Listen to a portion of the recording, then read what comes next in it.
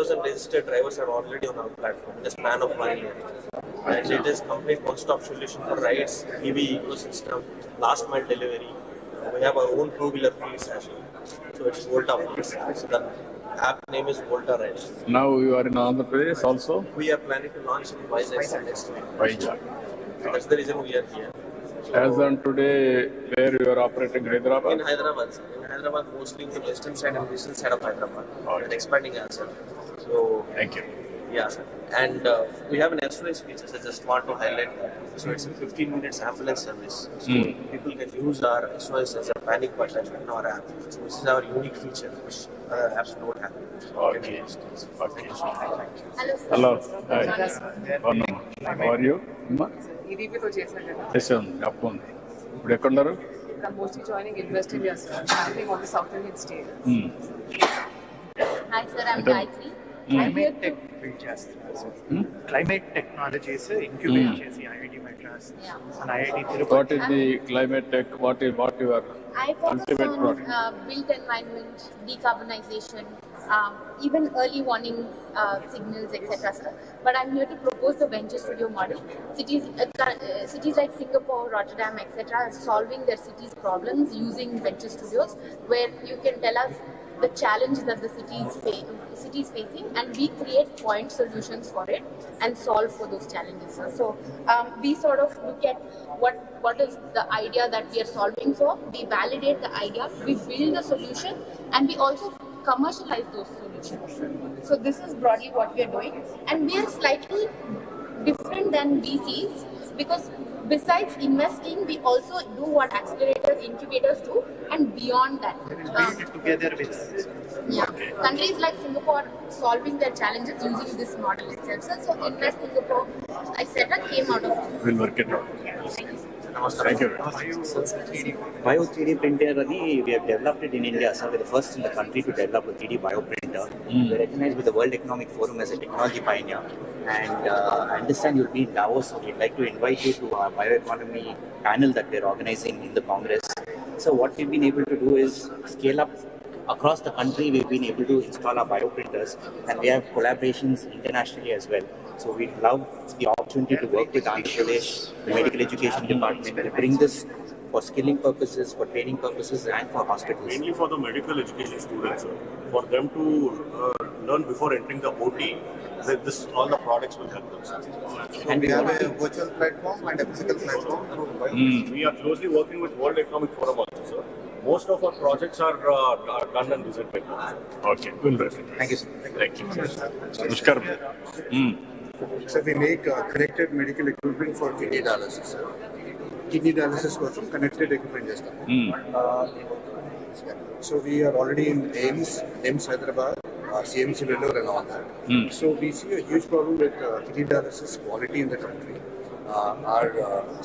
He's Dr. Tamirisa, he's a nephrologist. So this is an issue because in developed countries, dialysis start in 10 to 15 years. They get for various reasons, 5 years to get their So we need to monitor the quality of dialysis in real time. Only because kidneys are not working, so urine is not being produced, right? So we waste body need to we need to make sure it's really being removed. So it is a huge problem across the country. We would like to make a difference in that. Groundbreaking technologies. We are building in Cambridge. Dr. Nipun is a physicist in Cambridge. Dr. Schuler is a NHS doctor in UK, sir. And What is the... So this is RapidX Bio. Nipun will explain you. So we're building the fastest disease detection test for microbial disease, for infectious diseases. Right? In 10 minutes, we can take a person's sample. It can be if they're coughing, if they have UTI, urinary tract infection, or waterborne disease, diarrhea. We can take that sample in this and directly test the sample. So to directly test this sample, we just simply swap with the capsule. This is a PCR test. Normally, PCR test is done in laboratory, but we are able to do this in this box. Will do the entire test. Box will do the entire test. So we just take the simple sample. If this was a sample, sir, we just put it in and we just press this inside, and that gives us a dispensation. Now after that, sir, we are able to get the information for the pathogen, sir, and also what is the medicine that will work for it. So what antibiotic will work for it. And we can do this within 10 minutes. And it's a small box, sir. In 10 minutes, you will know which disease you are suffering through. In 5 minutes, doctor will tell you what disease, take the medicine and go, sir. Sir, our vision This is will revolutionize diagnostics to treatment in 10-15 for minutes. all of southern global, all of global south, sir. We can build from Andhra Pradesh and we can actually export this technology. So in Andhra Pradesh itself, sir, we have 6.2 lakh cases of diseases, and it causes 1.5 lakh deaths. 62 lakh cases, sir, and it causes 1.5 lakh deaths. We can bring that down below 10,000 every year by testing on time, because there is no disease. What is the cost now? Sir, the cartridge, the system itself, we built it in 10,000, but we would give it for free because we'll get revenue from tests. The test we will What is the $1 per test. as on today? What is the proof of concept? What is the proof of concept So we've done and a efficiency? validation Validation. at AIIMS New Delhi, sir. We've compared it against the best test, which is microbial culture, and we got 96% sensitivity and 100% specificity. So, sir, it is actually better than the culture test because culture has 85% sensitivity. So, the best test is better than the culture. Sir మీరు మీ ఇతనికి చెప్పి ఇవన్నీ కూడా ఈ technologies అన్ని హెల్త్కి సంబంధించి will do pilot it is working then will replicate then will give proof of concept for them then they will globally they will explain. Yes, sir. Bicycle pilot is the sir. So you do that, we'll give you immediately. You start the work, which are all workable. We want to give you proof of concept, Yes. testified by government also. Then you can scale it up. Yes. We'll do it. So this is a revolutionary, sir. We'll work Father it is out. Ajay Sahani, sir. You work with Oh, him. Yes. Delhi level. That's my IT secretary. He's Ankit, sir. He's space tech cluster developer. So we invest are- in deep tech startups. Your Space father tech. is responsible for our triple IT. Triple IT, he made all the structure, everything. All under your guidance, sir. He Yeah, told yeah, me all- that it was all under your guidance. All of them I promoted. They have done very well. Yes. So Thank you. Good.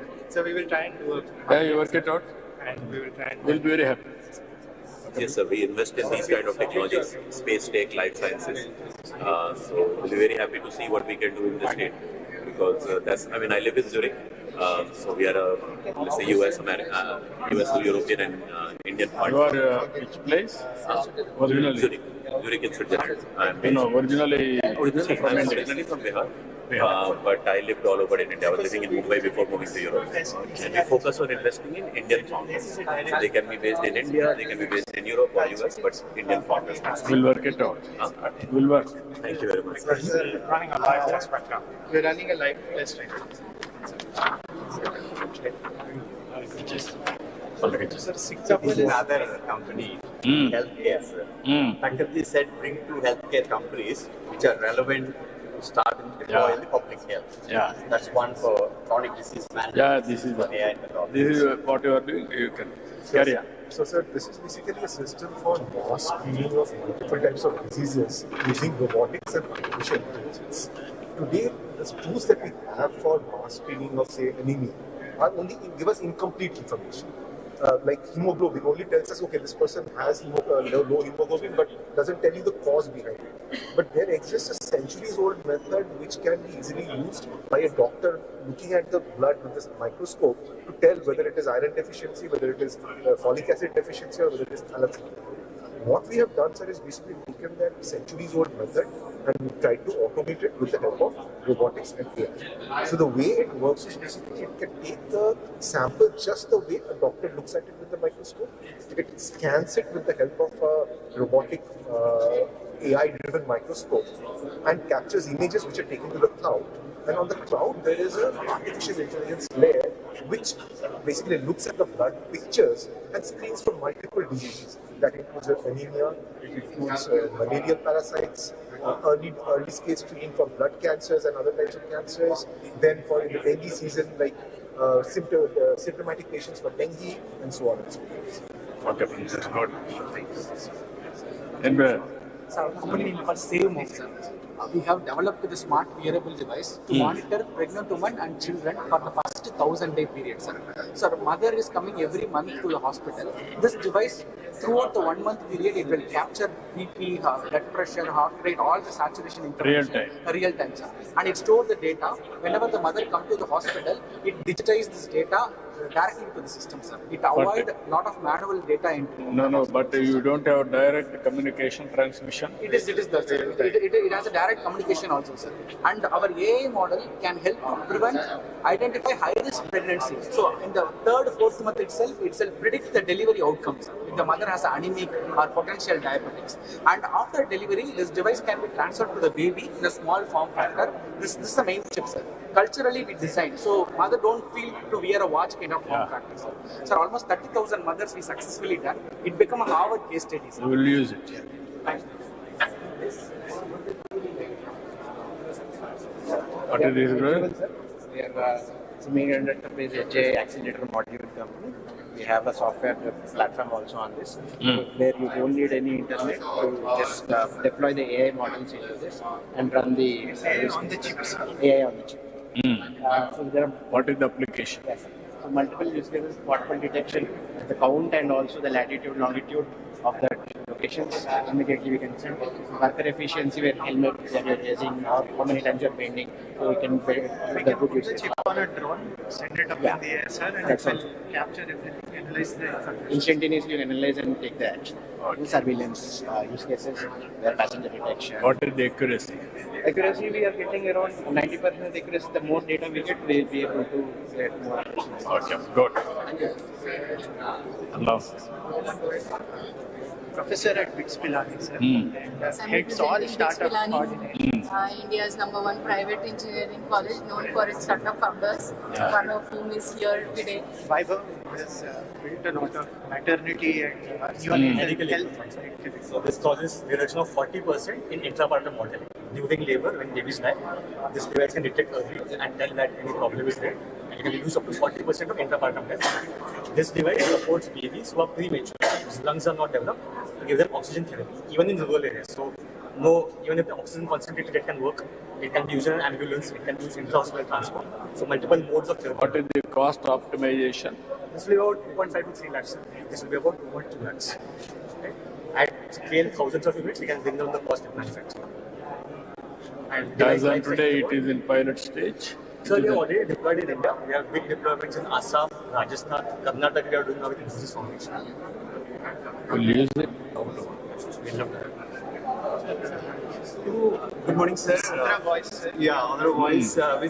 We were there in US for a long time and then came back. Building in technology sold for the MSMEs of India. What is the? Yeah, so there are 3 things that we are doing. One is the visibility, and then so they're connected to the marketplaces like ONDC and other marketplaces so that they get more sales, more revenue. Right. Number 2 is to manage their internal operations, like whether it is accounting or marketing or sales. All these companies, like small companies, they cannot afford Oracle. So there's a cheaper solution for India. So that's essentially aligning. It is software? Software. It's pure tech solution. Yeah. Tech solution, software with artificial intelligence. Exactly, sir. MSME large. So you try this free model for some. No, you come and work. Yeah. Thank you, sir. Thank you. Namaskar. Sir, we are from Sphere Information Technologies. We are one of the Vizag-based startup companies, sir, incubated under NASCO. We have multiple products like on AI, blockchain, and IoT. The one that we want to show here is basically we are tracking real-time asset tracking in SSKP PG hospital in Kolkata right now. We want to show you that's how we install the device. This is completely designed, developed in Vizag. What is the application? So application being all these devices, medical devices, in the floor, and they know like where they are and how they are being placed, whether they are out of this one or not. So they can see it in the right rate, and they can see like that shows the entire. This is a real implementation which we did in the Kolkata. So this is another thing. It's a tilt box. It is for the AP government only with Kadunian Uday Bhaskar sir when he is working as a commissioner of health. We did. So this is to give the medicines to the chronic diseases and pregnant women. We give the medicines here. Like whenever they are taking the medicines, it will get the data to our dashboard. That's good. Anyway. We are from Cloud Seeds. We are from Cloud Seeds, based out in UK. We have our solutions related to AI and smart cities and disabilities, which we use AGI frameworks for the data security, AI privacy, AI security models is our primary. So we are bringing up edge data center concept like to promote more AI projects. Like it's not on cloud based, but we'll be going to get close AI, not at the point which is essential for any defense projects. We are also working with militaries and other projects. So this, which will enable the round-the-clock security surveillance solutions, which can be detected through CCTV. And we do have a center of excellence in programs. Okay, that's good. Sir, good morning, sir. Sir, this is a air atmospheric water generation machine sir. हवा से जो पानी निकालता है, हमें इसके लिए पानी का जरूरत ही नहीं चाहिए. ये अपना हवा से जो ह्यूमिडिटी है, ह्यूमिडिटी को पानी में कन्वर्ट करके पानी निकालते हैं. अल्कलाइन वाटर है सर. ये कॉस्ट है सर 29,000 रुपीज़ का आता है सर. इसमें हमने पूरा अल्कलाइन वाटर है ताकि हमें जो जरूरी है उसी मिनरल्स को इसमें ऐड कर सकते हैं. इसमें आरओ का वगैरह कोई जरूरत ही नहीं पड़ता. सिर्फ इसमें मेम्ब्रेन का कोई यूज ही नहीं है सर इसके अंदर. सिर्फ हमारा जो जरूरी है मिनरल्स, हमारे लिए जो मिनरल्स का जरूरत है उस हिसाब से हमने इसको इस्तेमाल कर सकते हैं सर. इसमें 20 to 25 लीटर पानी को जनरेशन करते हैं 24 आवर्स के अंदर, एक दिन के अंदर सर. इसके लिए पानी की जरूरत ही नहीं है. ह्यूमिडिटी जैसा 50% अबव ह्यूमिडिटी है उसके अंदर ये पानी जनरेट हो जाता है सर. ये अपना सर ये अपना ये लोगों का एरो का इसी का वाटर है सर. ये अल्कलाइन वाटर है सर. ये yes sir. Very nice. Yes sir. Excellent. Yes sir. See that. Sir, one last one. Thank you. Thank you. Yes sir. Thank you very much sir. Thank you. Next to this one snap, sir. Sir, you have seen products. This is a surveillance tool, particularly for climate and health. My colleague will quickly explain, sir. This This is a precision action towards climate and health. What we are trying to do is an approach where we bring in climate and health data together. We are building an early warning system. So we have two ways which we do it. One is we look at the stage data itself, it's triangular information that is available. We have our GIS layers which we have built using ML algorithms and so on. We layer that data on top of it and understand how climate is affecting various pockets and so on. We also supplement this with various tools that we have, like base weather surveillance, women-based surveillance, which is an ML-based tool which looks at media articles in various native languages. We have done this in India and other countries such as Philippines as well. We have a dashboard which we have tried with Anandapur in Andhra Pradesh as well, so which you have time you can see. Okay. Good morning, sir. morning. Sir, I'm Vinodna, Assistant Collector Anantapuram. So, Swasti, you had come to Anantapuram and this is a project they have done, sir. We have all together done.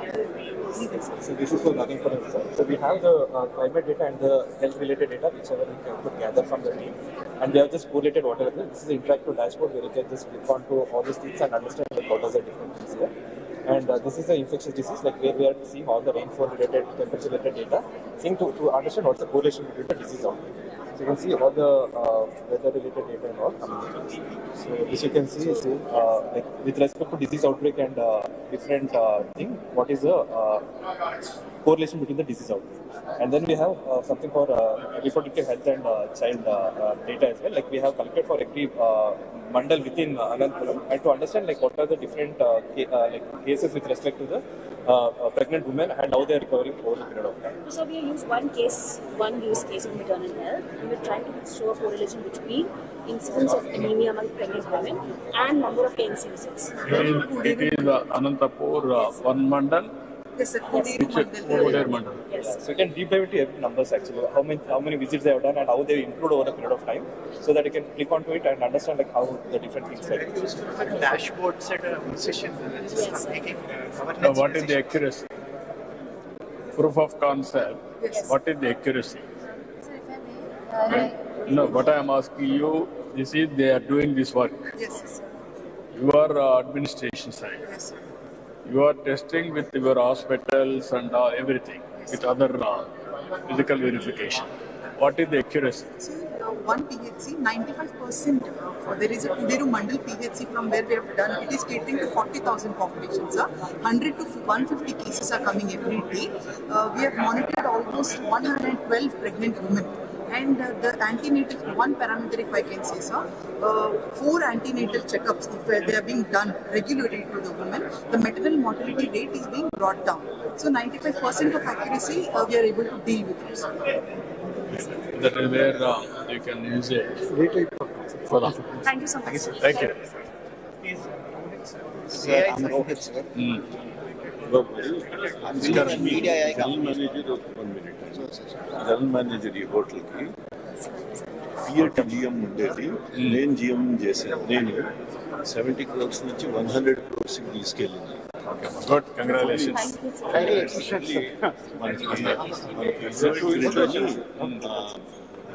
మనకి GS చేస్తున్నాడు. మనకి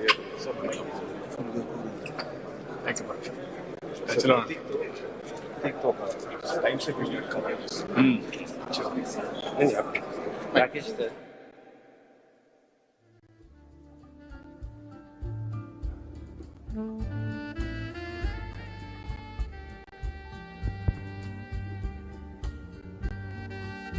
Ladies and gentlemen, Honorable Chief Minister will be entering the auditorium in the next 1 minute. Request all of you to give him a very warm welcome.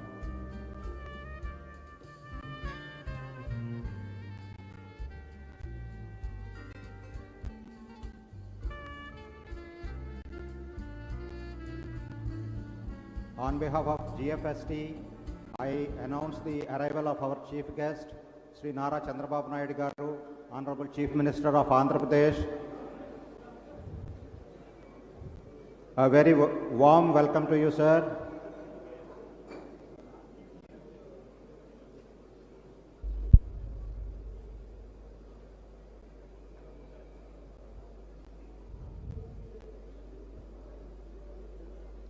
Ladies and gentlemen, Chief Minister, Honorable Chief Minister is inside the auditorium. I request all of you to give him a warm welcome.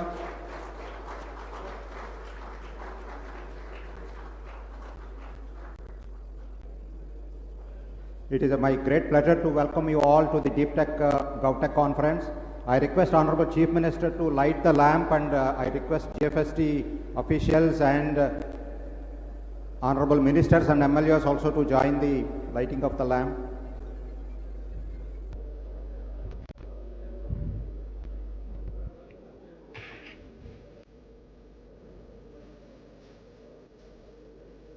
I request the dignitaries, Honorable Ministers, to join the lighting of the lamp ceremony, sir.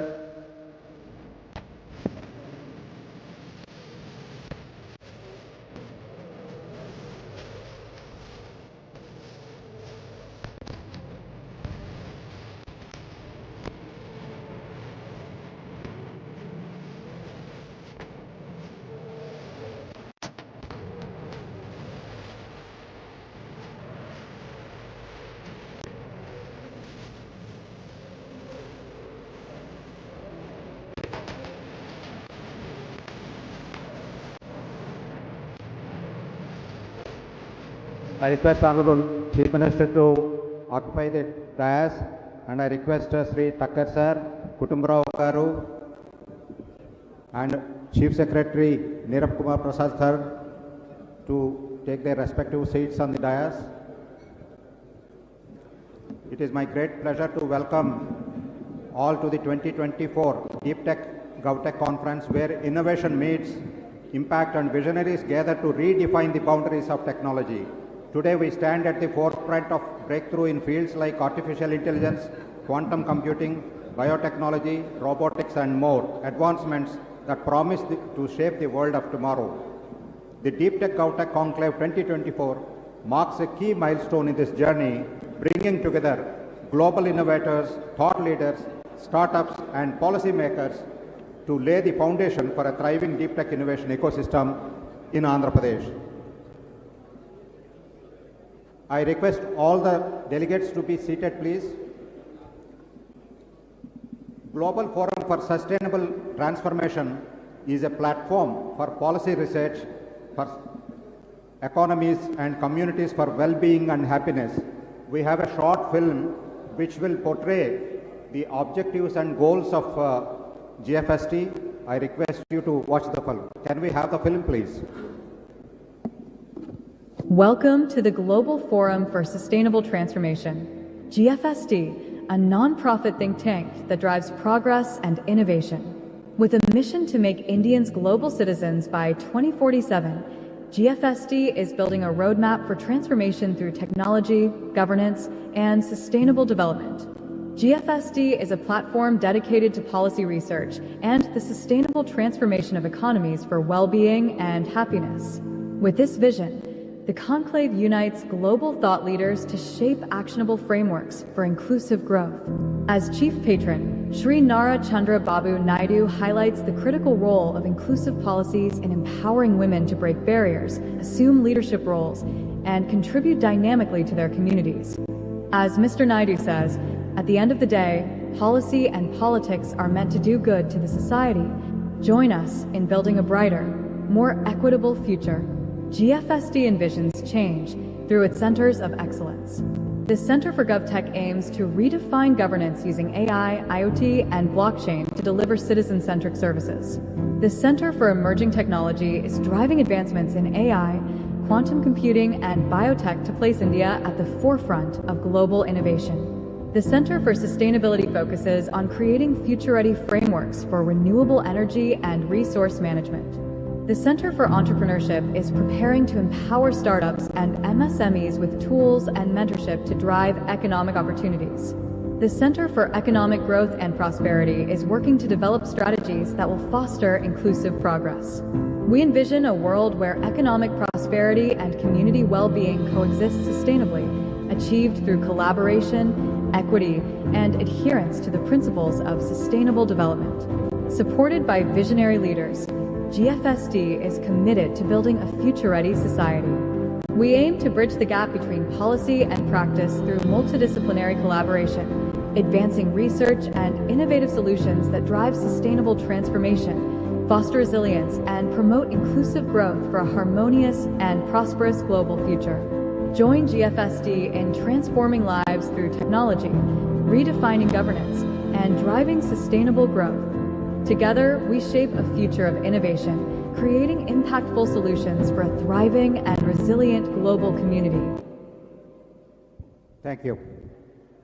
Chief Minister, sir, yesterday we had about 150 delegates attended a roundtable conducted by Tucker, sir. They are from diverse backgrounds. Today also we have a record number of 400 delegates registered for the conference from a diverse background of academia, non-governmental organizations, entrepreneurs, senior bureaucrats from across the country, students, startups, including foreign delegates from United Kingdom, Switzerland, Germany, and USA. This is a historic and unique conference by all means, where for the first time the government and its entire administration came forward to sit along with technocrats, startups, entrepreneurs to demonstrate the power of technology. We are grateful to Honorable Chief Minister, sir, for driving this initiative and also accepting to participate in the deliberations throughout the day.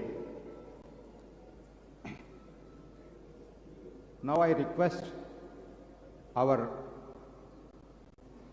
former Chief Secretary of Andhra Pradesh and Vice Chairman and Director of Global Forum for Sustainable Transformation, Sri S.P. Tucker, sir, to deliver his address.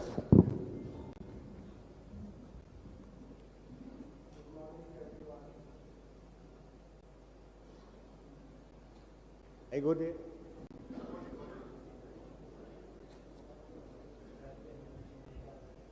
Good morning to everyone, Honorable Chief Minister, sir, members of the Cabinet, and all the experts and students here. 5 years ago, CM sir suggested that we should create a think tank because last 30 years learnings were there, which were to be shared with the world at large. So some of us came together with the CM sir and we started this organization called Global Forum for Sustainable Transformation. We've been working together for that since that time. And the journey actually starts a long time ago I remember I was district collector in Rangareddy district, NTR was the chief minister, and Chandrababu Naidu sir were chairman of Karshak Parishad. So we adopted 3 mandals in Andhra Pradesh, and I saw Mr. Naidu sir having a mini computer in Kuppam, having the database of every family and how things are happening and working out. We took up Maheshwaram Mandal. We used to take our checkbook with us and issue all the proceedings on the spot and start working. So most of it was physical that time, and from there we started coming to here. Then in 90s, CM sir actually is the original idea he brought in about reforms in India. So 34 projects were taken up in Hyderabad, including iconic tower, including airport, including ring road, and that became the precursor of whatever is going on now in the country. Now time has come when we are talking about 2047. So Naidu sir thinks that next 23 years is the time when India will be reaching 40, 45, 50 trillion economy and will be the largest economy in the world. So Andhra has to show the way how things are going to happen. Naidu sir has always believed in Uberization of knowledge. Like now in our GFST, everyone is working in a virtual way and everyone is working pro bono. There are no charges. And today we are extending the family, so at least 200 members from here are going to work with us. We are going to start a Vizag chapter, we are starting a London chapter, we are starting a US chapter, and number of organizations are coming together to collaborate with us. So that idea that can we have our own World Economic Forum in India is now going to happen here, and all of you are welcome to be part of it.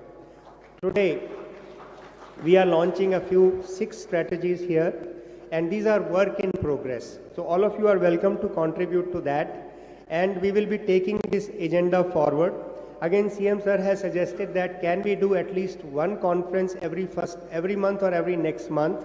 So one by the government, one by the GFST. Now this conference which is being done, government of Andhra Pradesh has been invited and they are not paying anything for it. So it is all by people like you who have come together, you are contributing in this way, the way a marriage happens. So it is like that. So GFST is growing in that kind of way and it's working out. Whatever is being presented today by the concerned officers and the ministers, the work started 75 to 90 days back. So it's not that on a conclave we come and we give lecture and we go home and we don't know what is going to happen. 5-year action plan on healthcare AI, the role of deep tech, gov tech, and one family, one entrepreneur leading to poverty eradication is being launched today. Thereafter, piloting will still go on in some areas and then formally the government will start doing this work. Next conference we are going to have Agri-Tech, maybe in Rayalaseema.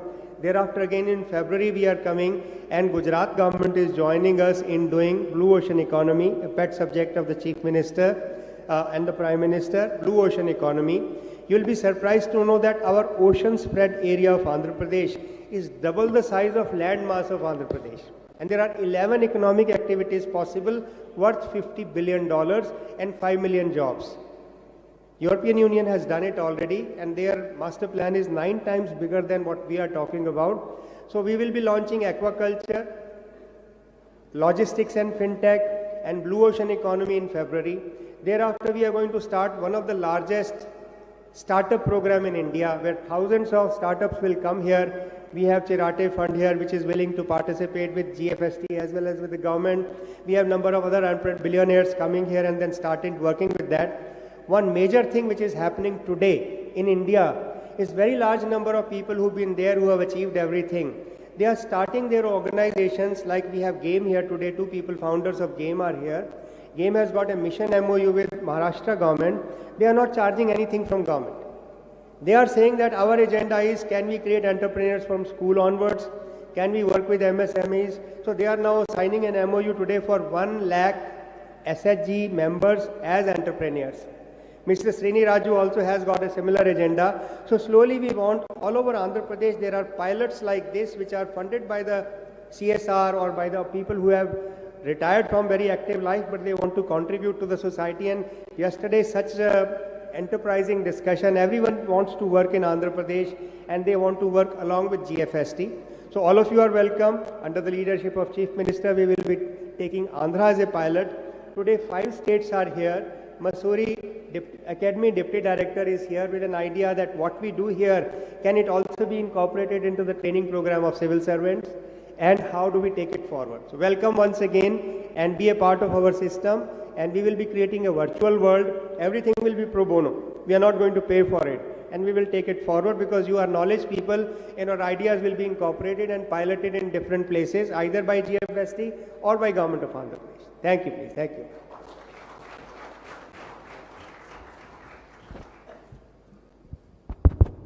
Thank you very much, Tucker sir. Since Tucker sir mentioned that this conference is not being paid by Government of Andhra Pradesh, I would like to take a moment to extend our deepest gratitude to the sponsors who made significant contributions to support the research efforts of GFST. World Trade Center Visakhapatnam, Aditya University, Megha Engineering, SMS Pharma, Deccan Fine Chemicals, State Bank of India, AP MedTech Zone, Edgeable, Cloud Seals, MITS, Fluent Grid, Captain University, and Kale University. Thank you very much for supporting the research initiative that we have. We are also supported by organizations like Niti Aayog, CMS, Digital Lenders Association of India, FABA, and NASCOM. Now it is my pleasure to invite Sri Cherukuri Kutumbarao Garu, Director of GFST, to address.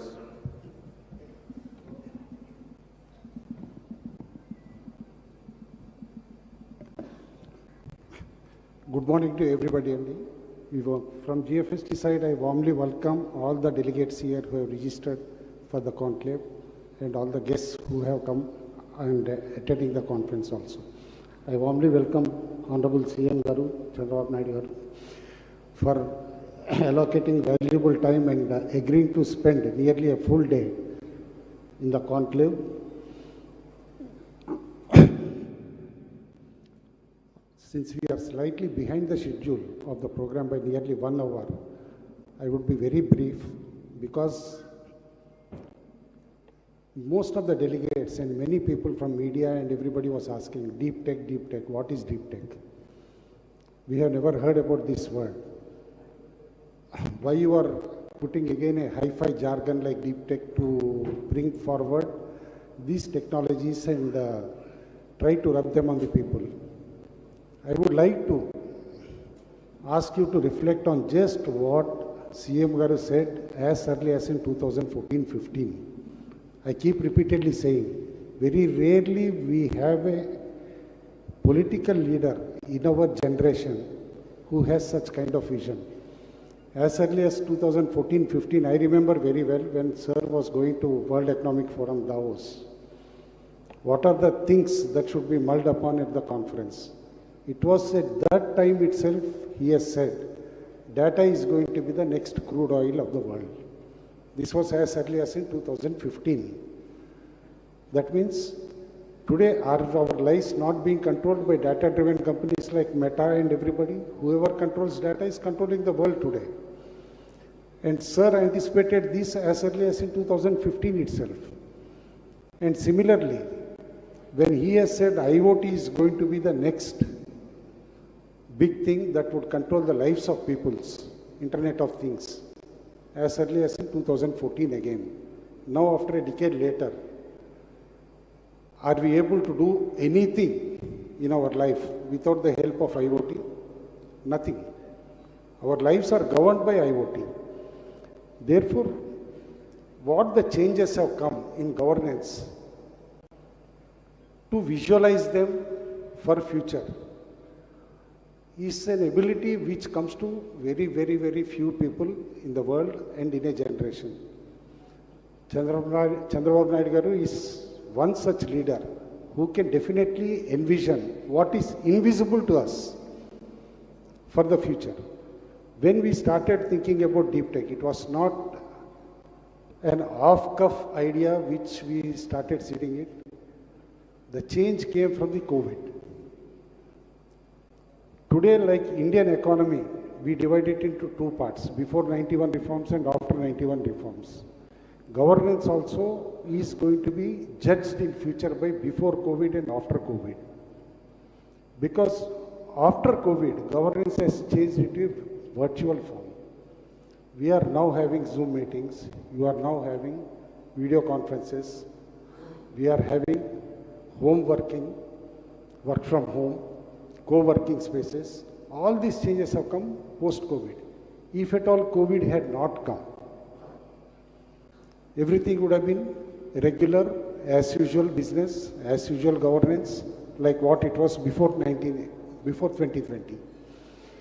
The moment this pattern of governance has changed, it is left upon bureaucracy, it is left upon the political leaders to absorb these technology changes, to bring the governance closer to people, and to bring the governance closer to people and handhold them. Obviously, we need to absorb the technologies, understand them. And that's what AP government is doing as of now. That's what GFST, we are also trying to inculcate the new generation governance methods to the people. That's why the tagline also we have given for the conference is for the next era of governance. Like already you must have heard in several meetings what Honorable CM Sir has said, what's of governance. Today, anybody with a smartphone,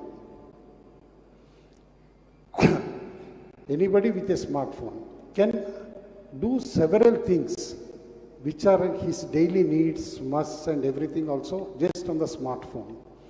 And several countries, in fact, are doing WhatsApp governance, especially in Europe, starting from UK, addressing all the security issues connected to it.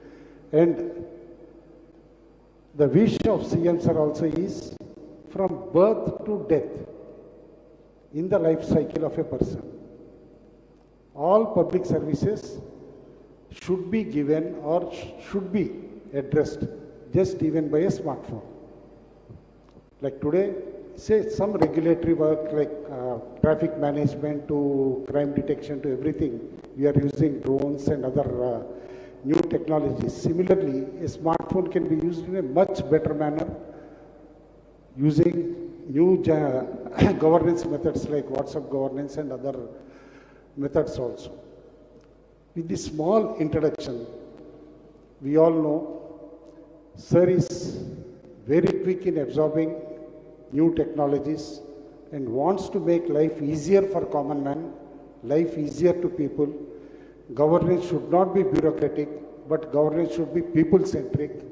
Therefore, this conference aims to bring the new generation technologies like AI, robotics, generative AI, everything related to deep tech, much closer to a common man, much closer to a common citizen.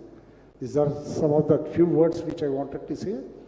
And along the day, I think all of you would be knowing more about these different subjects. And Sir has agreed to stay for a pretty long time, despite his busy schedule for the complete day. Make best of it during the Q&A session also. Most of you would be having some doubts also. You can get those doubts also clarified during the Q&A sessions. Thank you so much. Thank you, everybody. Thank you, Kutumrao Garu, for elaborating CM Sir vision and how GFST is aligned with Honorable CM Sir's vision. Now it is my pleasure to invite Shri Neerab Kumar Prasad, IAS Chief Secretary to Government of Andhra Pradesh.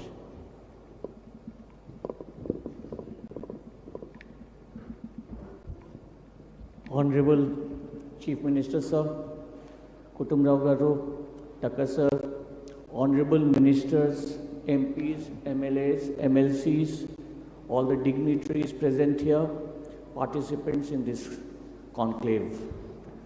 On behalf of Government of Andhra Pradesh, I extend my warm welcome to all the participants of this Deep Tech, GovTech Innovation Conclave. As you are aware, the theme of the conclave is shaping the next era of governance in Andhra Pradesh.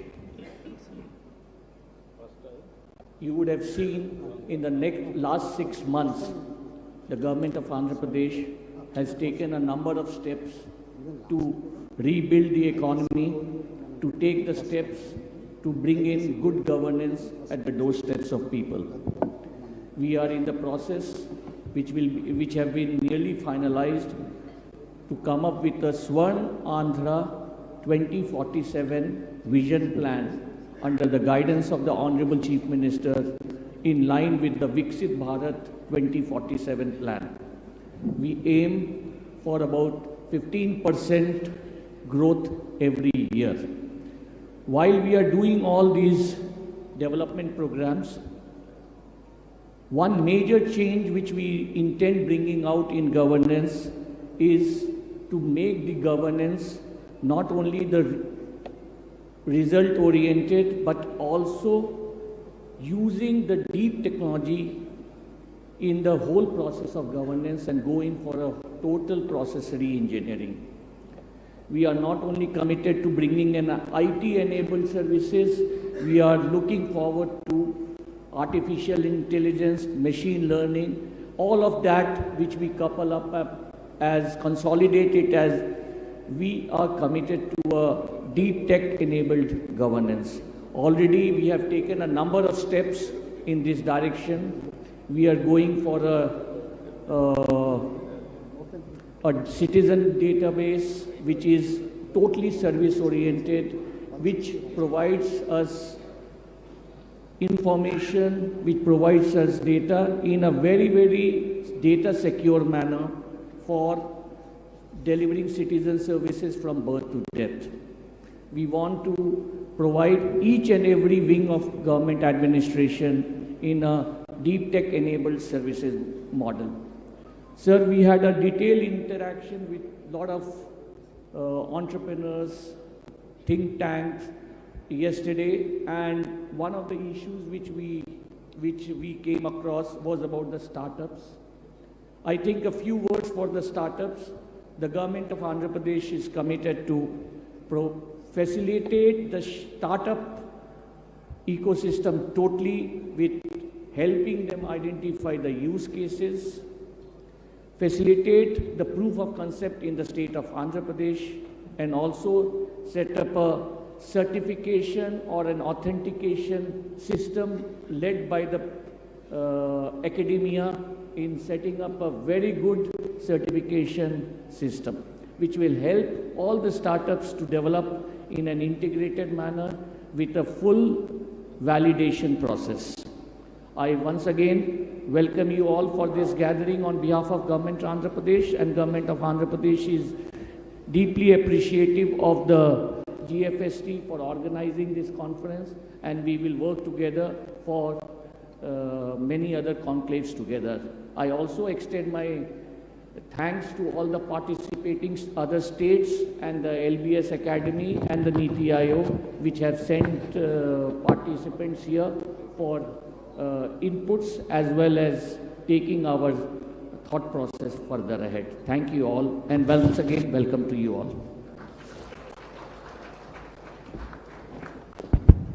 Thank you very much, sir, for giving insights into how government is adopting these new technologies and delivering citizen-centric services. Ladies and gentlemen, it is an extraordinary honor to welcome a legendary leader, a trailblazer, whose vision and determination have redefined governance for the digital age. Honorable Chief Minister is a leader of unparalleled foresight, has truly transformed the fabric of our state by placing information technology at the very heart of governance.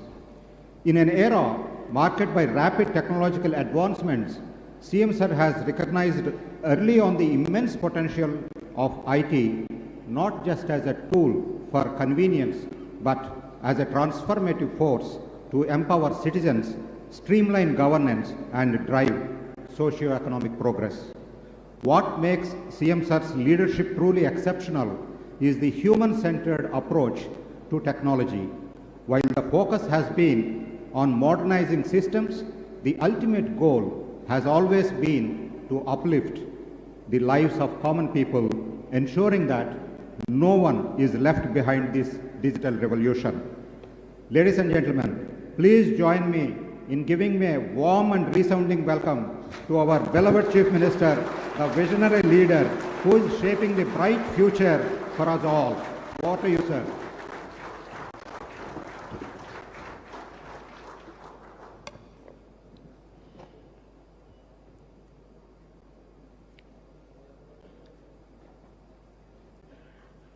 Respected Tucker, Managing Trustee of GFST, and respected Kutumbarao, Managing Trustee Member, and Chief Secretary Prasad, Honorable Ministers, Honorable MPs and MLAs, distinguished invitees, and friends. I am very happy today. We are talking about deep technology. As a matter of fact, around late 90s, that is 95, 96, I started talking about information technology. At that time, we don't have any clue how to go about. Then so many brainstorming sessions like this. We had one hotel in Hyderabad, Krishna Oberoi at that time. Then it has become Krishna Taj. There we had different meetings. Finally, we came to a conclusion to build a tower. That also we built through public-private partnership. Even PPP model is a new thing at that time. Without spending any money, we have given land. L&T came forward. They built first tower, that is high-tech city. Even today, anybody will talk about information technology, they will mention only, they will show only high-tech tower in Hyderabad. That is the beginning. We built excellent tower, but what to do? Then to bring companies, I went to America for 14 days, 15 days, company to company, all corporate giants, I met them. I told them, excellent delegation along with me, we are able to convince everybody the strength of India in information technology. Then we thought, people are coming to start operation, but how to go about resources, human resources. We are very poor at that time. There are number of engineering colleges. In Rangareddy district today, there are no high schools at that time, maximum 20 high schools like that, total district. Today, 200 to 250 engineering colleges in one district. That is how we started information technology. Microsoft, you know that story. I don't want to repeat it again. Now, Microsoft head has become from this center. That is the story. How aspirations will build up, ultimately how to reach that aspiration, that is one example. Today, first time, again we are talking deep tech. You have to understand, all of us has to think one thing. First agriculture revolution, it took so much of time. Then industrial revolution, it took so many years, decades.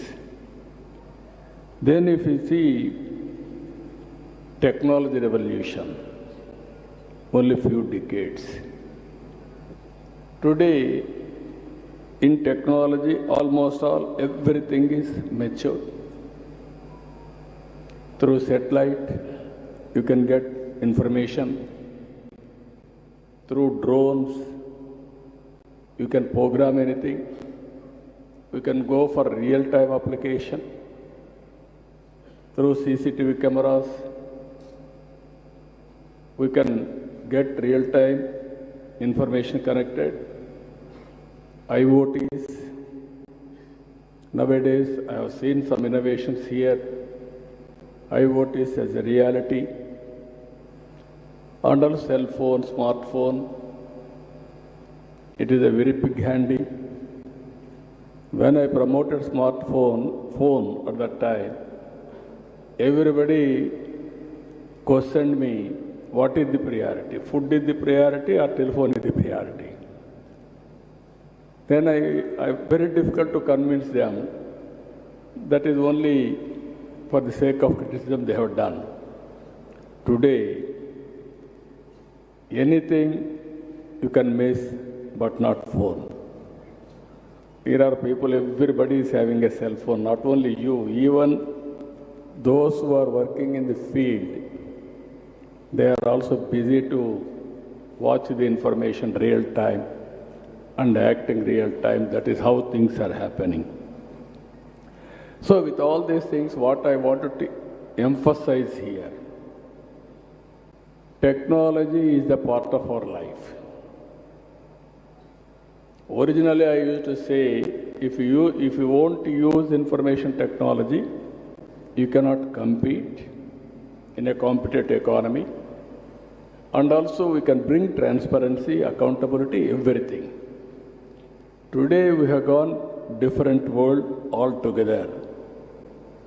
If you see in deep tech, AI has come, blockchain has come, machine learning, robotics, quantum computing. Everything is coming today. But only issue is here, all of us have to think how to use all these things. It is very, very important. No other country is having Aadhaar. India is having Aadhaar. Any individual we can identify with Aadhaar. Once Aadhaar is available, then cell phone is available, then you can do wonders.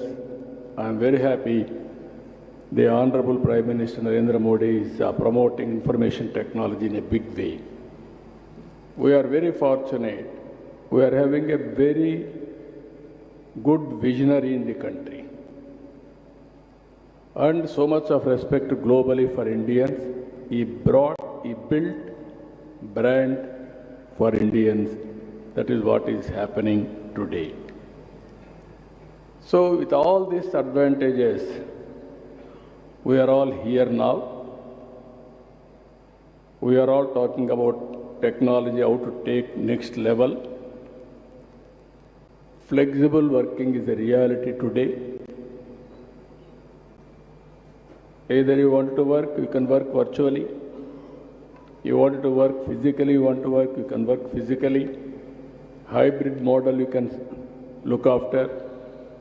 Even hourly basis you can work. There is a work. Then you can work according to your convenience. So many things are coming as on today. So what I wanted to emphasize here, if all of us, I want to make Andhra Pradesh as a knowledge hub. Because of all these things, historical information is we are having on cloud. Artificial intelligence is matured. Real-time information we can collect real-time with various devices. One is cell phone. You can go to the field. You can check there is a pest. Immediately one SMS message or one WhatsApp message, drone will come. It will detect pest exactly and application of pesticides with precision. These are all happening today. Night times, you have to program drone, you may not do it. So we are having CCTV cameras. It is watching continuously, information is coming. So surveillance, automatically we can do. Then drone at any time. We can send any remote area, not one use case, any use cases, number of use cases. Even medicines, transportation, or analytics, or real-time application, all these things we can do it. IoTs, medical devices are coming today, I am seeing. Not one application. One is preventive health, one is monitoring health, one is whenever there is a need, at that time you can go for cure. With all these combinations, you can reduce medical cost drastically. These are all various advantages we are having. So, Government of Andhra Pradesh also thinking very seriously. We are preparing Vision 2047. Swarna Andhra Pradesh, Vision 2047. We are keeping very high targets, 15% growth rate. Everybody is saying, is it possible? It is possible, we wanted to prove it. 14 to 19, we are able to grow at the rate of 13.5% at that time. Now we are talking 15% growth rate. Even today, position Andhra Pradesh is not up to the mark. We are having legacy problems. We are correcting all legacy problems. This second quarter, if you see, all India growth rate is 8%. Andhra Pradesh growth rate is 8.75%. We are monitoring everything real time. Once in 3 months, we are able to study growth rate, GSTP, GDP, other states, wherever there is information we are monitoring. Here, 10 principles we are building in our vision document. One is zero poverty with P4 approach. Why I am saying these 10 principles to you?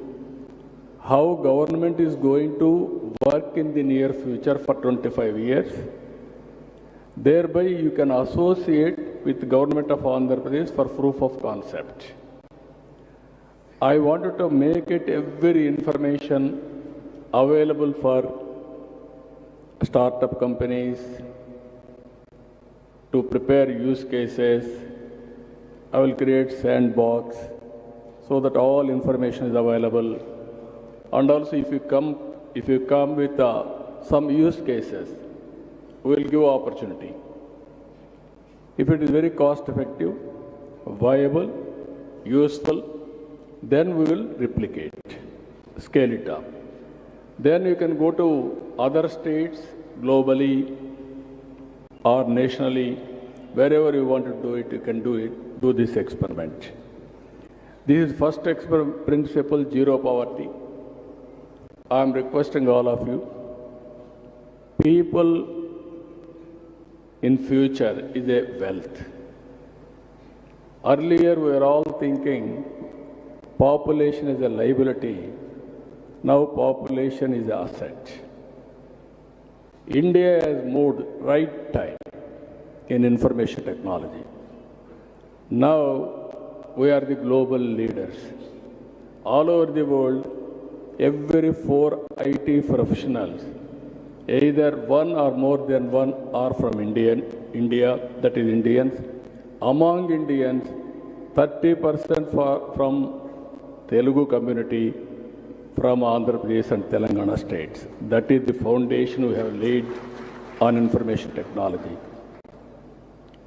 At the same time, demographic advantage has come for India. That is a windfall gain. No other country has planned properly. Now if you see, including China, Japan, even Europe, everywhere there is a problem of population. When I started population management, everybody asked me what is population management. Now everybody is talking about population management. So what I wanted to inform all of you, all of us has to talk. Long back, I gave a slogan, break silence, talk about AIDS. We are able to control AIDS at that time. Today, all of us has to talk about population management. Or otherwise, same situation, what is facing today, Japan or South Korea or Europe, same situation will come to India. So if you can focus on population and also technology, then India will be the global service hub for global needs. That is going to happen now. So first policy, zero poverty, and also P4. As on today, 1991 economic reforms, you can compare very clearly pre-economic reforms, post-economic reforms. And stable government is there, much more advantage. This is where public-private partnership, all roads, telecommunication, power, everything, colleges, everything has come under PPP model. Now we are adding one more P, that is people. Public, people, private partnership. That is 3 Ps, this is 4 Ps, where high net worth individuals has to handhold those who are all below poverty. We are all here. We are fortunate. We came this stage because of society, because of people. They are still malnutrition, ill health, and so many problems they are facing. It is our responsibility to give hand-holding, mentoring. If necessary, we have to help them financially, support them. Finally, it is our responsibility to build society for equal footing. That is the principle I want to bring now. Government is committed. We will give opportunity for everybody. If we join together, we can make first step zero poverty. After that, how to reduce inequalities between haves and have-nots. It is a continuous process. We cannot control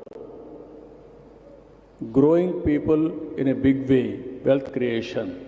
But at the same time, you can help people to overcome poverty and other things.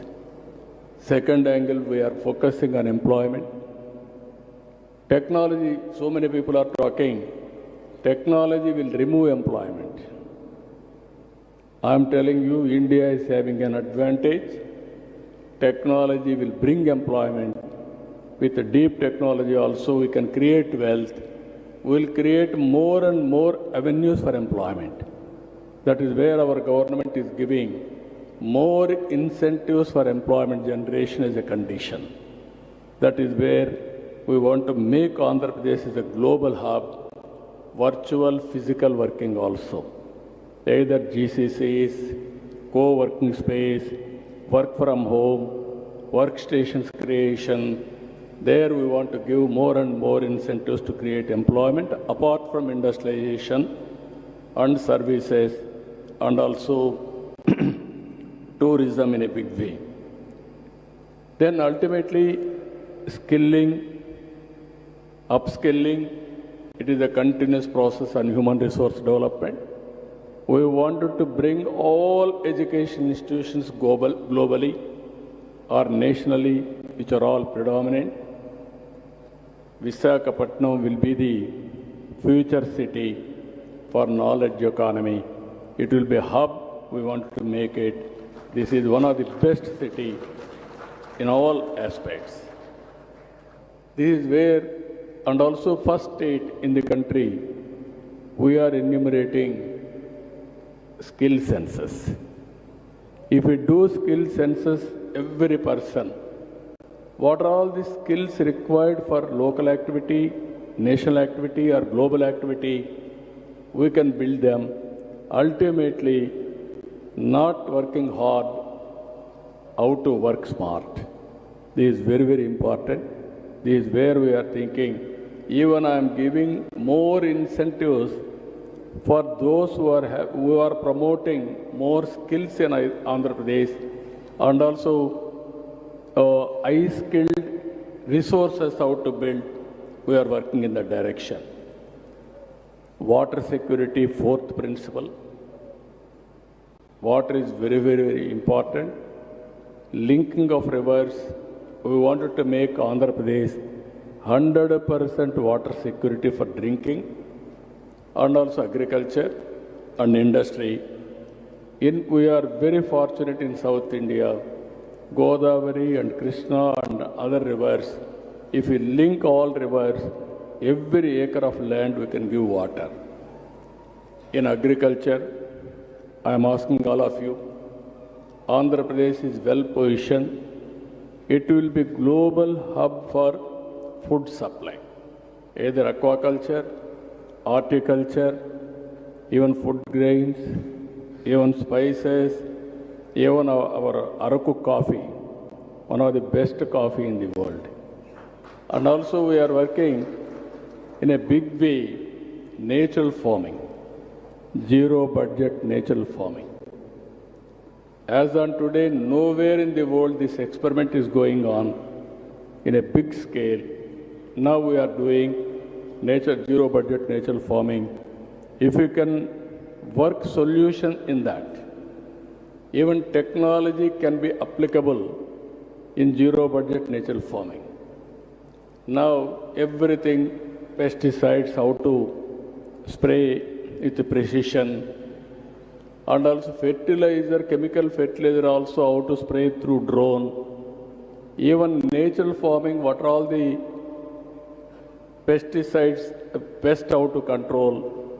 Even fertilizers in natural farming, how to spray with drone. All these things we can work in a big way. Ultimately, agriculture is one sector.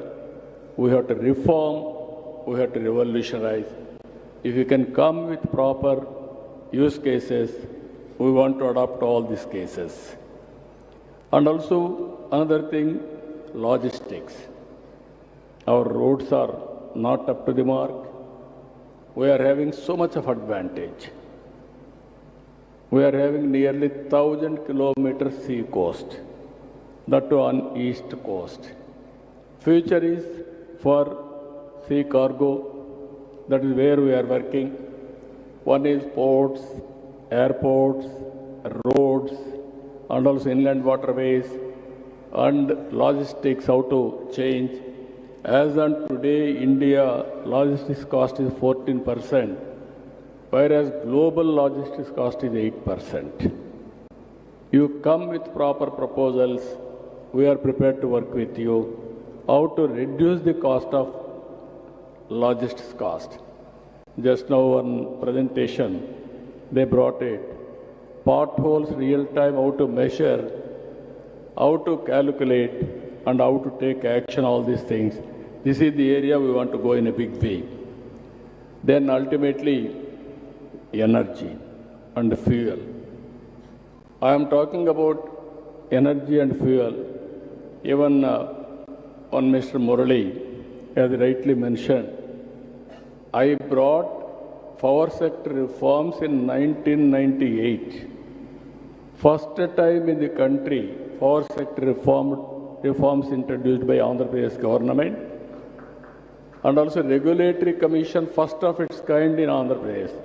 Then only civil aviation or telecom, so many regulatory commissions have come. Even everybody told me at that time, you are taking very difficult subject. It may hurt your future. Exactly 2004, I was successful in bringing power sector reforms. I lost my power at that time. It is a reality. But so much of satisfaction. I was the pioneer in reforms then and now also. I was the pioneer in technology at the time and now also. That is where we are working now. Today, green energy is coming. Green hydrogen is a reality. Now, if you can see, we are going democratization of power generation. Anybody can generate power on his rooftop.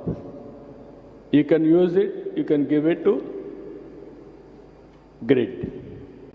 Anybody, any farmer can produce power. You can use it, you can use this consumption, personal consumption at home and everywhere. There is surplus you can give. This is where we wanted to, government will act as a facilitator, democratization of power generation, and also ultimately we want to go 100% green energy. Andhra Pradesh is having one advantage, that is sunlight, biggest advantage for India. And also we are very fortunate, we are having excellent opportunities for wind energy and also pumped energy. These three advantages, we can use it properly. Andhra Pradesh will be a hub for green energy and green hydrogen. As on today, NTPC and the government of Andhra Pradesh entity, GENCO, they are working green hydrogen project in Visakhapatnam. Ultimately, they are going to invest 2 lakh crores on green hydrogen. You can see the scope of future. And also one green co has come forward. They are also working green hydrogen at Kakinada. So this is one area where I am working, optimization of energy or fuel. EV vehicles is a reality, domestic, agriculture, commercial, industry, everything, power, that to green energy. We want to set up green corridors for transmission of green energy also. That will work it out there. You have to bring technological reforms, how to go about. Then finally, another thing, product perfection. This is where I am saying in India, we are using products. Our products are not global products. Now all of us has to project and concentrate how to make best products. That is where we are working, product perfection and also brand promotion. Ultimately, we are giving special incentives for brands and product perfection. In this regard, we want to promote one family, one entrepreneur. Earlier, I gave a slogan, one family, one IT professional. Today, I am giving a slogan, one family, one IT, one entrepreneur. It is possible. This is where we are nurturing in a big way. And finally, with all these things, I want to achieve deep tech in all walks of life. Then nobody can stop us if we adopt everything here. This is where I am saying deep tech, cloud data is available on cloud, artificial intelligence is matured, real-time data will collect real-time, sometimes traditional way. Even I remember very well, in Gandipeta, that is 84, 85, my party headquarters, at that time my founder, President N.T. Ramarao was there. We used to work from there. Computers, big room, standalone systems, not integrated, all these things. Computer won't work without power. So compulsorily not power, with AC. We created AC room for that. But my father-in-law, the then chief minister, didn't have AC. But computer had AC at that time. Today you are seeing total transformation. You can imagine not only now, from 1984, I am working with technology, how to transform, how to use in party, not only government, in party affairs also we have used.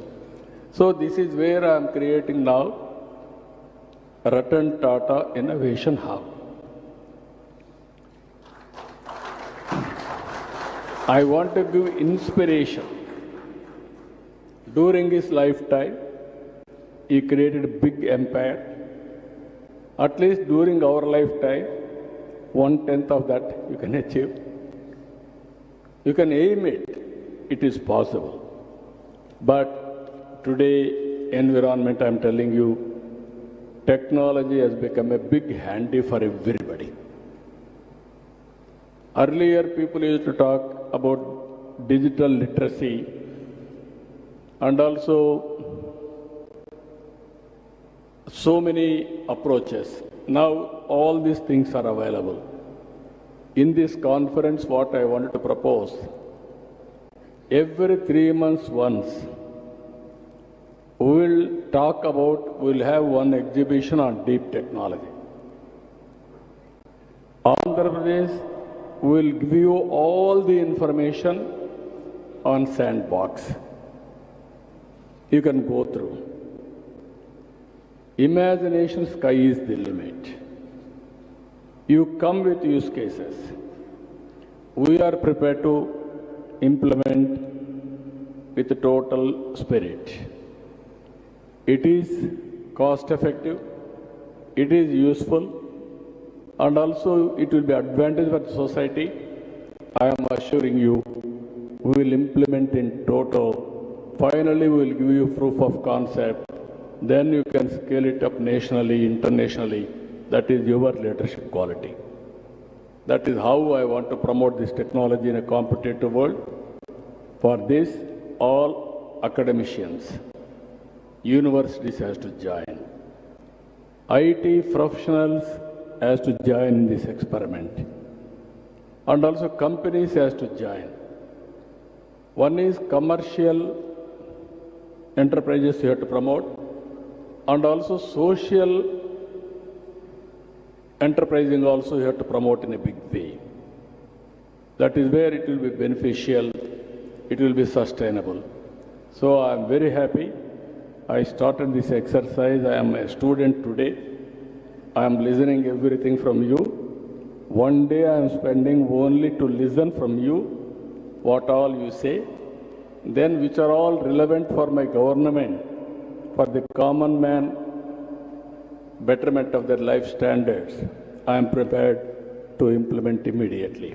That is the purpose I am spending. I am earmarking complete day to listen from you.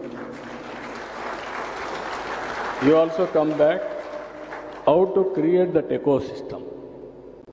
If you see today, Hyderabad ecosystem is very, very powerful. Starting with IT, going further with BT, again pharma, again finance, insurance regulatory authority, headquarters was in Delhi. I was able to shift from Delhi to Hyderabad.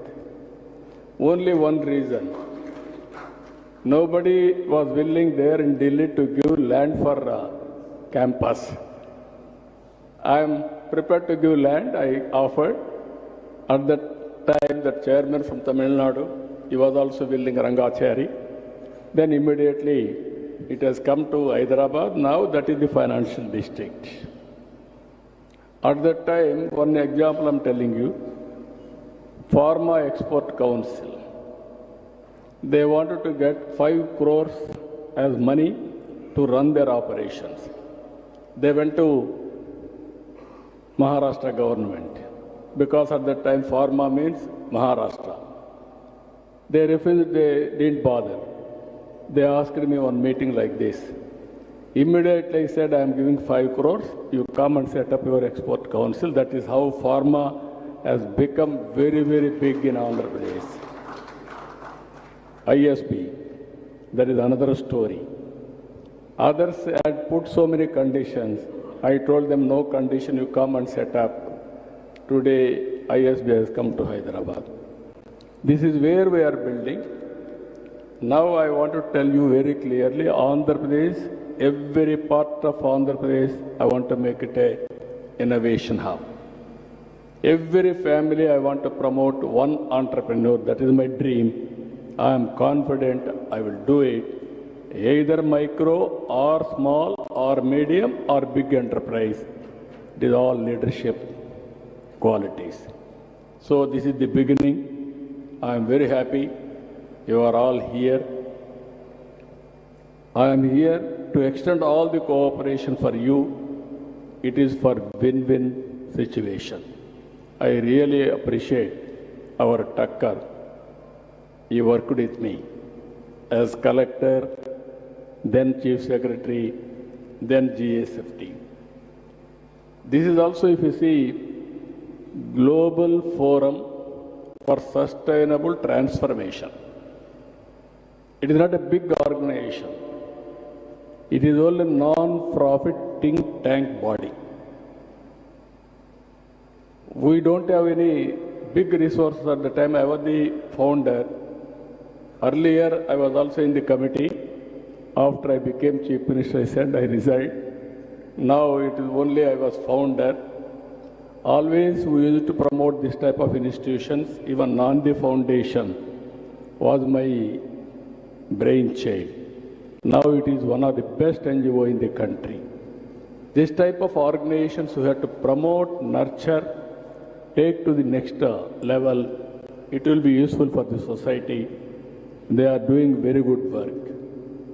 Knowledge is available on cloud everywhere. Technology is available. How to Uberize all these things for social entrepreneurs or corporate entrepreneurs.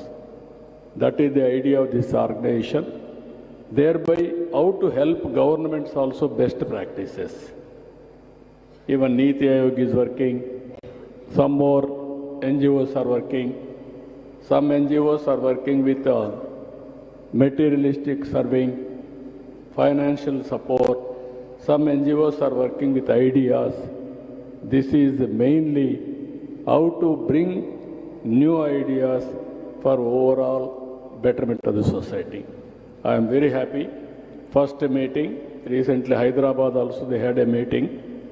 Same subject on deep technology. This is the second meeting.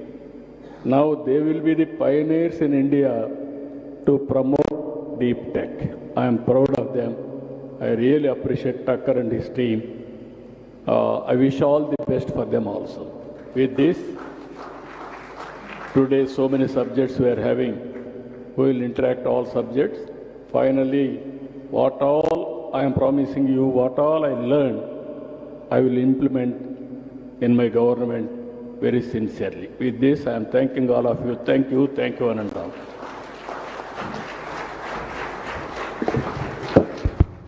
Thank you very much, Honorable Chief Minister, sir. Taking us to down the memory lane, how your technology vision started way back, and now you have set the futuristic vision to make Andhra Pradesh a deep tech innovation hub, and also the grand vision for inclusive of socio-economic development, providing technologies to the upliftment of the society, and also all the newer technologies like green energy. Thank you very much. For the record, I think our Honorable Chief Minister is the only Chief Minister in the country who would like to sit throughout the conference, not just limiting it to inaugural session. I think this is the commitment that we have. Thank you very much, sir. And I think all the challenges that he has thrown, all the support that he wants to give for the innovation in the deep tech, I think all the stakeholders here in the auditorium will take it up and then commit themselves, participate in this. With these words, before I conclude the inaugural session, I have a small event to release 2 books prepared by the research team of GFST. One is a coffee table book, Forging the Blueprint for Swarnandhra and Transforming India to Vikasit Bharat. The second one is AI for everyone, artificial intelligence for everyone, which demystifies the technology and make it very understandable for the common man as well. So I request Honorable Chief Minister to release these books in the presence of Chief Secretary and our directors. I request Sanjay sir, our CEO, and the authors of these books, Sriram Iyer and Sridhar Sheshadri, also to join on the dais while the books are being inaugurated. Sridhar Sheshadri is a global serial entrepreneur who co-founded Deep Tech and Cybersecurity, and an alumnus of BITS Learning and UC Austin. And Sriram Iyer co-founded AI startups with successful exits. He was formerly country head at Ernst & Young for startup business.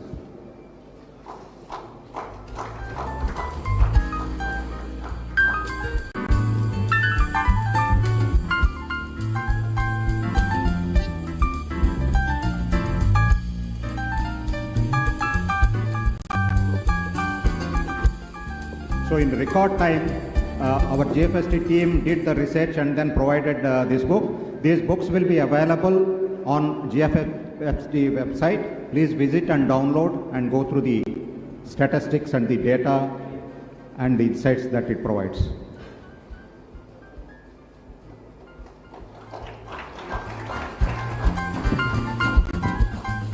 Now the second book, AI for Everyone.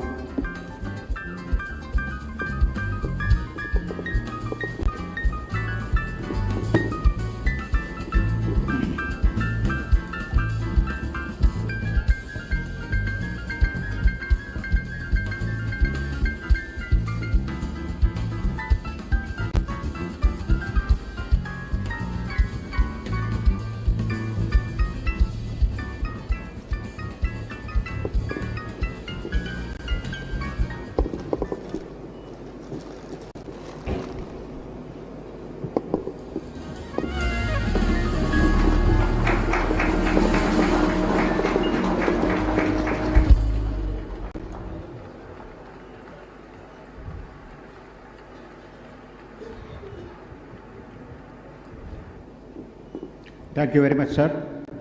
Now the inaugural session comes to an end. I request Honorable Chief Minister, sir, to remain on the dais. Other dignitaries will be seated in the audience. We will move on to the next presentations. There are some minor changes in the program for the logistic purposes. Now I would like to invite Dr. Rakesh Kalpala from AIG Hospitals. AIG Hospitals is collaborating with government and institutions like ISB to redefine healthcare innovation with AI. To talk more about this, I invite Dr. Rajesh Kalpala from AIG Hospitals. Subsequent to his presentation, he will be joined by Dr. Pratik Sharma from American Society of Gastrointestinal Endoscopy. Over to you, sir. Thank you, everyone. Honorable Chief Minister Garu, Nara Chandrababu Naidu Garu, and all the dignitaries off the stage, of course, no, but on the stage as well. So without wasting time, what I will do in the next 15 minutes is I would call upon, it's an honor and privilege for me to call upon Dr. Pratik Sharma. He is the President of American Society of Gastrointestinal Endoscopy and also the Chair of Artificial Intelligence in US. So he will be delivering a talk on AI in healthcare. Subsequently, we'll just showcase what we are and what we are going to do and envisage with the government of Andhra Pradesh and other stakeholders. So I would invite Dr. Pratik Sharma onto the stage to deliver his talk, followed by a 5-minute presentation by me on what we are doing. Pratik, over to you, please.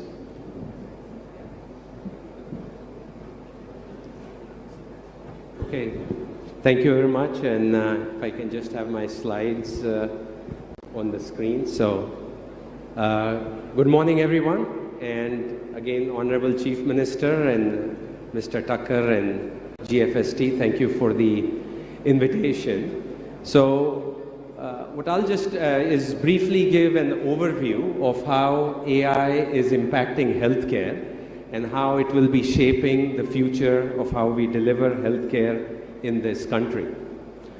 So when we look at three areas where AI will make an impact, it's to improve the efficiency of us as doctors. How can we provide more precision care to our patients? And then from a hospital perspective, how can we scale it up so that this is not just in small clinics, small hospitals, but virtually throughout the country. So that is the concept. So let's just look at it one step at a time and talk about how this can impact us or show it in this. The first is to look that this is not just all of us talking about this. This is the same concept and similar conclaves being held in the US. You can see the amount of investment of AI in healthcare in the US. By 2030, it's projected that close to $200 billion will be invested in the field of AI in healthcare. If you look at the same concept in India, the same projections are holding true, which means that this is supposed to increase at a rate of close to 50% over the next decade or so. So the concept globally, it's not just in the US or in India, is how we can improve and have this function of AI in healthcare moving it forward. So if we look at some of these different areas, 6% global AI adoption rate in healthcare. So the number is still very small. This needs to increase as we move forward. In the US, it's twice the global average. So about 1 in 20 hospitals has started incorporating AI in their day-to-day practices. And of course, when you look at the amount of investment in healthcare, 85% of the different entrepreneurs, as we heard from the Honorable Chief Minister, are planning on doing some sort of investment of AI in healthcare. So it is a huge field which is ready for it. So let me leave you with a few use cases for all the entrepreneurs which are in the room of what we are looking at. The four major areas where I've broken this down into is improved diagnostics, workflow optimization, providing personalized treatment to our patients, and fourth, which I think is the most important, is remote patient monitoring and preventative care and how we can do it in this way. So let's look at some of these concepts about improved diagnostics, whether it is for skin conditions, CTs, MRIs which are being used, mammography, or for colon cancer detection, AI or computer vision is being utilized. I'll just share this video of how AI for breast cancer detection, early detection with mammography can be done. Physicians are there, doctors are looking at x-rays and mammograms, but for a huge population, you can miss it. So how can that be automated in a way that the machine gives you the calcification score on a mammogram, and it can look at millions of scans and alert the radiologist to the most important areas, so that that's the place where this can happen. I was talking to the principal secretary about similar cervical cancer screening, oral cancer screening that the government of Andhra has undertaken right now to do it. For workflow optimization, whether it's scheduling of patients, whether it is AI-assisted documentation of the notes, because most of the doctor's handwriting nobody can understand, so it's important that it's very legible and clear. For surveillance prediction, as well as administration and compliance, I think AI and automation can easily be done, and this is important and is available. These chatbots can be there. As doctors in India, everybody gets these phone calls. Why can't we automate this process in which anybody from rural Andhra can get on their smartphone and fix an appointment with the specialist that they want? Here I'm talking about the social security number in the US, but it can be the Aadhaar card number. so that you know that you're talking about the right patient for the right diagnosis with the right doctor who is there, and saying that this is the appointment which is available, are you willing to take that, so that the patient does not have to be on the phone for half an hour with some scheduling who does not know as to what the next step in this is. Personalized treatments. This is a company in the US in which they have their own signature, genetic signature, for all the cancers which are listed there. And based on that genetic signature, it can predict which patient will respond to which type of therapy, with degree of accuracy. So this is the personalized care that we can provide rather than doing the same chemotherapy for every patient with cervical cancer. It should be individualized because all of us are very different in our genetic makeup, and this is available right now. Finally, I think what is critical is this type of AI-driven remote care. So the doctor does not have to be there in front of the patient all the time. With smartphones, with iPads, computers, this can happen remotely. The patient's weight can be checked, the blood pressure can be checked by instructions which are given by the computer to the patient remotely from thousands of kilometers away. And the diagnosis can be made remotely so that you're saving time for the patient who cannot travel hundreds of kilometers in a bus and does not have access to specialists in very remote areas. So this can be done very remotely and is available right now for us to be able to implement in all of these areas. So AI-driven remote healthcare is also available. Finally, all of us have all these technologies which are wearable technologies.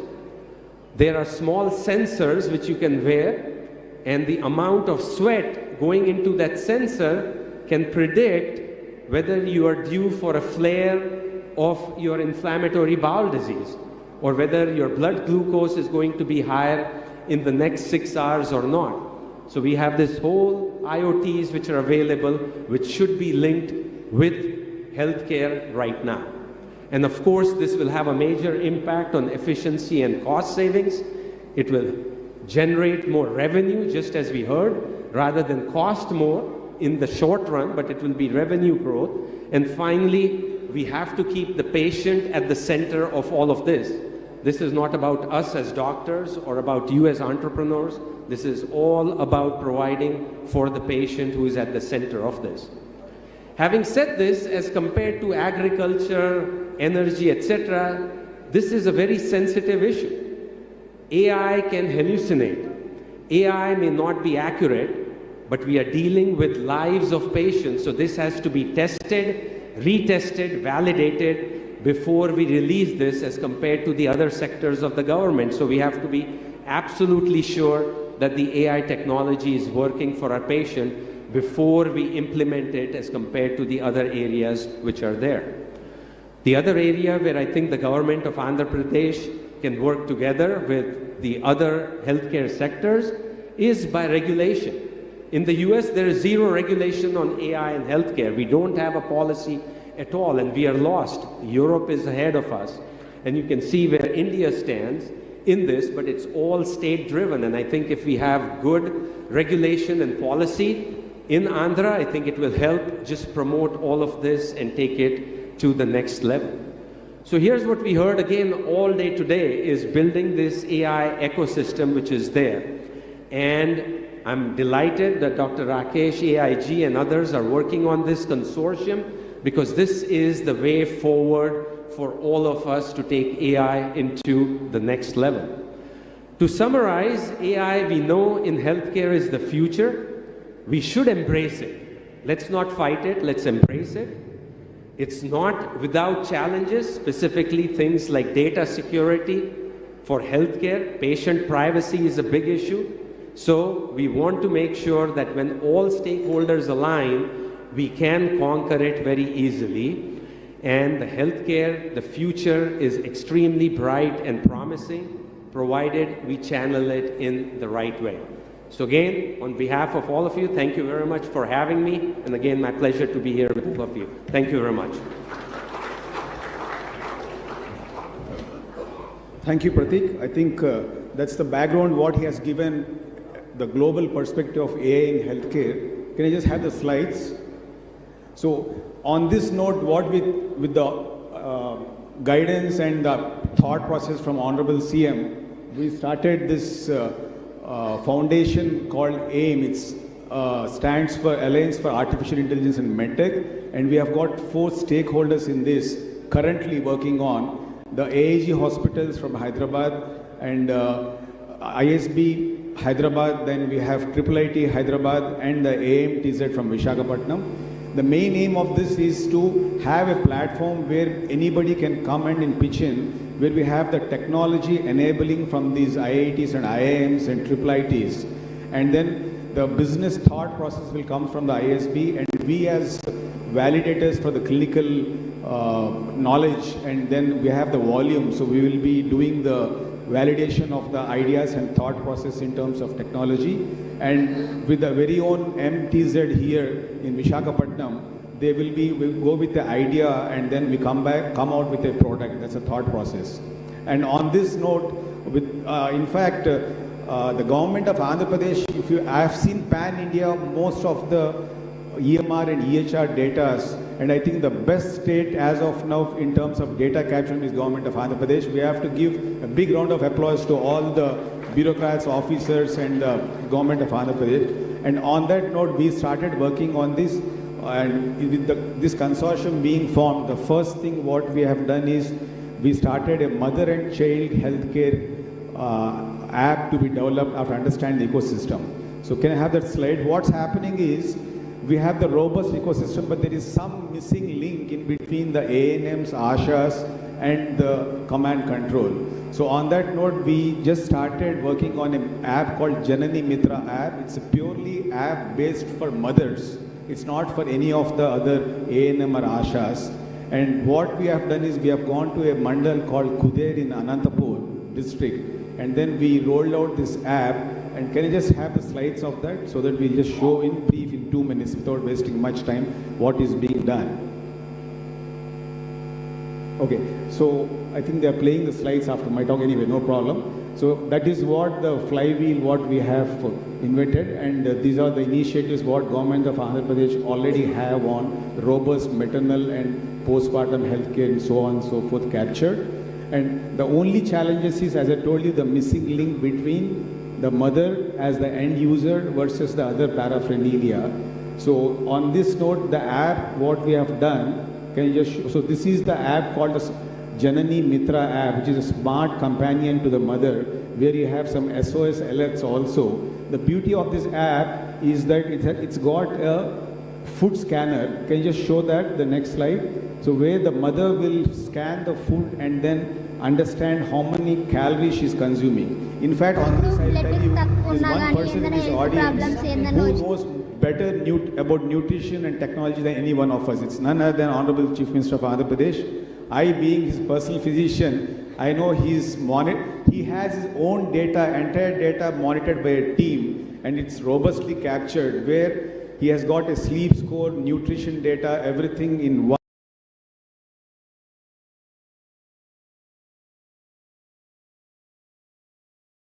And every minute it is captured and it is analyzed about the metabolic score.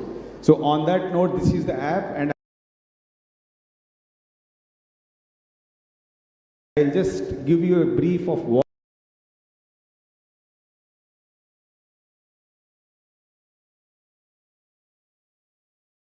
we have done. I'll ask my CTO Kinjal Saxena to just run the video and show you in 1 minute how this app is going to do a paradigm shift for mother care.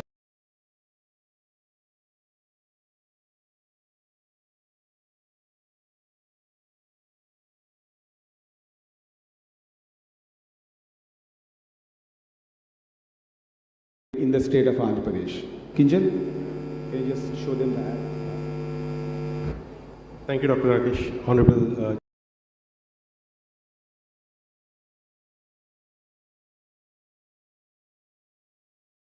Minister, all the respected delegates. What we are trying to do is, we are trying to leverage technology, artificial intelligence, to simplify the life of mothers. What we have done is this app will help all the mothers in all the trimesters through the entire journey of their pregnancy, whether it is health monitoring, medication monitoring, investigation, diagnostics, connecting them to ASHAs and ANMs, as well as the diet care and other government access benefits and tracking them. So what do we do here is this is the food scanner. As you can see, they can just take the picture of the thali and it will give them the calorie counts. It will also tell them if they are taking the picture of a thali which is not adequate for them, it will actually monitor and tell them that this is high risk, they should eat more, they should eat better nutrition. So this is artificial intelligence embedded in the app itself. The most important part is this is not a mobile app that you need to download from Google Store or App Store, because in the villages there is not enough network.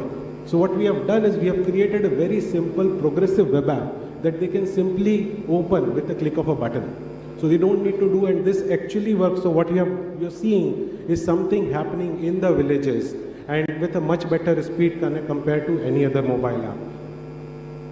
What we are next seeing is next level of AI technology, where just by taking the picture of their eye, their tongue and their nails, an early detection of anemia can be identified, and whenever an anemic mother is identified, an alert will go to the respective ASHA and ANMs.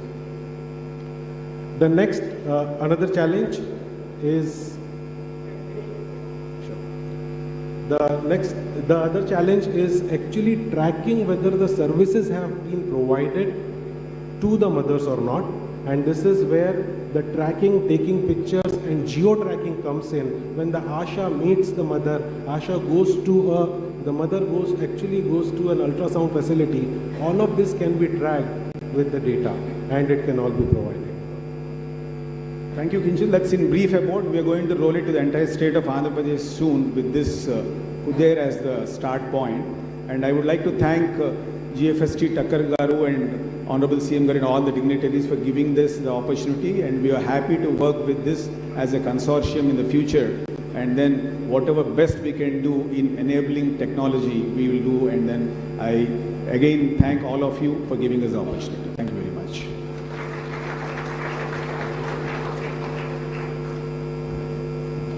Thank you, Dr. Pratik and Dr. Rajesh. AIG will be executing an MOU in the afternoon during the health tech session. Now it is my pleasure to invite Chintalapati Srinivasa Raju Garu, who is popularly known as Srini Raju, a serial entrepreneur and a private equity investor, to give his address.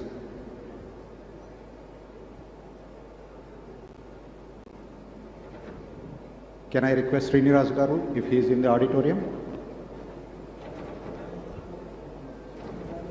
Okay. Then we will move on to the main panel discussions. The first session is on deep tech, which is positioning Andhra Pradesh as a global leader in innovation and disruption. Before the session begins, we have kept a keynote address by Mr. Rajesh Dudu, who is partner Emerging Tech PwC.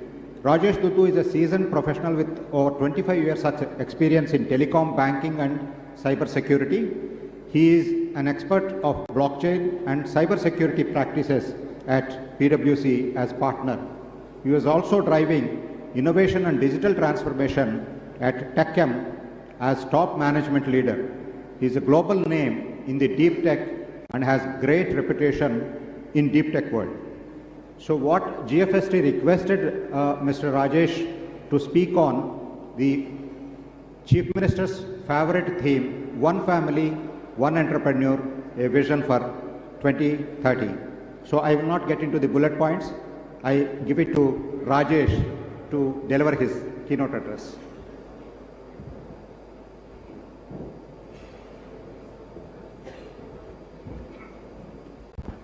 Respected and Honorable Chief Minister, Honorable dignitaries, colleagues from the industry and students, Sabaku Namaskaram. I must confess that after the address by Honorable Chief Minister, one gets a little flustered because we just witnessed one of the best masterclass in technology. After that masterclass in technology, it becomes little difficult to assemble our thoughts. So I'll try to do my best. It's actually an absolute honor and privilege for me to speak against the team or with respect to the team, which is one family and one entrepreneur. Vision 2030. We have heard from Honorable Chief Minister how the global technology companies have benefited from Andhra engineers. With the launch of this program, I am sure that there will not only be Andhra tech engineers in Bay Area, but there will be a lot of unicorns and sunicorns in Andhra Pradesh, and it is bound to happen.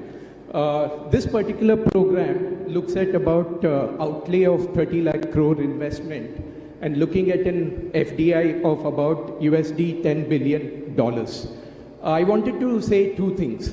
One, with this program, we will see that there won't be a difference between a Bay Area entrepreneur and an entrepreneur from this region. We are already seeing in India, when you come across an Indian entrepreneur, especially the tech entrepreneur, and you talk to a Bay Area entrepreneur, there is no difference in capability. Of course, many of them are Telugus, so that will also contribute to the familiarity and similarity. But going forward, with the advent of this program, I think many such entrepreneurs will come from this particular region. And from a PwC perspective, we are willing to contribute. Sir had said that most of the programs are pro bono. So from PwC, we are willing to contribute because we are people who care. And for me, the contribution comes from a son-in-law of the soil attitude because my in-laws are from this particular region. So it's only important that I stay invested here. A lot of people have asked in terms of what deep tech does. Deep tech actually comes into a play when you're looking at solving some deep problems that are entrenched in the society today. I'm going to pick up 3 such particular problems and explain to you how deep tech contributes. The first one, in the area of healthcare, it's only opportunistic that I pick up the healthcare one after the session by the prominent doctors from AIG. Today in healthcare, you can use light to diagnose a number of diseases.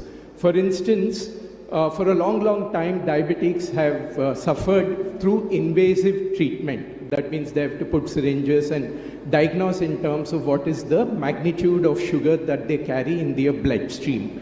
But today, using photoluminescence, you're able to diagnose the level of diabetes that is there. That is deep tech. And in this country, we have seen a lot of things happening in the financial services space.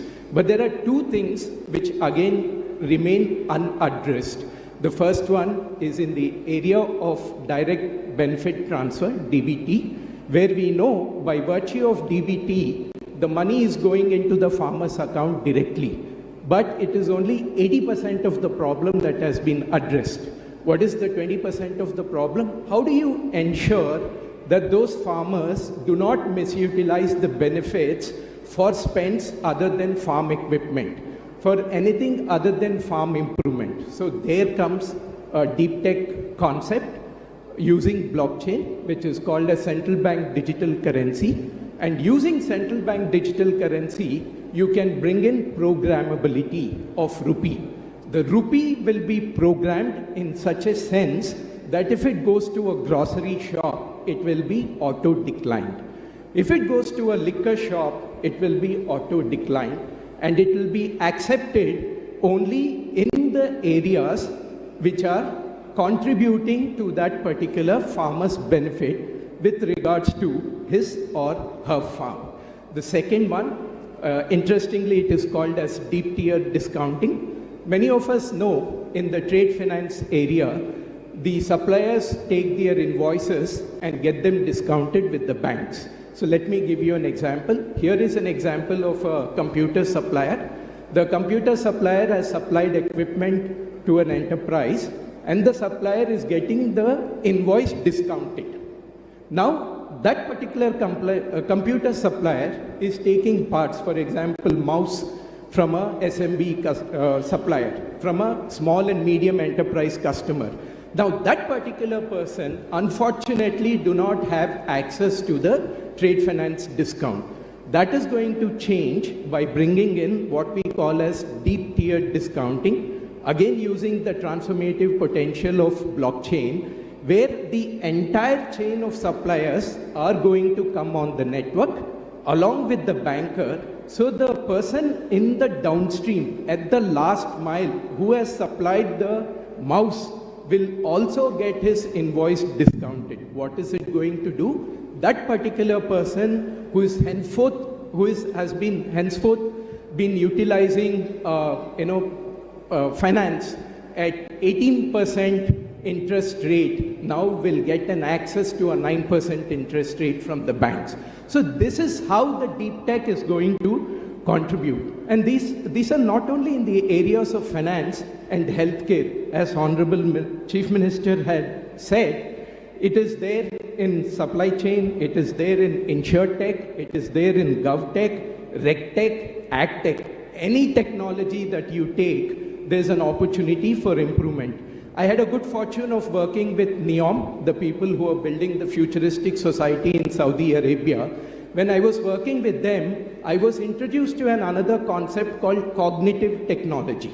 Today, we are talking about WhatsApp governance. We are talking about services being available in an app perspective. But everything has to be initiated by us. So here comes cognitive technology, which sits at the interface of application without your express consent. Once you define the algorithm and the logic, it is going to do work like Aladdin Genie, that everybody has access to an Aladdin Genie in their application. And to realize the grand vision of Viksit Bharat, it is quite essential that the vision of Swarna Andhra Pradesh has to be realized.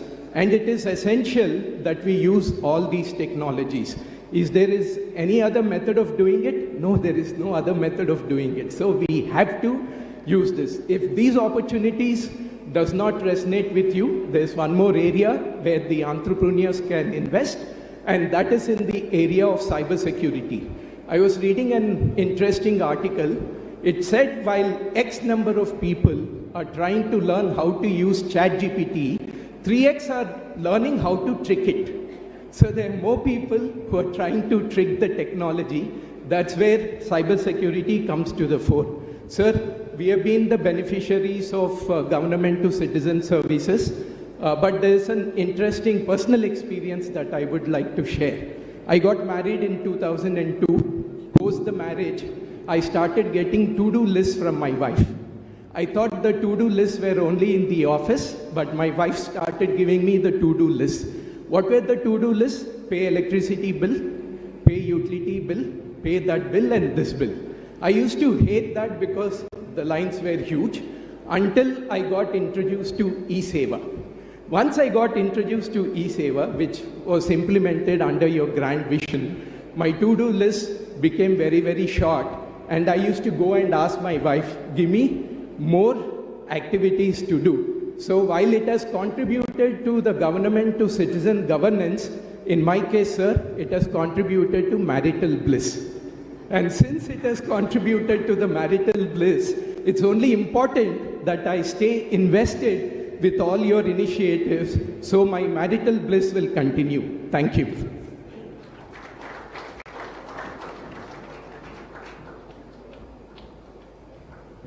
Thank you very much, Rajesh. Now we move on to the Deep Tech panel discussion. Before I invite the panelists, I have a couple of announcements. One, realizing the time constraints, I request the moderators and speakers, panelists to cut down their time as per the available listing, not sticking to the original schedule. Second thing is, for the audience, you also have to sacrifice a couple of things.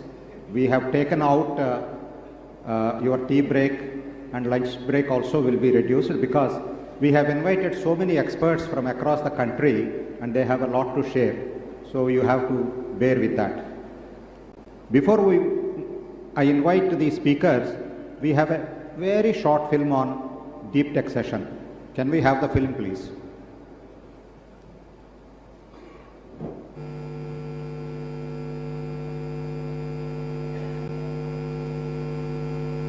Reality, paving. Deep tech isn't just shaping the future, it's redefining what's possible. In Andhra Pradesh, this vision is becoming a reality, paving the way for a tech-driven tomorrow. Success speaks for itself. In Andhra Pradesh, IoT-enabled smart farms have increased yields by 15% while cutting water usage by 18%. Mobile health clinics powered by AI diagnostics have reduced patient travel times by 20%, delivering care to over 100,000 underserved citizens. And MSME digital transformation programs have boosted revenues by 40% for participating businesses. With a bold vision to become India's deep tech capital by 2047, Andhra Pradesh is harnessing AI, IoT, and blockchain to transform industries and bridge gaps. By 2030, the state aims to create one entrepreneur per family and empower MSMEs with blockchain-enabled loans and AI tools, driving 2 million new jobs.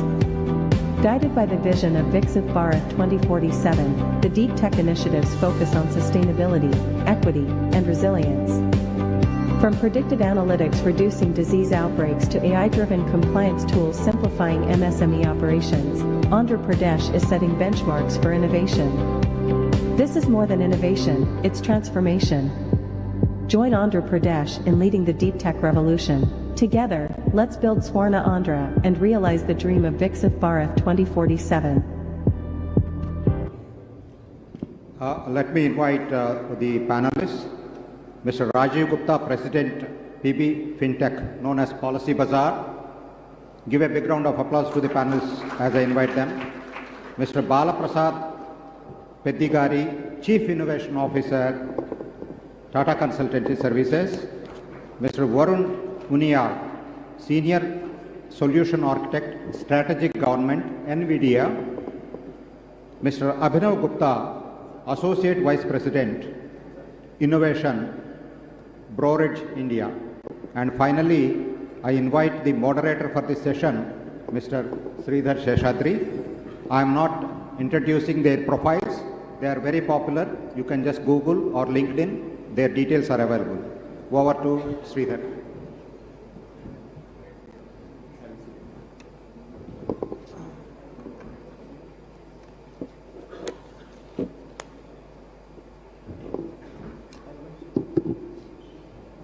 Excuse us for 2 minutes.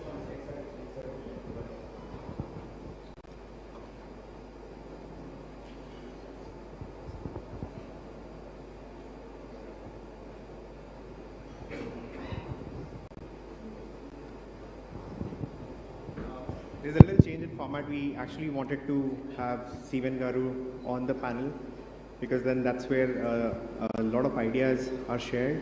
Probably we'll keep the Q&A at the end of it with Sivan Garu, but we'll go ahead with the panel discussion. I'll join the panel now. Sure.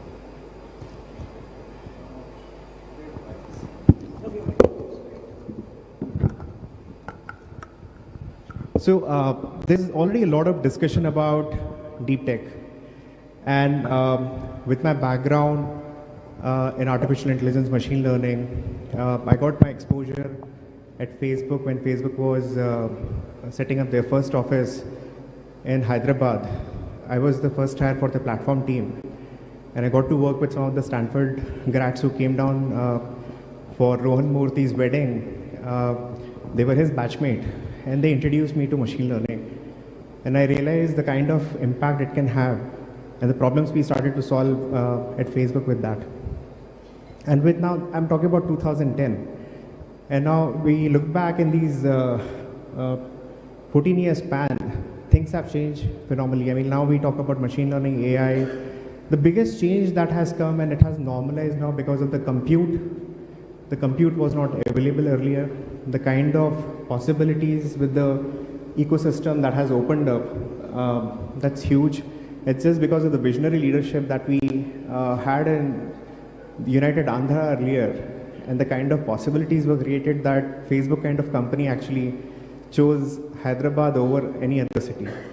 So now getting started with the discussion, I know everyone has described deep tech in a certain way, just to make it a little easy for everyone's understanding. Generally, deep tech is anything which is connected to a little detailed, deeper research. It's not only AI and ML as our visionary leader talked about it. There is quantum computing that you're going to hear. There is more to do with cybersecurity that you're going to hear about. There is dimension of IoT. So while you do deeper research into anything and solve real problems, that is actually deep tech. And that's where now AI, ML is going to thrive.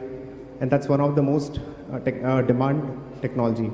So starting with you, Mr. Rajiv, I know that if I have to draw a parallel from the days when people have to go into the queues, buy insurance policy, and worry about whether the agent is recommending something right or not, the days when internet was coming, to today, it's a kind of similar scenario when a disruption was done by Policy Bazaar and the aggregation system was brought online. And today, now we have a similar scenario where there is AI coming out. As a leader in that space of disruption of technology, what are your thoughts on deep tech? Thank you, Sridhar. Honorables, Chief Minister, Honorable Ministers, and friends from the industry, and guests from Andhra Pradesh and the other states. I represent PB Fintech Limited that runs Policy Bazaar and Paisa Bazaar. And you are absolutely right, Sridhar. When I bought my first policy way back in 1990, when I started my career as a 21-year-old, an agent came and sold a policy to me, and I bought that policy thinking that I'll save some tax. I had no idea why we buy insurance, and I got that policy after 3 months, And the way insurance has been defined today in the country, Policy Bazaar started in 2008 with a simple comparison of different insurance plans available in the country for people to check before they decide to buy a policy, and that was done through technology. So we run a digital platform for selling insurance policies. From there to 2024, as we speak, we write about 16 to 18,000 crores of premium every year, and we spend about 400 crores on visibility on TV ads for people to know why they should buy insurance. Because nobody gets up early in the morning deciding to go and buy an insurance. We have to go and actually tell people why they should buy insurance. Now, having spoken about this, let me give you a background. I'll cover 3 challenges which this country has. Maybe I'm diverging a little bit. One biggest challenge which I see as an organization is how do we promote financial literacy in this country across nook and corner of every village and taluka. I think that's the biggest challenge we have. While Jan Dhan Yojana has certainly helped people to have bank accounts, but even today people struggle understanding how and where they should borrow the loan from, what is the requirement of a health insurance, why is insurance important. So a lot of financial literacy areas will have to be addressed, and that can only be done through deep tech and AI and technology. I can tell you one small example, paucity of time here, but we have set up, human representatives in about 98% of India's PIN codes who use technology platforms like what we provide to deliver knowledge in the local lingual. So where people sit in the talukas and villages, advising and teaching people on how you should, take a loan or how you should take an insurance. Second biggest challenge, while the Honorable Chief Minister spoke about India's population, we are very proud to have a young population today, right? But 10 to 12% of our population today are senior citizens.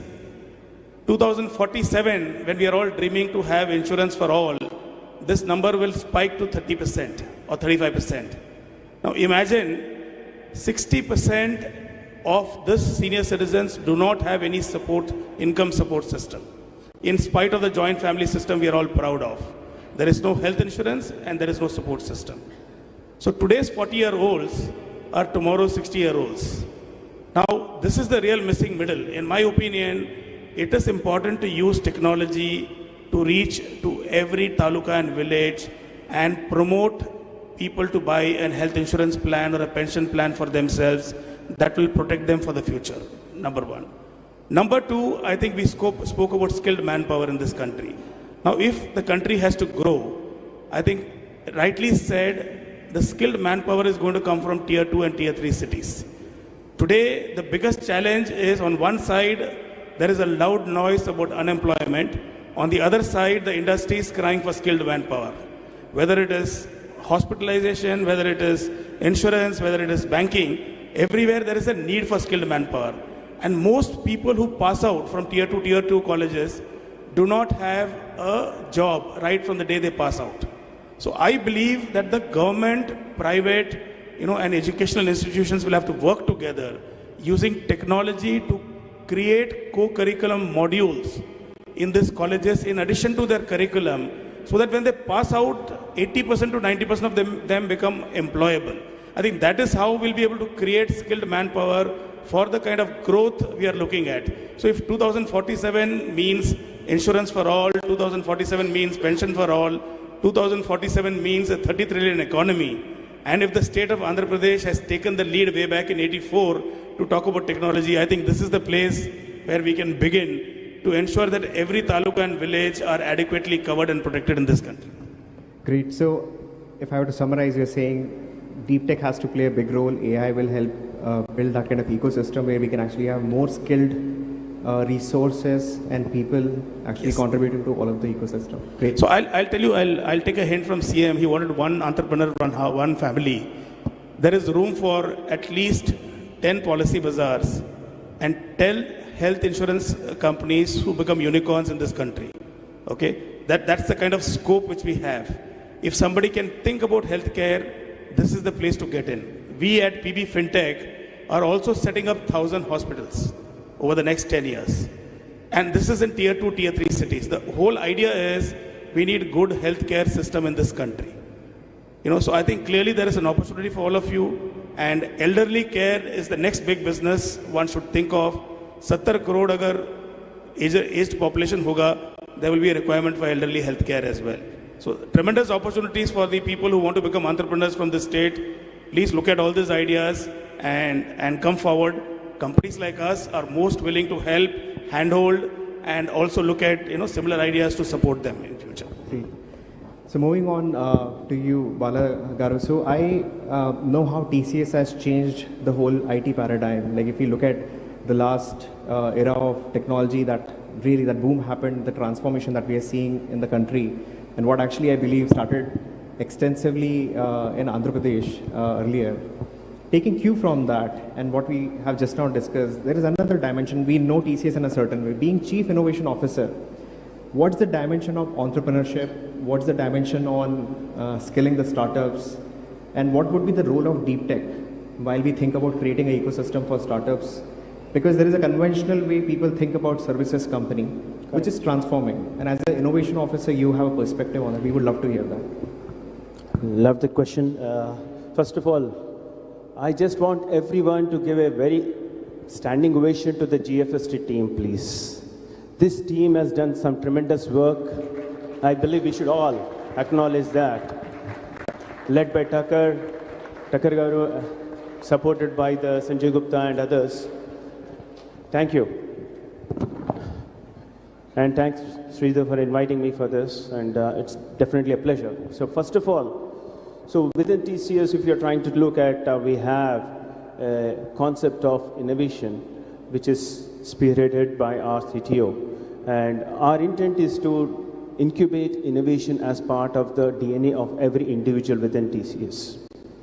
Being a part, I just want to draw the attention what we try to do and what other companies are also trying to replicate that. The first thing is mentorships. The intent about mentorship is how you try to build that kind of excellence of knowledge and impart that knowledge to the entire ecosystem. And bringing that experience to the ecosystem can play a vital role for the startups, and startups getting that knowledge from the companies which is surviving from decades can bring that excellence and a dimension to look beyond what their product is. And today we also try to incubate 30 to 40 startups every year as part of Coin ecosystem to ensure that we give them the opportunity to validate their solutions with our customers. The second important area where I strongly believe is it's setting up the incubation hubs. I heard CM Garu mentioned about setting up the Ratan Tata Innovation Hub. I'm really privileged to hear that, sir. And we all the way from TCS will be able to support that in that entire journey. But these innovation hubs, when they are all linked to the district level innovation hubs, can play an important role. But that incubations need to be linked with the IT services play also. Because the industry mentorship and industry direction to this, each of the incubation hub can play a vital role. Not only giving the business problem statements, but also ensuring that they're getting right level of coaching and mental mind map, which can allow them to build the products which are at a global scale. Today, we do not have a global products. That's what mentioned by CM Garu. But we need to really look at how can we build that kind of a global scale of products which can increase our GDP. That's the second important dimension what I want you to drive that collaboration angle. The third important thing which I wanted to mention is bringing that enterprise-grade knowledge to the entire ecosystem can play a vital role. We spoke about IoT, Rajesh was mentioning about the blockchain. These are all the experiences which are there in silos. Getting that collective play is very important, and how you integrate that for the holistic product. Looking at you take about artificial intelligence, IoT, blockchain, quantum computing, they are all in isolation good, but unless they converge together to solve the problem of different industry, medtech or agri-tech, will not really help. So that enterprise-grade knowledge and experience which is coming from the IT services players, which can be incubated as part of that entire journey, can really drive the excellence and also drive collaboration, which can really sustain for longer duration. So the collaboration for impact is it. So as CM mentioned about 4P model, I try to suggest here 4E model also. Public-private people partnership is very key for the success, but I would say that when you're trying to drive such kind of a scale, it's important you need to look from the empathy, enablement, empowerment, and ecosystem. These 4E dimensions can really play a very important journey, because any product what you try to develop, it should be look from the consumer angle or the business angle and be empathetic. Enablement is important because the technology need to be available for the people to build up the solutions. Empowerment, so that they can scale the things. Ecosystem, they can truly leverage that availability of the resources to consume the things. Such things when we try to apply, I think sustainable transformation is key, and all IT services will play a very critical role in this entire journey to support. Great. So if I got it right, you're saying the key thing here is mentorship, and definitely there's a big step taken by a lot of academia. I really want to thank all the academia and all the scholars who are here, who have yesterday in our session offered some of those kind of bits and pieces where definitely GFST would love to play a role, collaborate with you, and we would like to do something more in mentorship, entrepreneurship. That's one of the areas. Great. Varun, we'll move next to you. Like from what NVIDIA has been doing on stock markets and the rally, that's a great bit of it that everybody keeps talking about. Congratulations on that. But there is a high impact work that you guys are doing in Indian ecosystem. Coming from NVIDIA, definitely there is a lot of work that you're doing with different states on startups. I would love to know how can you help our academia as well. There are areas of startup that NVIDIA is supporting. For Andhra Pradesh, how do you intend to support both of these areas, which is academia and startup? Because that is critical for us to have strong research coming out of academia and then being brought into some kind of business, which is an entrepreneurial thing. So we'd love to hear your thoughts on that. Firstly, thank you for having me here. It's a pleasure to be part of this panel and to be able to contribute to this discussion. NVIDIA builds full stack AI computing solutions, right from the chip level all the way up to the application and everything in between. And we have collaboration vehicles through which academia, researchers, startups, enterprises, governments can access our technology. And we work very closely with them in a collaborative fashion to build solutions that bring value through AI. We help them build their COEs, which are centers of excellence, where AI development can prosper, it can flourish, and these COEs provide easy access to technology, the tools, the resources for AI development. We have research programs where we do collaborative research with leading academic institutions and research institutions and work on some of the most complex problems in AI and deep tech. We also bring our skilling and development initiative through which we call it the Deep Learning Institute, through which we take on the challenge of skilling in the areas of AI and deep learning. And we do this through partnerships with academia and through MOUs with state education departments. And of course, we are supporting the startup ecosystem through the Inception program, and we help them not just with the technology, but also by connecting them through the venture capital network that we have. We also connect these startups with the customers who might benefit from some of these solutions that these startups are working on. Now, if I were to talk about how do we implement this on the field, for example, if I were to do this, or if we were to do this in the state of Andhra Pradesh, how would we go about it? We would start by academic partnership, where we would set up a COE in that institute or university. We will bring in the skilling and development program to skill the students, the researchers, the faculty. Within that AI COE, we can create two groups, one that focuses on research, and this group would have access to our research ecosystem and work collaboratively with us on some of the most complex problems of the state, new problems for which solutions are not there yet, right? The other arm can focus on rolling out mass AI solutions for the citizens, for the state, and develop e-governance services based on more traditional, conventional approaches and approaches that are already well known and well understood. We then create an incubation center within this COE and give rise to startups based on technology that comes out of this AI COE, which has commercial value, right? And these startups we can bring under our Inception umbrella and connect them to our developer ecosystem, our venture capital ecosystem, and customers as well. So this AI COE in itself, the Center of Excellence in itself becomes a microcosm which has everything that is there that is required for AI to succeed, right? And now what I do is we create multiple replicas of this COE, right? Maybe smaller ones, but now I go deeper into the state, deeper into the region, and create these COEs closer to my business hubs, closer to my growth sector belts, right? For example, I can have, while the main COE can be in the capital, I can have a smaller one here in Visakhapatnam that concentrates on use cases and challenges of the shipping industry, of port management, logistics. And then I can have a smaller one closer to the agricultural belt, another one closer to the manufacturing and industrial belt. And this is how we ensure that every industry has access to AI and deep tech, right? And if we can replicate this, then what we've created is an AI state. And if we can replicate this setup through the country, we'll be creating an AI nation, a Viksit Bharat, so as to speak. Thank you. Great. So I request all the scholars, all the institutions, all the academia who want to contribute back to Andhra Pradesh, and you need that support. I've gone through the program details, what NVIDIA is offering. Definitely, it's a win-win for us if we collaborate. If you want to reach out to him after this session, please feel free to do that.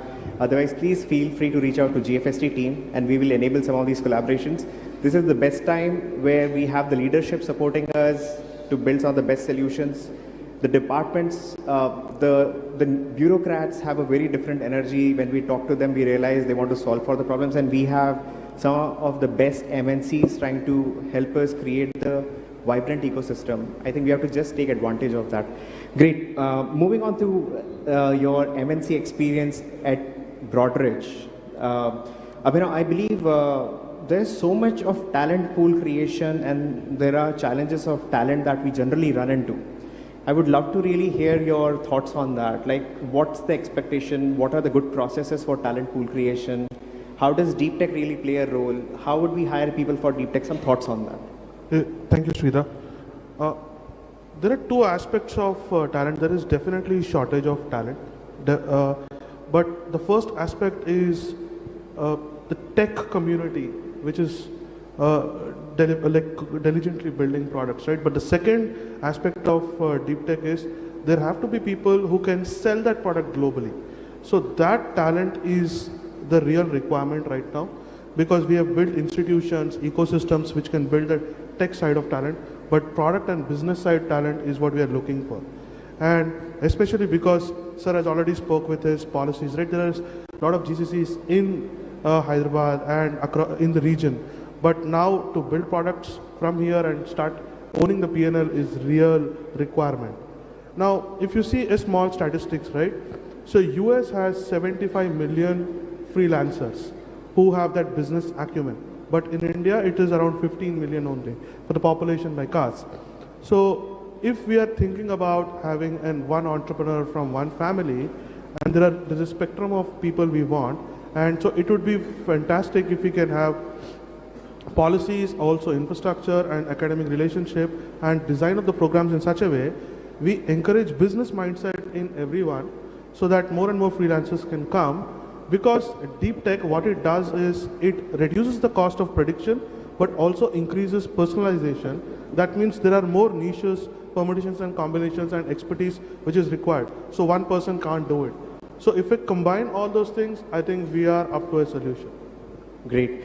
So taking next cue from what just now we heard from Abhinav Rajiv ji, I would love to understand, because while we talk on policy, I don't want it to become a theory of that we want something to be around work from home, while we get to hear different stories, remote work challenges, we read all that in news as well.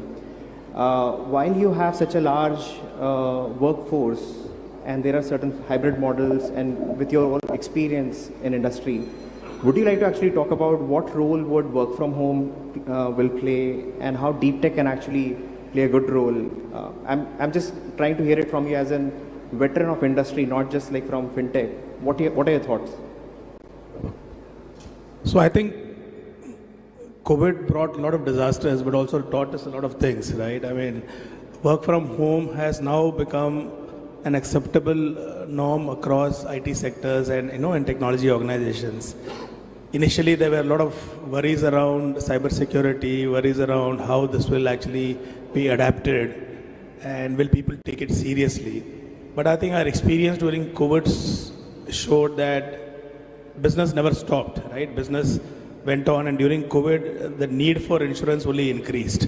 So it's a proven model that work from home certainly, is the way forward.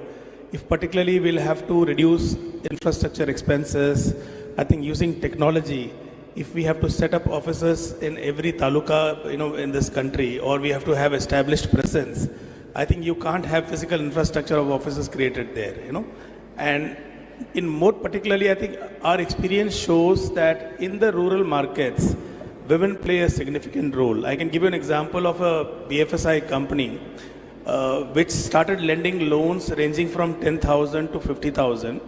And this was only given in the villages. And the people who were employed by this company were local village women. And they also lent money only to the villages. So now they are, I think, present in 9 or 10 states.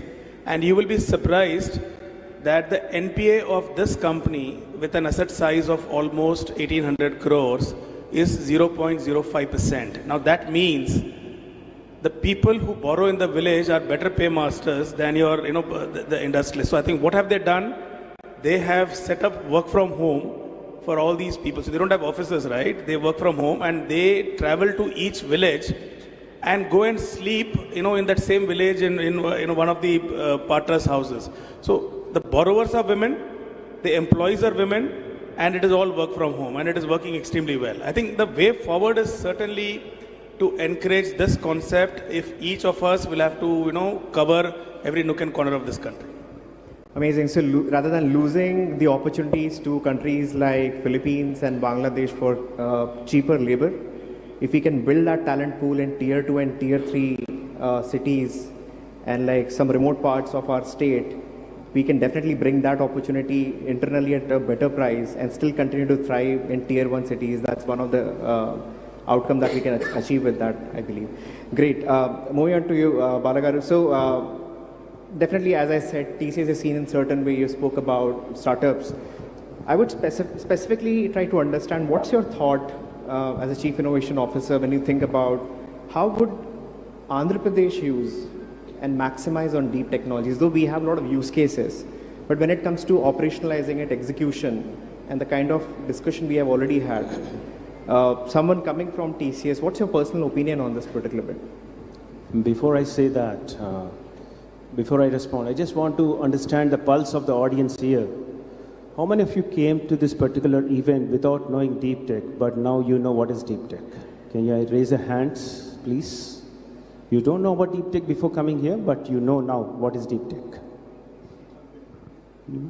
Nobody is raising their hands. I see few hands coming in. Great. So I think that itself is a success of the program, what it is. But again, before coming there, what TCS can do, I also want to tell that one family, one entrepreneur is a vision of a leader. But if this vision needs to be really translated onto the ground, one important stakeholder we all need to touch. Do you know who is that stakeholder? Parents. Parents. Parents' mindset is important because their mindset is they want their kids to be settled fast. How many of the parents sitting here really want their son to get into a job first, or daughter to get into a job first, not an entrepreneur? Many of you probably are not raising hands, but that is a mindset. That mindset transformation is important because parents need to particularly realize they need to allow their children to explore and experiment. Unless that kind of a cultural thinking gets shifted in the parents' economy of thinking, we will not be able to make this move a successful move. That's one thing I want to communicate. But coming forward, I just want to get another pulse. What comes to your mind when Andhra Pradesh as a word comes to you? What is your first thing comes to your mind? When Hyderabad comes to your mind, probably IT comes, cyber towers. But what comes to your mind when it is AP? Entrepreneur. Now. Chandrababu Naidu garu. I believe some of you might be looking at it, but what comes to my mind is agriculture, ports, and the potentiality of this particular place which can really drive manufacturing. But all when they get tied up, it's a IT which can really play a vital role in this entire sector. Now, how IT services teams or companies can play an important role is they bring that domain excellence into each of this domain for the startups. Provide that kind of an expertise and experience and nurture them to groom that startups to the next level. Bring that traditional experience, domain experience, operational excellence as a kind of a ecosystem play to contribute to the startups or to drive the journey. You take agriculture, we saw about the precision farming techniques. The future of agriculture is something which IT companies can play a role. Future of logistics, IT companies can play a role. Future of manufacturing, how it need to be, factory of the futures. The digital twin adoptions, all these things where we can bring that expertise and help and drive the things. The second area where I believe IT services companies can bring that experience is how do you scale? We heard about innovations, but most of the innovations are the jugaad innovations. But if you really want that innovations to really scale up, it need to be scaled and sustainable innovations. And companies like TCS and other IT companies can play a very important role in that entire journey to how do you scale and sustain. The third important area where we can contribute is about upskilling. Ap.CM Garu and others also mentioned skill is very important element, but bringing that expertise in different sectors to apply skill in that particular sector play an important role. Now, AI in healthcare. We saw from Rakesh and Prateek, Dr. Prateek and Dr. Rakesh mentioned about AI in healthcare, what is happening across the globe. AI in healthcare, AI in agriculture, AI in retail. How this particular skills can be brought in specific to the domain. So that's why you see today one of the initiative I feel that need to be replicated here strongly. Telangana government announced about setting up the skills university for 18 different sectors and ensuring that around 20 to 30,000 people graduating every year. That is the vision they carry. We should replicate some of the best practices here. It's not about engineering degree, it's about how do you apply that knowledge to solve the problem. So that experiential learning plays an important role. That's where again the IT companies can bring that grab. Academia and industry collaboration can play a vital role to address that problem to a great length. Great. Moving on, because there is a little shortage of time, so we'll try to keep it a little shorter now because there are more panels, but this is so much of valuable inputs for everyone. I'm pretty sure there's a takeaway for everyone from this one. So Varun, moving on a little quickly on this one, we know there are three bigger pieces that right now we talk from Andhra Pradesh policy perspective. One is social capital that we talk about, one is human capital that we talk about. I'm putting you on spot by asking, do you think we have potential to be the AI capital or deep tech capital for the world? I'm not talking about India. Yes, absolutely. We have the skill set. Most developers that we have today, and we have quite a few across the country, all of them are turning into AI developers now because AI is going to be the future. And we have the infrastructure, the resources. We are starting to work on it. There is considerable effort from the government in building computing resources. We have the AI mission that has set out 7 policy pillars that touch everything from building compute to building AI applications to foundation models to startup incubation.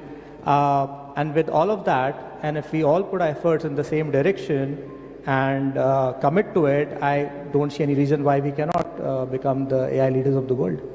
Lovely. Thanks for that's high motivation for us, for everyone who is here in this room. That's the kind of mission we have on our mind and we should have. Like, why can't Andhra Pradesh be the AI global capital? I mean, if we go out with that mindset, everyone thinks of one problem statement, works on that, brings it back, and not necessarily everything needs to be commercialized. We have to contribute back for the future generations. I mean, that's the key thing. Ultimately, we have to build our nations. It's not only the government and governance. It's us as citizens who have to take that responsibility. And while we have this kind of forum, I request you all to take that first step and do your bit. Additionally, I mean, that's how we build societies and country, and we really can lead. We have a visionary leader who is doing this for us. We have to just stand with him, behind him, and be the field force to achieve it. Great. Just moving on to the next bit, last question for this panel. Abhinav, I would love to know, we have already heard there's a possibility of being the AI capital. I would love to understand 3 actionable ways as a GCC. What do you think? What are 3 actionable that we can take and we can be really something like in the deep tech space? How do we be something in that particular space? Those 3 actionables. Got it. So first one is directly towards the policy, because I myself am a product of Sir's vision around Hyderabad tech schools, and then my office is just next to Cyber Towers, right? So taking that along, if we want to become an AI capital, the first thing is a robust policy, because the deep tech investments are happening in finance and retail the most, but there are multiple sectors, like there are blue oceans strategies which can be done in multiple sectors. A robust policy is the first one. Second is a full stack community which can support all the initiatives we are doing, which can integrate vertically and horizontally. That's when the magic starts to happen. And the last one, the third one, is to have bridges to global hotspots. Maybe Paris, London, Palo Alto, right? Wherever, right? And Hong Kong, we can even look east. So once we have those bridges, easy access of telemetry of knowledge from both sides is possible, then that's where we can really become powerhouse and profit centers inside this region. So that's my take on it. Great. So I would like to thank you all for taking out time from a work day, from your busy schedules, and contributing back to the society. This is like very valuable. All of your insights are very valuable. So thanks a lot from bottom of our heart from GFST. I think we'll just move back and I'll hand it over to Ramprasad ji. Thank you, Sridhar. So we all pledge that we want to make future AI capital for quantum growth. A big round of applause to all the panelists. Now I request Thakkar sir to stay. Sridhar. Thakkar sir to give away mementos to our panelists. Please, sir, on behalf of GFST, please come. And also I request the earlier speakers, Rajesh and Praveen, Pratik Sharma, Rakesh Kalpala.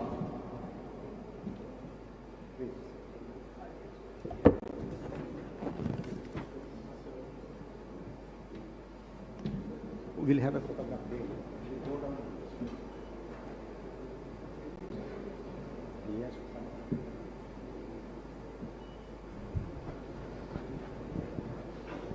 Thank you very much, Honorable Chief Minister. To the next.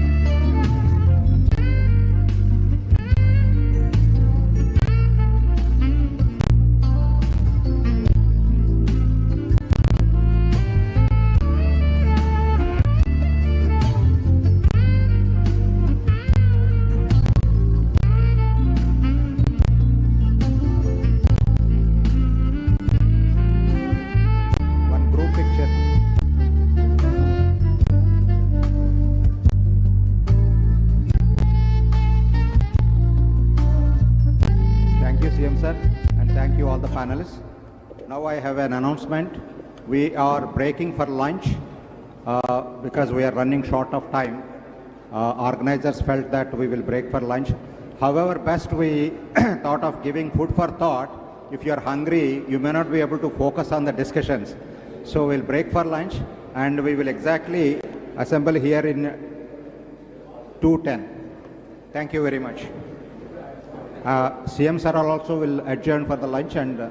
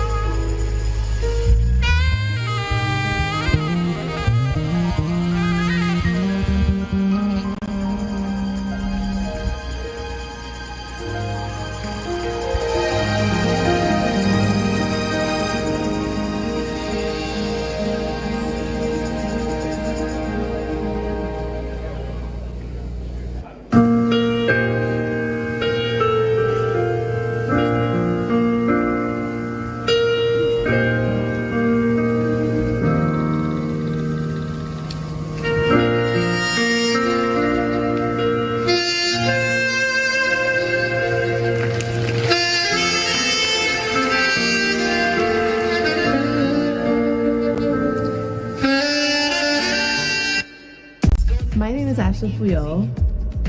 I am the founder of a small company named Unwrap. I design my own wrapping papers. I I started using Adobe well over a decade ago. I use Photoshop for photo editing. I use Illustrator for vector good. I export it as a PDF, and boom, it's off to the printer.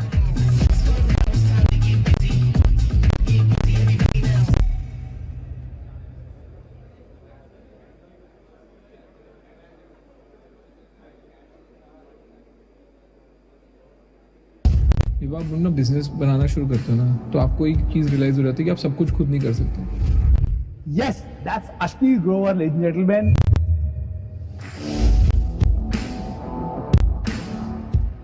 Do you want to learn from him?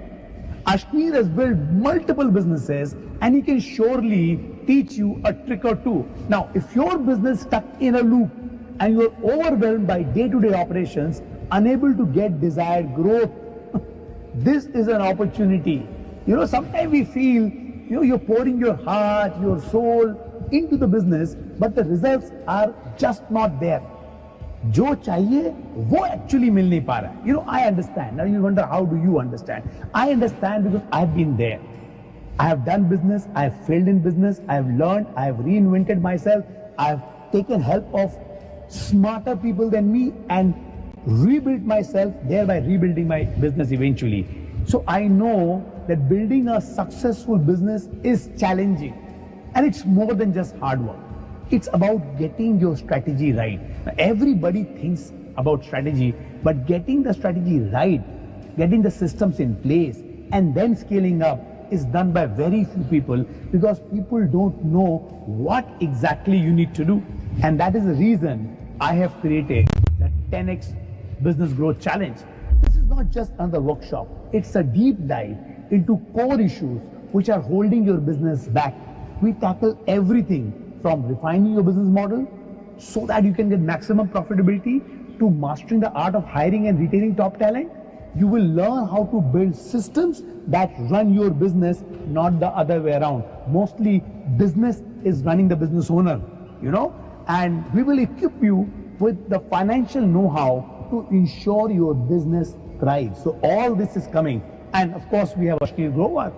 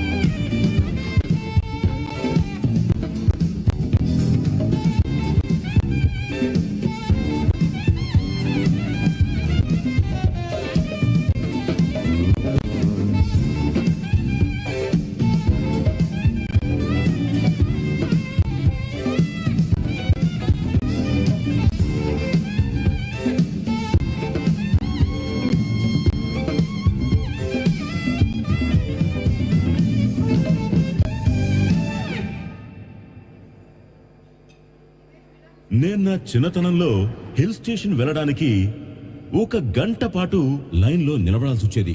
ఇక ఆ తర్వాత బస్లో 2 గంటలు seat కోసం గొడవ. ఆ తర్వాత 3 కిలోమీటర్లు నడిచి వెళ్ళాక లక్కీ లాడ్జ్ వస్తుంది. మరి అంత పెద్ద జర్నీ. మీ అన్నకు హల్లో చెప్పు. అన్న ఎవరు? ఆస్తుల నుంచి ఒక పైసా కూడా ఇవ్వను. లైఫ్ లో స్ట్రగల్ చాలా ఉంది, కానీ మిగతా వాటికంతా ఊబర్ ఉంది.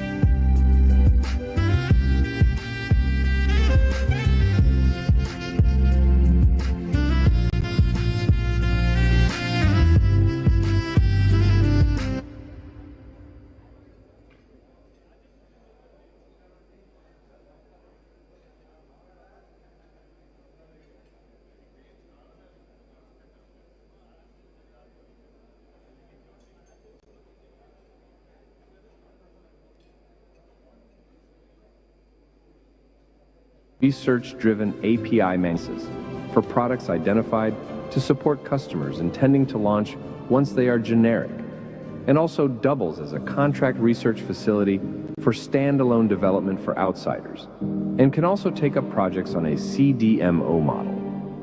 We have done CDMO for about 9 molecules with our European partners successfully, waiting for launch and many more in the pipeline. SMS Central Lab is a US FDA-approved laboratory providing analytical support for SMS molecules under development and commercial.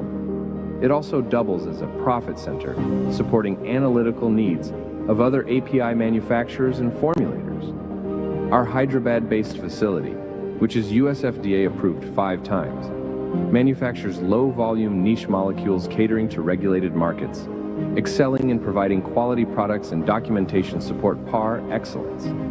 This is one of the rare facilities which got audit approval by Japan PMDA, which is considered one of the most stringent of the global health authorities. Our greenfield facility spread over 120 acres, about 70 kilometers from Vizag, and approved by US FDA 3 times, is where SMS manufactures all its volume molecules, including ibuprofen, which is manufactured in one of Asia's biggest production blocks for a single product, with a manufacturing capacity of 12,000 metric tons per year.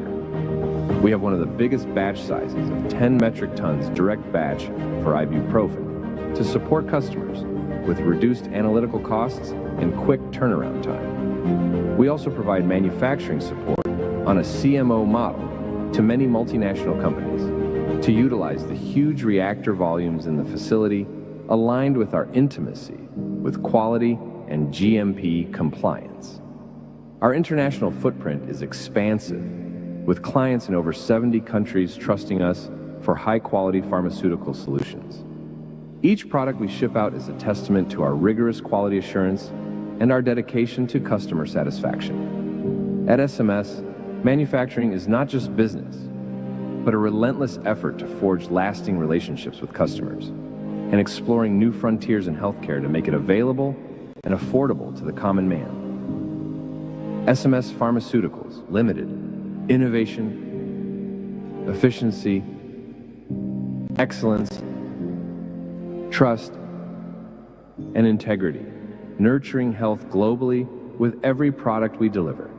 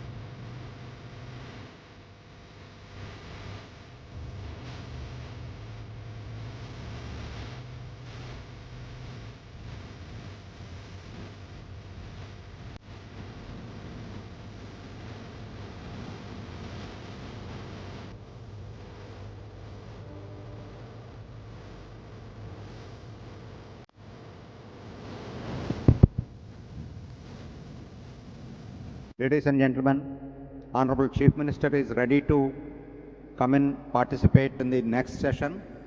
We are only just waiting for a few of the people to join. I request all of you to take seats. I will also request any of your friends, colleagues are outside, bring them inside. We'll be starting. We have 3 sessions to continue post-lunch.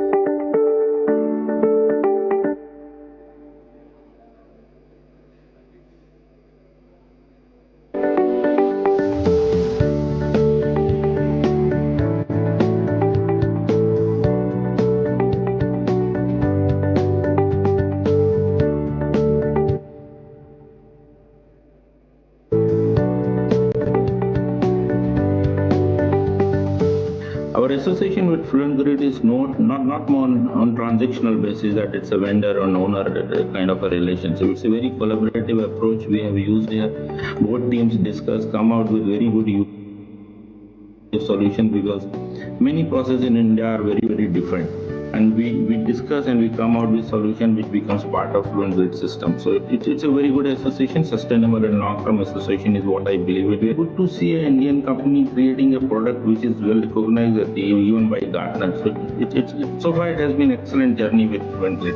So they have been a very integral part in our triple C, I mean the Command and Communication Center, we chose to call it the COC, the City Operations Center. I would definitely say the COC is making a very huge contribution there, and if I say COC is making a contribution, Fluent Grid obviously.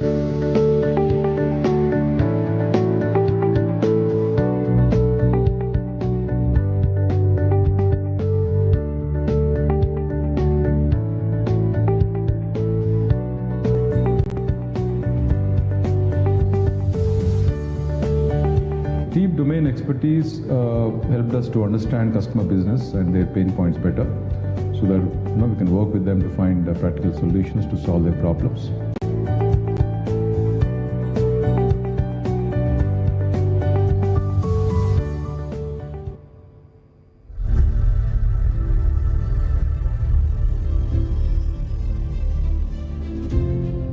SMS pharmaceutical synthesis for products identified to support customers intending to launch once they are generic, and also doubles as a contract research facility for standalone development for outsiders, and can also take up projects on a CDMO model. We have done CDMO for about 9 molecules with our European partners successfully, waiting for launch and many more in the pipeline. SMS Central Lab is a US FDA-approved laboratory providing analytical support for SMS molecules under development and commercial. It also doubles as a profit center, supporting analytical needs of other API manufacturers and formulators. Our Hyderabad-based facility, which is US FDA approved 5 times, manufactures low-volume niche molecules catering to regulated markets, excelling in providing quality products and documentation support par excellence. This is one of the rare facilities which got audit approval by Japan PMDA, which is considered one of the most stringent of the global health authorities. Our greenfield facility spread over 120 acres, about 70 kilometers from Vizag, and approved by US FDA 3 times, is where SMS manufactures all its volume molecules, including ibuprofen, which is manufactured in one of Asia's biggest production blocks for a single product, with a manufacturing capacity of 12,000 metric tons per year. We have one of the biggest batch sizes of 10 metric tons direct batch for ibuprofen to support customers with reduced analytical costs and quick turnaround time. We also provide manufacturing support on a CMO model to many multinational companies to utilize the huge reactor volumes in the facility aligned with our intimacy with quality and GMP compliance. Our international footprint is expansive, with clients in over 70 countries trusting us for high-quality pharmaceutical solutions. Each product we ship out is a testament to our rigorous quality assurance and our dedication to customer satisfaction. At SMS, manufacturing is not just business, but a relentless effort to forge lasting relationships with customers and exploring new frontiers in healthcare to make it available and affordable to the common man. SMS Pharmaceuticals Limited. Innovation, efficiency, excellence, trust, and integrity, nurturing health globally with every product we deliver.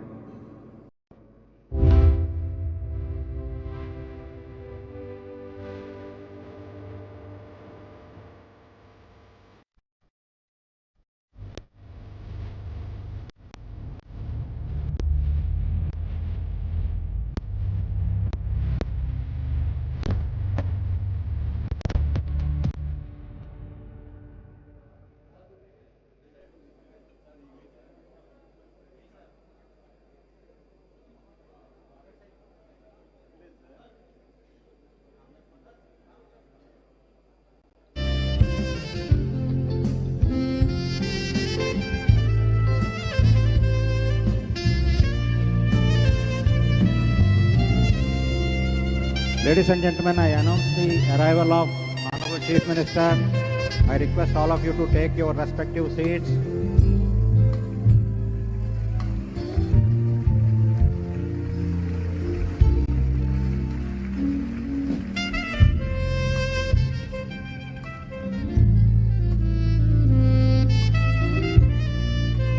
I welcome Honorable Chief Minister once again for the afternoon session.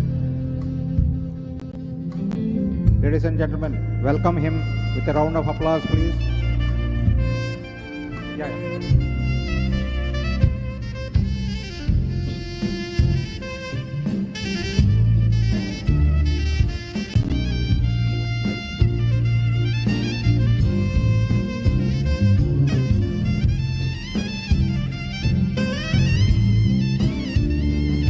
So please settle down, ladies and gentlemen.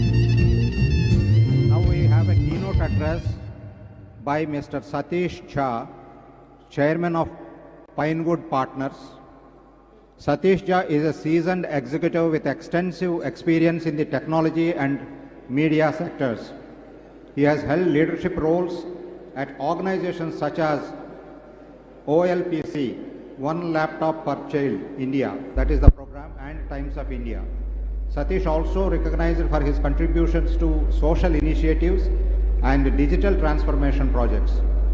He has worked with various national leaders and helped several government departments.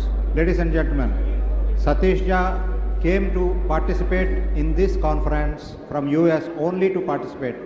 A big round of applause welcoming Mr. Satish Jha.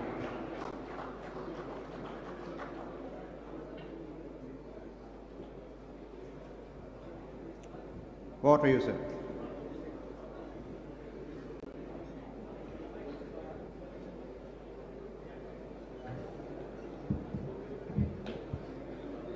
Thank you very much.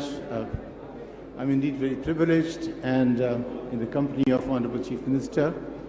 My first thank goes to Shriram, thinking of me, and Mr. Tucker and the GS Global Forum. It's an exciting opportunity, and whatever I have seen is really a privilege. And I've been asked to talk about how we can leverage technologies for governance. And I'd like to start with something very simple. I think one of the major recent stories of governance has been something called Aadhaar. And the Digitech that we keep hearing about. But I had a very small question. 2006, government asked me to consider creating a possibility of how to ensure that our Manrega people, their wages were given to them and not siphoned off. 2006. And I created a framework which is very simple, which could be done very quickly, but it was so simple nobody wanted it. But that was part of governance. 2009, my good friend Nilekani, he decided to do something, became Aadhaar. But there is an idea of, many major things, if you get into complexity, what happens is that we miss out the essence of it. So if I had to look at Aadhaar, I said I learned an idea about smell test, touch test, any test, simple test. A simple test was, do you remember your Aadhaar number? Let me ask you, how many people here sitting here, you remember your Aadhaar number? Raise hands, please. Well, I see about 5, 6, 7.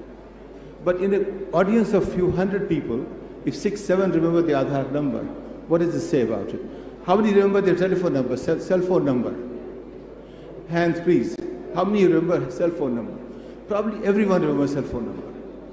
So point is, if Aadhaar is going to be a foundation of my governance process, should it not be as simple as a cell phone number? And that simplicity is very, very critical to creating any governance paradigm, you can say, or any framework. And somehow we miss out on that, the simplicity, how technologies can help us make things simple. Now I call, when things become simple, I call them cell phone of anything. You want to create a simple solution? Cell phone or something. I go back in 1985. and I'm looking at a meeting with the Minister of Telecom and the government. They said if they wanted to give every citizen, and then we were 45 crore Indians, which means we were about, say, 45 crores, 10 crore families. If you want to give phone to every house, it will be 2,100 and probably will not be there. Technology changed. 1995, November, some date, cell phone comes to India. In 5 years, nearly everyone has access to phone. Every family who could think of it had access to phone. What happened? Technology was made simple to the point that everyone could have it. And the government did nothing about it. Government did not have to do it. So one of the programs today in the world where everyone has access to is cell phone. They don't have water. They don't have potable water. They don't have drinking water, but they have cell phone. So what happened? Because taking water to the person or to a hamlet, to a house is not easy. But cell phone became so simple, it was possible. So the question is, how do I make technology so simple that governance becomes simpler? So just a test was, if I can remember my Aadhaar number or Social Security number, which every American does, because they are the originators of Social Security system. If you look at it from the same point of view, and I'm trying to urge you to see the notion of simplicity in governance. Now think of it, all the programs, when I look at our own evolution, we are a 75-year-old society. In 75 years, we have gone from $50, the richest economy in Asia, in 1947, richest economy in Asia. We have gone from there to become an economy of $2,400 per capita, while Korea has gone to $50,000 and China $20,000. We began the same way. In 1947, we began the same way. India was about $52, China was 47, Korea about 48, and today, India is at $2,400, Korea at 50,000, China at 20,000. That's our journey. What happened? I'll try to share with you, it basically is a matter of governance. What happened? We were the pioneers of planning. 1950s and 60s. Korea began 62, 10 years later. But they began differently. We began the same journey, but by the time it becomes 1981, Korea has gone to $1,000, we were still at 130, 40, 50. So what was happening? So point is, if you look at the planning itself, the way we plan becomes very critical to the process. If you plan in a very, a different kind of arch, you will find different kind of results. Today, we haven't achieved the goals of first plan. That's a very interesting story. While Korea had learned from us, they came to learn planning from India. They began planning 10 years after India, and they became so successful that they began having a company of $40 billion in 1990, when India's biggest company was hardly $2 billion in revenue. So how did that happen? So when it comes to governance, I think simplicity is very important. It should be, look at, is it good for the last person? Who is the last person? When I look at our data for India, by the time you reach 2 lakh rupees per capita income, which is the average income, you're already touching 2%. 98% earn less than that. So I would say, how do you look at the GDP? GDP should be seen, not GDP per capita. One of my friends said, maybe let's call it median. My point will be, you're trying to raise zero poverty will happen when the last person has no poverty. So look at the last 10%. What is the GDP per capita in the last 10%, for instance? These are the questions which we're going asking. Can technology help us in that? Now let's look at how we look at it. In the US, in 50 years, there are a dozen entrepreneurs who created companies which are bigger than India.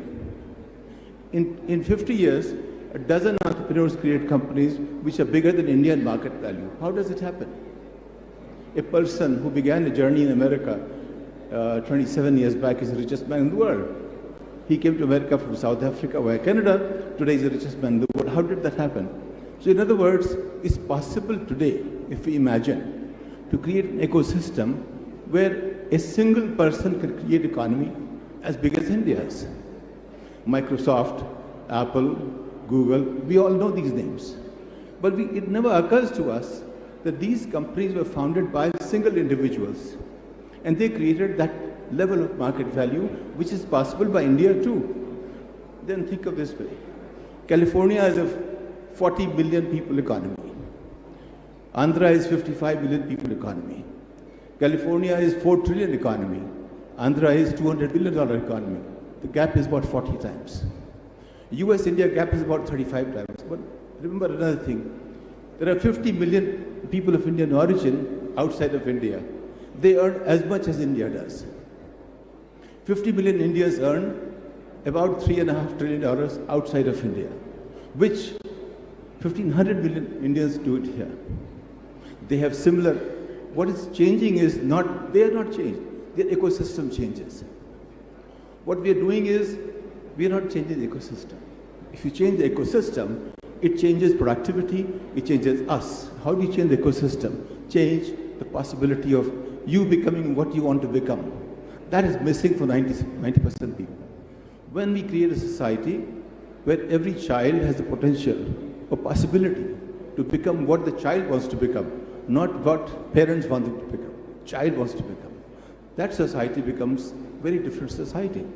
So in governance, we haven't looked at these questions. We have looked at questions which are essentially either very high-end, remove poverty. Remove poverty doesn't remove poverty. Hasn't done in 75 years. Literacy by 1960, nothing happened. But literacy you are talking about, literacy means nothing. If I know ABCD, am I very capable? No. Similarly, when it comes to education, what do? It's not ABCD, it's not one thing or the other. What is education? I'll give an example. My son was 7 years old and he said something interesting. He didn't want to go to school. I said, what happened? Well, I don't want to go to school today. I don't feel good. I said, okay. So why won't you go to school? He says, who wants to go to school? I said, how about learning? He said, who learns at school? I said, what? What do you do at school? I said, we get educated at school. I said, what is that? Education is what teacher wants me to learn. Education is what you want me to learn. What's learning? What I want to learn. That difference made all the difference of education and learning. We never thought of it. So in the US system, the effort was, what does the child want to learn? In our system, effort was, what do we want them to learn? You know, we had a good friend called Kapil Sibal. He became Minister of Education. Farid Zakaria, and we were sitting in New York. He was talking about education. He said, what's the future for India?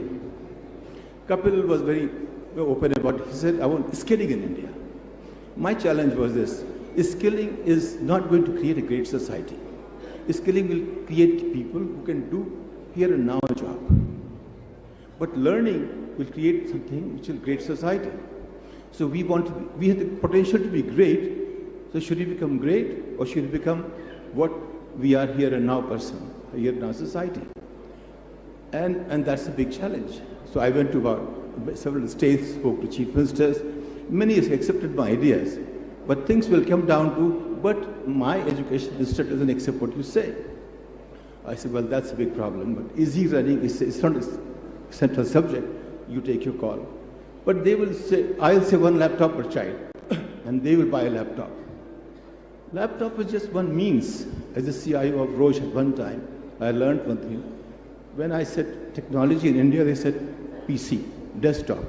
When I said technology in America, they said, well, that's only 6%, 7% of my cost. Ecosystem. So technology is not a piece, it's a complete ecosystem. And we become productive in ecosystem. So my submission is this.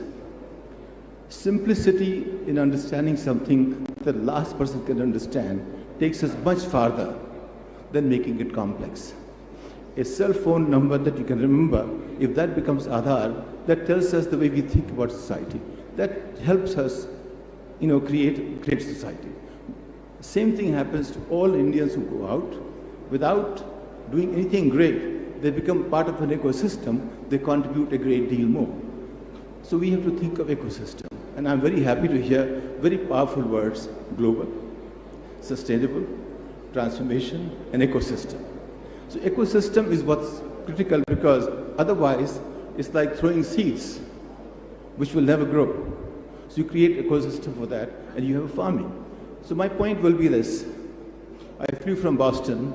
I think I'm a little jet lagged. And this is a little too hard on me at this point in time. But the point is, ecosystem was the most interesting word I heard here, that we're talking about that. It was not being talked about 10 years ago. It was just one project, one task, something. So when you create ecosystem which has sustainability built into it, that is something is going to help us become a great nation, which can help Andhra have $100,000 per capita income 25 years. When I look at Korea did this, and Korea and our population of Andhra and Korea are about the same. Korea's economy already, I think, more than $1 trillion, $50,000 per capita. I think their population is about 50 million, so about $2.5 trillion economy. We can be too. We can be in less than 25 years. They achieved that in about 25 years. If you see the rate of growth, it's 3 times per decade. Ours was 50% per decade, except for the decade of 2001 to 10, when we grew up 3 times, we have been doing 50% every decade. So we can do 3 times a decade. And I think in 20 years, Andhra can plan to be $100,000 per capita income economy if you really choose that way. That's a possibility. But beginning has to be made like China did. What did China do, what we didn't do? 71, when Nixon and Kissinger come to China, they started a new journey. In China, per capita income in 1971 was the same as India, as $191. And 2001, which is about, 1991, we were about 393 or thereabouts. But 92, China gets past India, and since then, it's been kind of galloping. Today, it's about $20,000. We are at $24.50 or thereabouts. So China did something interesting. It planned for 20 years for human development, people development, and that did it. Korea did the same thing differently. Korea says every single Korean, more than 21, is a graduate. No other country can claim that. That's what takes $50,000. So I would say that great societies just take some basic things about society very, very seriously, which is respecting their citizens and making sure that they can find their dreams, they can live it, they can create it. That's what it's all about. In America, pursuit of happiness was very important. So they allowed everyone to achieve what they want to achieve. They create a system for that. And that's what made America great. It went past Europe. Since 1945, 90% Nobel Prizes go to people in America. They may be American, they may be foreigners in America, but Europe's basically lost out, America began gaining. The reason was the same. Reason was they focused on people, and they said, we will help everyone achieve their dream. My submission will be that the greatest programs we have had, they have not been government programs. Cell phone was a program not run by government. Technology and support. Don't do it. Doing has never, I have analyzed about 100 programs of government, not one of them achieved goals. Our people are best. Our bureaucrats are amazing. Our leaders are amazing. I can't get a single vote, and they can get billions of votes. I was not part of civil services, and I've seen them, how brilliant they are. But when it comes to achieving things, something is missing. What is that? Because there is something missing, and my submission is, what's missing is, we become busy with our today. We don't think of tomorrow. We don't think of 20 years hence. So good thing is, we are thinking 2047. That's a great thing. So a lot of great things are already happening here. 2047, global, sustainability, transformation, ecosystem. These are all great things. But unless you bring it down to ensuring that every single citizen is empowered from childhood onwards to achieve the dreams they have. My program say, we support you to learn at the frontiers of your aspirations. We say, don't teach, let them learn. So teaching, learning and education difference, that's very, very important to understand that when we learn, सीखो, पढ़ो, सीखो, पढ़ो. पढ़ने से कुछ नहीं होता. If I see a film, I can't make a film. But learning is about, can you make the film that you're watching? If you learn at that level, that's when you become great society, and that's when you become $100,000 per capita income society. So I would say that from governance point of view, let's make it, and Honorable CM has said that, people-centric. So the last person is very, very important to me. Let's look at the GDP per capita becoming per capita of the last 10%, not the whole society as such. Median can be a reasonable number, but even better is the last 10%. So I would say that whenever you can think of creating any program, think of the simplest metrics that can take you to measure it better from people's point of view. In technology, I would say I had the privilege of doing what 45 companies, either investor or chairman or CEO or advisor, whatever. And I've seen every single company. I did my part exactly on time, but the founders were the one who drove it. An idea is a company is done by the founders. What was missing when I do something here, when I do something overseas, is that basically they're looking at a complete ecosystem. Here we are doing bits and pieces. So from bits and pieces to ecosystem, that makes a huge difference. And by the way, billion is a big number, it's a very small number. It's a big number, it's not easy to do, but the people 21-year-old, they become billion. I've seen 29-year-old billionaires, 30 years.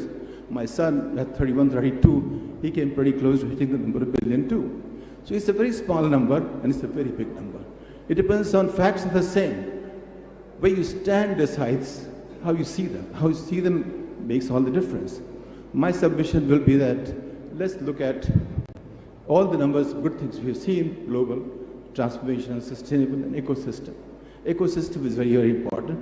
And then create the foundation. Our foundation is of bamboo scaffoldings. But we want a 10-story building. Is it possible? No. So that can only happen when not just the 10% people, but 100% people educated. And that's when the governance will come in. Governance comes when everybody knows what they seek from the government. Today, 90% people don't know what to seek from the government. So that's what the challenge is. How do I see governance? I see governance when my expectation for government doesn't require too much effort to be met. So we create the index. Having said that, I think my time is up. I timed it to 10 minutes. And I'm sorry for this little bit of heat that I have and a bit of jet lag, but my privilege to be here. And thank you, Mr. Tucker. Thank you, Shriram. But my submission will be very simple. Let's make it simple. Let's look at the foundation. Let's look at the last segment of the people. Let's appreciate the fact that we are the same people. When we go in a system, we become more productive. Question is, if we can create the same ecosystem, we can be better productive. We have the potential to be as good as we want to be. There's no question about that. We are as good as we want to be. Let's help all of us to become as good as we can be. And with that, I'd like to thank you very much. Thank you indeed.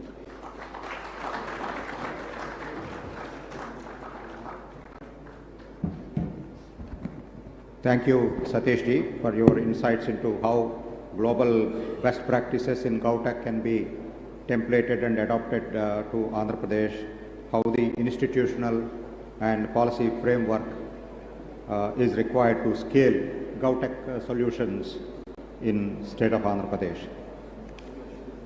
Now it is my pleasure to invite, there is a change in the program. We have moved the health tech session to in the place of GovTech.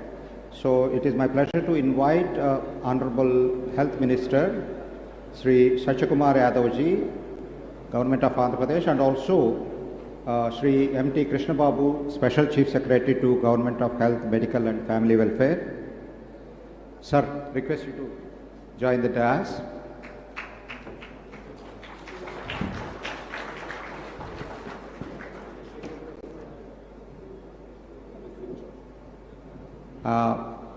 I request Krishna Babu Garu to deliver his.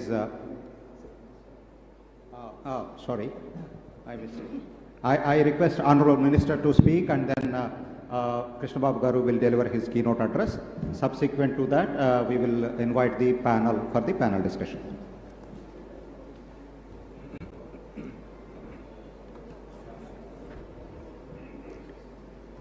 Respected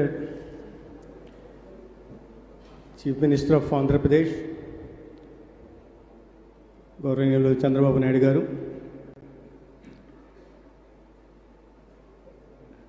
the directors of Global Forum for Sustainable Transformation, distinguished guests, officials of Andhra Pradesh, and participants, Andarki Namaskaram. I am indeed extremely delighted to be part of this important conclave that throws some valuable light on possibilities of taking Andhra Pradesh healthcare to new heights. I sincerely compliment the team of Global Forum for Sustainable Transformation for taking this initiative, and also confident that the deliberations and outcomes of this important deep tech conclave will provide a roadmap and way forward for taking the healthcare delivery of Andhra Pradesh to new horizons. As we have already seen a few innovations in the exhibitions and also in the presentations, which can bring in a transformative change in the lives of the people, and more particularly in the health sector. I must thank the organizers for keeping this podium very low, so that I am not only audible and also visible. It is universally acknowledged that health is wealth. For the health of the people has direct impact on the economic growth of any individual, family, or the state, or the country as a whole. The historical analysis of 13 developed countries has established that 1% increase in lifetime expectancy has resulted in 6% addition to the GDP and 5% addition to the per capita GDP. Which highlights the healthcare of the people, impact of the health of the people and the economic growth of any country. In this background, now we are aiming to become, when we celebrate centenary celebrations of our independence in 2047, we are aiming to become Vikasit Bharat under the leadership of Honorable Prime Minister, whose extraordinary leadership qualities, out-of-box ideas have transformed the otherwise bankrupt economy of the country into one of the top economies of the world today. And on the other side, we have a leader, a visionary leader, who in the early 90s itself envisioned, understood the importance of IT and the kind of positive change that can bring in into the lives of the millions of youth, as also aiming to make Andhra Pradesh, Swarna Andhra Pradesh by 2047. The vision of the state and the country is defined by the two great leaders who have courage to dream, commitment for delivery, and compassion for the poor. Under their leadership, I am pretty confident that India will become a Vikasit Bharat by being one or top two economies, largest economies of the world, and also Andhra Pradesh, yes, Swarna Andhra Pradesh. But when I say so, the health to attain this, to achieve this by 2047, health assumes significance because accessible, affordable healthcare will create healthy people. Healthy people in turn will add to the economic growth or wealth creation. So, in this context, we have many challenges in Andhra Pradesh, like even in the country, as we are still a developing nation, where many gaps, demographical, many diverse challenges. During these challenges, it is important to leverage technology to find solution to face these challenges and bring in a transformative change in the health sector. I'm pretty confident because the achievements of the health ministry and what the state and health ministry more particularly is affecting from this conclave will be presented by our Special Chief Secretary Krishna Babu Garu. But I want to say one thing. We have a huge data captured by our healthcare professionals, right from the ANM, ASHA workers to ANMs to CHOs to healthcare professionals in the teaching hospitals, collected from 10,000 plus wellness centers at the village level and 1,700 plus primary health centers at rural and urban areas, and more than 250, close to 250 community health centers, area hospitals, district hospitals and teaching hospitals. But how do we integrate this data with the technology and bring in a betterment in the lives of the people and healthcare sector in particular? That's where deep tech solutions come into the picture.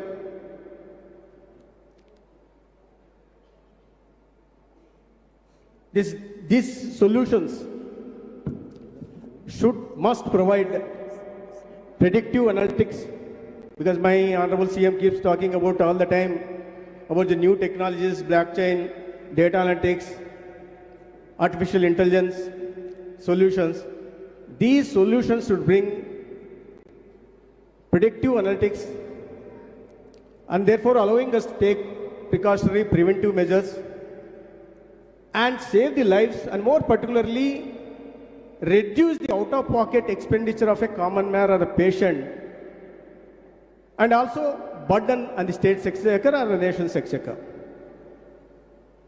So I urge upon the youth of the Andhra Pradesh, because Andhra Pradesh is known for intellect. There are lakhs of people because of Chandrababu Naidu Garu have migrated to America, and they are proving their mettle.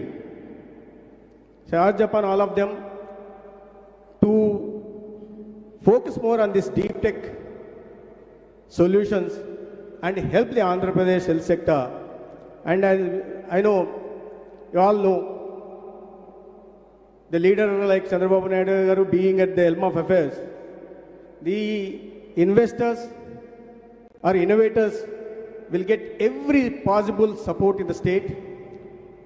I take this opportunity to urge upon, appeal Honorable CM, sir, form a committee particularly on that, and you have been bringing many policies in every sector, and also appeal you, sir, to bring in a policy for deep tech innovations in Andhra Pradesh, so that more and more youth comes forward and they will be instrumental in building the Andhra Pradesh, Swarna Andhra Pradesh by 2047. So I take this opportunity to thank the organizers for giving me this opportunity of meeting of all, and more particularly to learn many things. I am not a doctor, I am a health minister. I have been a health minister for the past 6 months. I have always been a political student or an engineering student. I never knew anything about the medicine. Nothing, and not even a terminology. But still, Honorable Prime Minister, Honorable Chief Minister of Andhra Pradesh have given me this opportunity to know many things and be an an instrument in bringing a change in the lives of the people of Andhra Pradesh. Thank you all.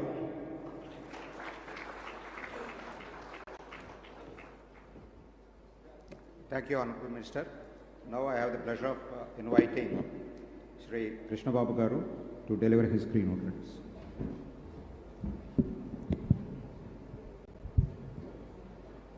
Yeah, the presentation. Good afternoon, Honorable Chief Minister of Andhra Pradesh, Nara Chandrababu Naidu Garu, GFST Takkar Saab, Honorable Ministers, MLAs, MLCs, and all the other distinguished guests. So, I just wanted to just present about what this Andhra Pradesh Public Health 2. Why we are talking about 2 is the way in which Honorable Chief Minister wants us to think, act, using the digital technology, using artificial intelligence, machine learning, and deep tech to take preventive action rather than concentrating on curative thing. Curative is always important, but coming back to preventive gives much better result. Our Swarnandhra tagline is towards wealthy, healthy, happy Andhra Pradesh. So by 2047, that is the kind of society Honorable Chief Minister wants to do. So this is, we are going towards that. Just I will present what exactly, where we stand today, what are the challenges being faced, and what we wanted to, all the invitees, GFST, I thank especially Takkar Saab and the entire team, to make available this much talent pool available to health department to think, to interact, and also to collaborate, developing a system wherein we can make this goal, happy and healthy Andhra Pradesh, a reality. So demographically, Honorable Chief Minister always talks about demographic management. That slide is gone. Just can you go back? So the main challenge is fertility rate is presently 1.54 and it is going to drop to 1.37 by 2047. So this has a serious implication about the dependency ratio may be the same, but the child, that is 0 to 14 years population, there will be almost 7% decrease, and 60 plus years population is around almost means from 14% to 23%, 9% increase. So this will be posing a real challenge in the economic development because the working age population is going to reduce. This has its own implications. That is why how to ensure that the fertility rate increases and also the dependency ratio comes down by creating a workable solution to the 60 plus age group population. We have overall, if you see Andhra Pradesh, we are having better indicators about access of the people to the health facility. Whether it is the village health centers, public, PHCs, primary health centers, or area hospitals, beds for 1,000 population, except the CHC, coverage of community health centers, we are above the national norms, IPHS norms, and human resources also, Andhra Pradesh is fortunate to have very positive human resources. As per the WHO norms, whatever is required, we are much above that. Whether it is the doctors, including specialists, is 1.5 per 1,000 population, nurses around 3.8 per 1,000 population compared to 3, and 50 overall total population for physicians, nurses and midwives for 10,000 population, almost 50.9 compared to WHO standards of 44.5.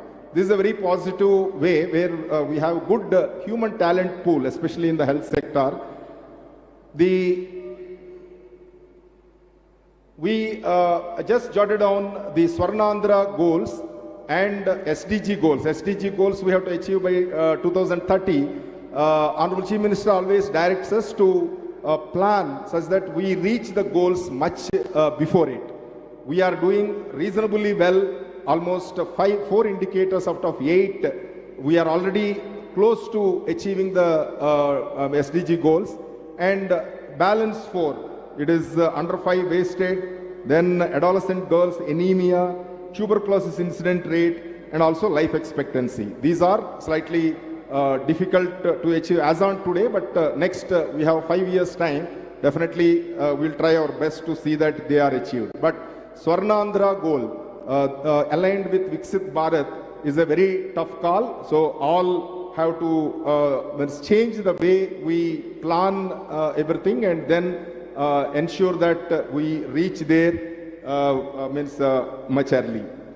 The percentage of out-of-pocket expenditure, now it is as per NFHS 5 survey, it is almost 63.6%. The toughest goal is this, bringing it to less than 5% by ensuring that health insurance for all is made effectively implemented. See, similarly, we have almost 80% of the population covers under NTR Vaidya Seva. So we have to make it 100%, and also we have to streamline. The government has already made a promise in the manifesto, the health insurance for all. Geriatric care facilities, presently we have in district hospitals, subdivisional hospitals and CHCs. Now it is the goal is to ensure that all the healthcare facilities up to the village health clinics have the geriatric facilities. NABH, NAQS, basically quality indicators. As of now, 7% of the institutions are given certification. So our target is at least next 2 years, we should at least reach 80%. We are working on that. Key initiatives, what we are doing is, we have to make a health profile of the entire population. So Abha ID is one of the key indicator where if now as on today around 4.19 crore individuals we are able to do the Abha ID, and which reflects to 80% of the population. Then when we do the survey, now NCD 3 survey is going on, we are doing universal health survey, wherein all the NCDs are being recorded, including the cancer care. So cancer, the preliminary screening for breast, cervical and oral cancer. Then all these suspected cases found out by the health level worker, village level health workers, CHO, ANM and ASHA workers, they will be confirmed by the medical officer. After confirming, they will put on the treatment. Then continuity of care is ensured by almost line listing of the data is available to ensure that all are covered. Almost now the continuum of care is around 80%. Just we have to make it almost 100%. And also Abha ID creation, now it is around 80%. We have to ensure that goes to 100% in this screening.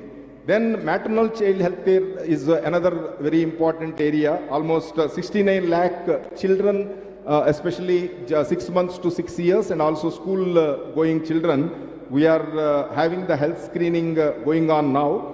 Then whoever is registered in RCH portal, pregnant women, they are tracking of them, seeing high risk pregnancies and tracking and seeing that they get proper care such that the maternal mortality, infant mortality is reduced to substantially minimum. So we are doing anemia monitoring almost monthly basis for the pregnant women and quarterly basis for adolescent girls.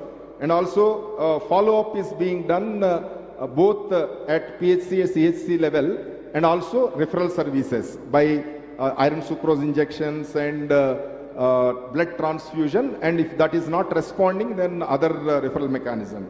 We have a strong EHR. Now we are doing almost all the hospitals from PHC to tertiary hospitals. We are putting integrated electronic health records.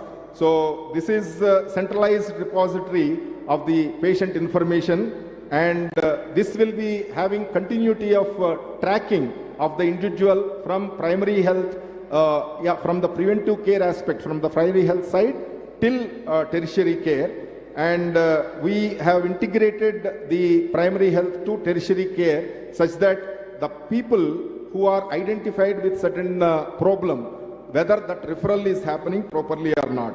So almost now we can proudly say we are the almost leaders in India to have almost 5.5 crore health records which are linked with EHR, electronic health record, and 19,700 health facilities are in the EHR. We have created Aabhas.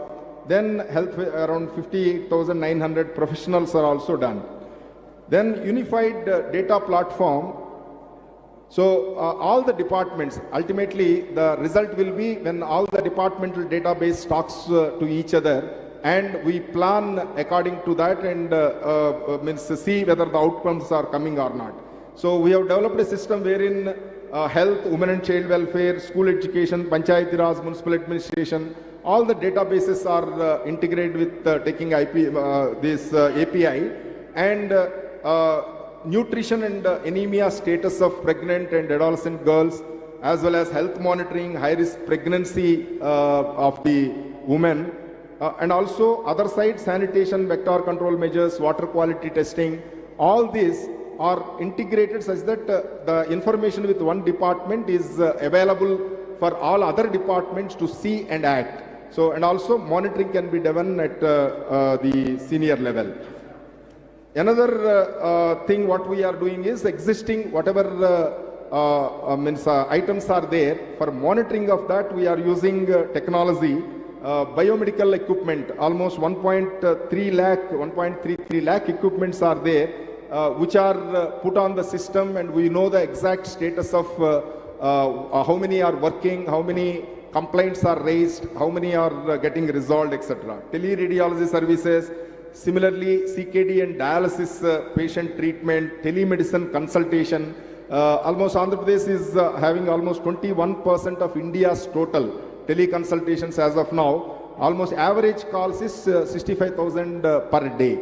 So this is how we are able to make available the specialist services from the hub, from the specialist to the lowermost health system, that is village health clinics. Then with facial recognition, almost we have started using 106,000 employees of health department. Each employee, they have to register in the face recognition system, and they have to make attendance 3 times. Morning 9 o'clock, 2 o'clock and 4 o'clock. So by that, at least compared to earlier time where only 60 to 65% attendance used to be there, almost when we started deducting the leaves etc. based on FRS attendance, now almost it is more than 92-93%, and sometimes it is reaching 98% if including leaves etc. Sanitation, security, pest control also, Honorable Chief Minister directed that the artificial intelligence machine learning should be used to real-time monitor what is happening, what is the quality, rather than just depending on the report or feedback from the superintendent. So that is what is being done. What are the key challenges? Now most of the data is in silos. So naturally main integration, data fragmentation, so integration has to be there. So that we are trying. This is where we wanted to understand what best can be done in the shortest possible time to have visibility. Similarly, lack of outcome focused dashboards. So we have data for each of the items, but only thing is overall when we just review, we are lacking the kind of dashboards which will give real-time database. Similarly, data governance and also limited capacity of the employees to use the data and also build up concrete quality data. So then what is that we just wanted to have? That is, we want to develop a digital twin. Each of the person should have a digital image of him with the government, such that at least each person from the starting birth to death, he can be tracked and analysis can be done. So that is with advanced diagnostics. Then of course data privacy, as many of the speakers have told, That is the biggest challenge. So because this data should be available for understanding the geographical prevalence and also disease pattern and identifying the root causes for the diseases such that we can take preventive action. So this is how the entire NCD survey data need to be used. Then we also want to introduce AI-assisted chronic disease prediction and taking preventive action to ensure that these kind of things at least will get controlled in the future. Similarly, genetic testing, as we know, even though it is expensive as on today, Honorable Chief Minister talks about genetic testing as a tool, because once the scale comes, the value, the treatment cost also will come down. So then at least personalized medicine protocols can be developed such that each person can be targeted for improving the health. Similarly, tech-enabled preventive care management and also to create total data lake from entire databases available in the health sector and also the related departments to ensure that we have actionable dashboards with proper information such that we can do much better in this area. So what we can offer to the people who wants to work with us, we have huge data. At least the masked data can be given wherein our Thakkar Sahib has told sandbox. So the masked data can be given for analysis, because this much data, I don't think the people will not get, any startup company will not get in the entire country.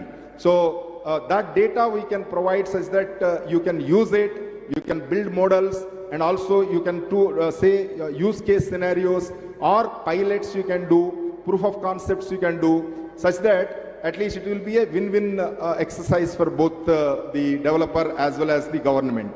So this can be done through virtual PMU. We are having now virtual PMU. We have tied up with our MOU partner with Swasti Group, and also we are trying to onboard many people from Andhra origin who are doing excellent work in IT, in healthcare sector, elsewhere, such that virtual PMU can be made, and also they can screen the projects, proposals which are coming, which will be relevant to Andhra Pradesh.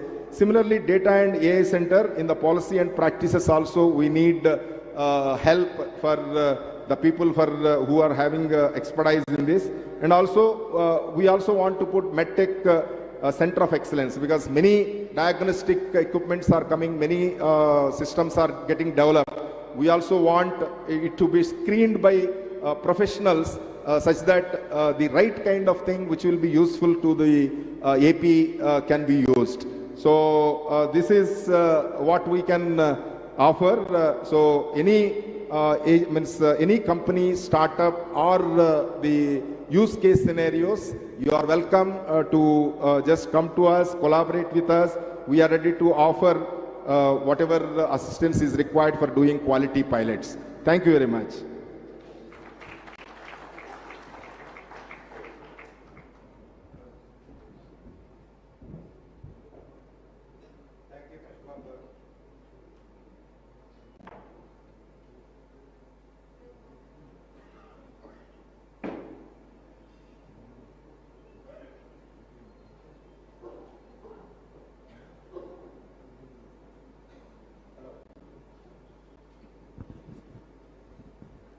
For the logistic issues, we are moving this podium to the ground because now we have more speakers. We don't want any blind spots on the dais.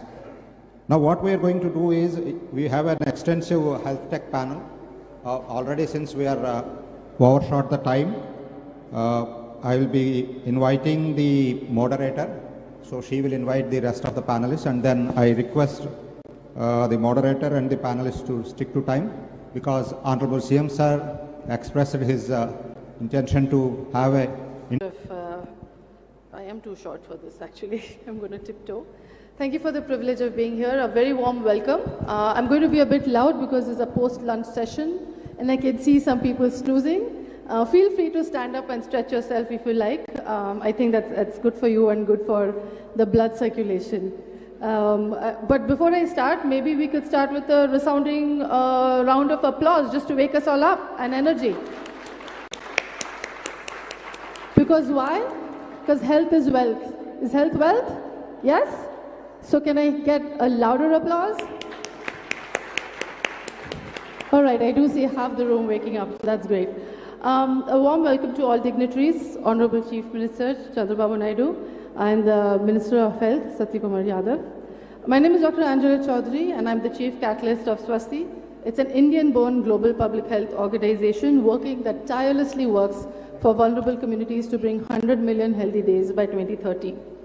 And since I have the stage, I'm going to take 2 seconds extra to say, sir, when I was a dental intern, I was part of your Janmabhoomi program from a large group of dental colleges in Bangalore that were very excited to come to the neighboring state and support districts like Andhra Pradesh, Chittoor, Tirumala and Tirupati. And I must say I was the only non-Telugu speaking person, but at the end of 2 weeks I did learn dental language in Telugu, so just an aside. But I want to say that AI and deep tech, like Krishna Babu Garu just mentioned, focuses on population health management and disease prevention. From the morning, we've been talking about diagnostics and R&D, which are very important, very less talked about in the public health and surveillance scenario, like population health pattern analysis. If we didn't know where the population was going, tomorrow we might end up with non-economically productive populations. So we have to have those analytics. Environmental health monitoring. Do we know when is the next extreme weather event? Human resource allocation. We all saw what happened during the COVID response. We didn't know how to quickly multitask and quickly deploy good human health workforce to space. And health equity analysis, most important and dear to me. Who are the people left out of the health systems? Who's not getting the services that they need to get? And of course, contact tracing and health communications. These kinds of technologies using AI and deep tech help us make good governing, good health decisions that implement preventive measures across the community, leaving no one behind. They are particularly valuable to prevent pandemics, to address health disparities and improve population-wide outcome. The key risks, so I have the pleasure of inviting a very good panel, but let me not postpone that. Very quickly before we get on to that, Andhra Pradesh is special. We have coastal vulnerabilities here. This is a key subject. While I work, in my organization, working with farmers, fishers, women and garment workers, etc., they are faced by barrage of environmental risks, and they are only increasing in frequency and in extremities.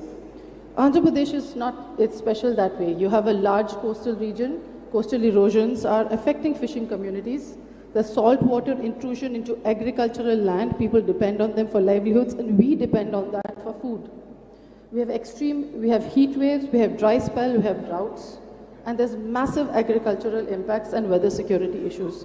So before I start the panel, we have a short presentation on what climate resilience and deep tech and AI applications into climate resilience. May I invite Dr. Dinesh Arora from ADB to present the financing on climate and health. Thank you.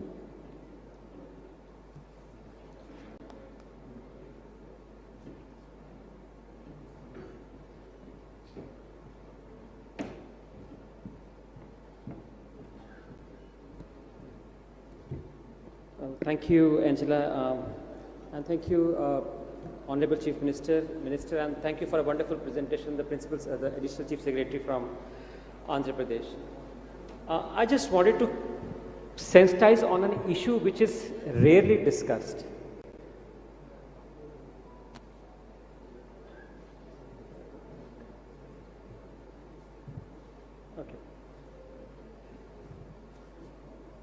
Pakistan suffered floods in 2022. 15% of its primary health centers got destroyed.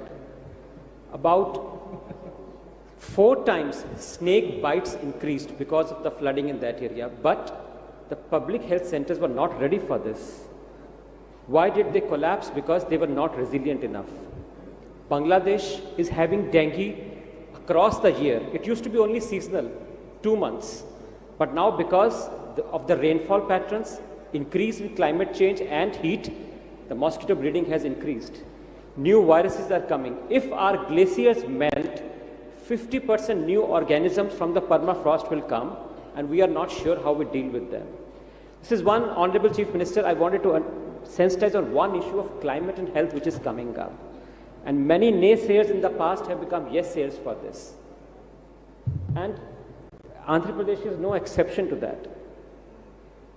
We have floods, we have perceived temperatures, like in Visakhapatnam, because of humidity, it could go beyond 50.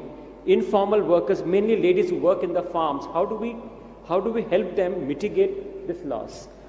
Animal health, the bird flu is so common, Nipah viruses. In fact, 5 of the 6 pandemics have come from animal origin. When we talk about health, animal health should be part of it.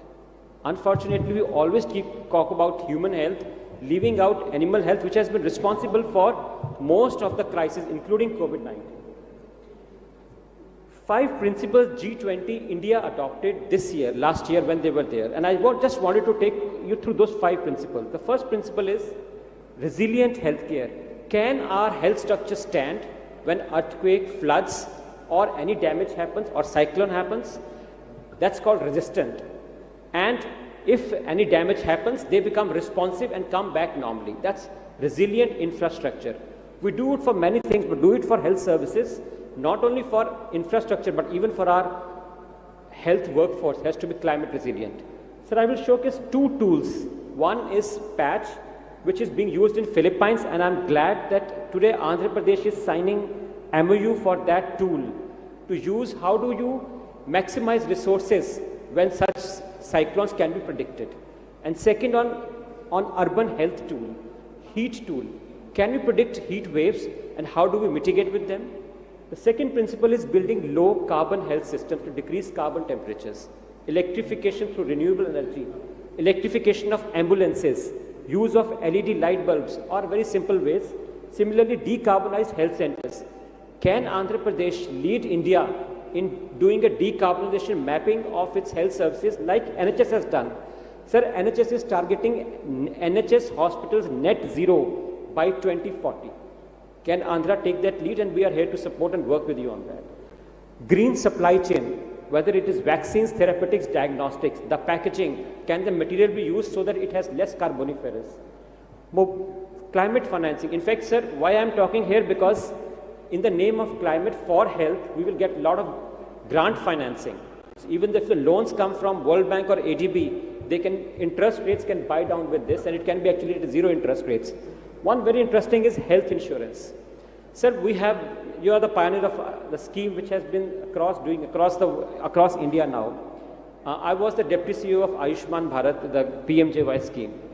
Sir, we have today 5-star ratings of AC air conditions, how much energy they save. Can we have 5-star rating for, if I am using a knee replacement, how much carbon it has taken? Can we move towards incentivizing low carboniferous productions? It is possible.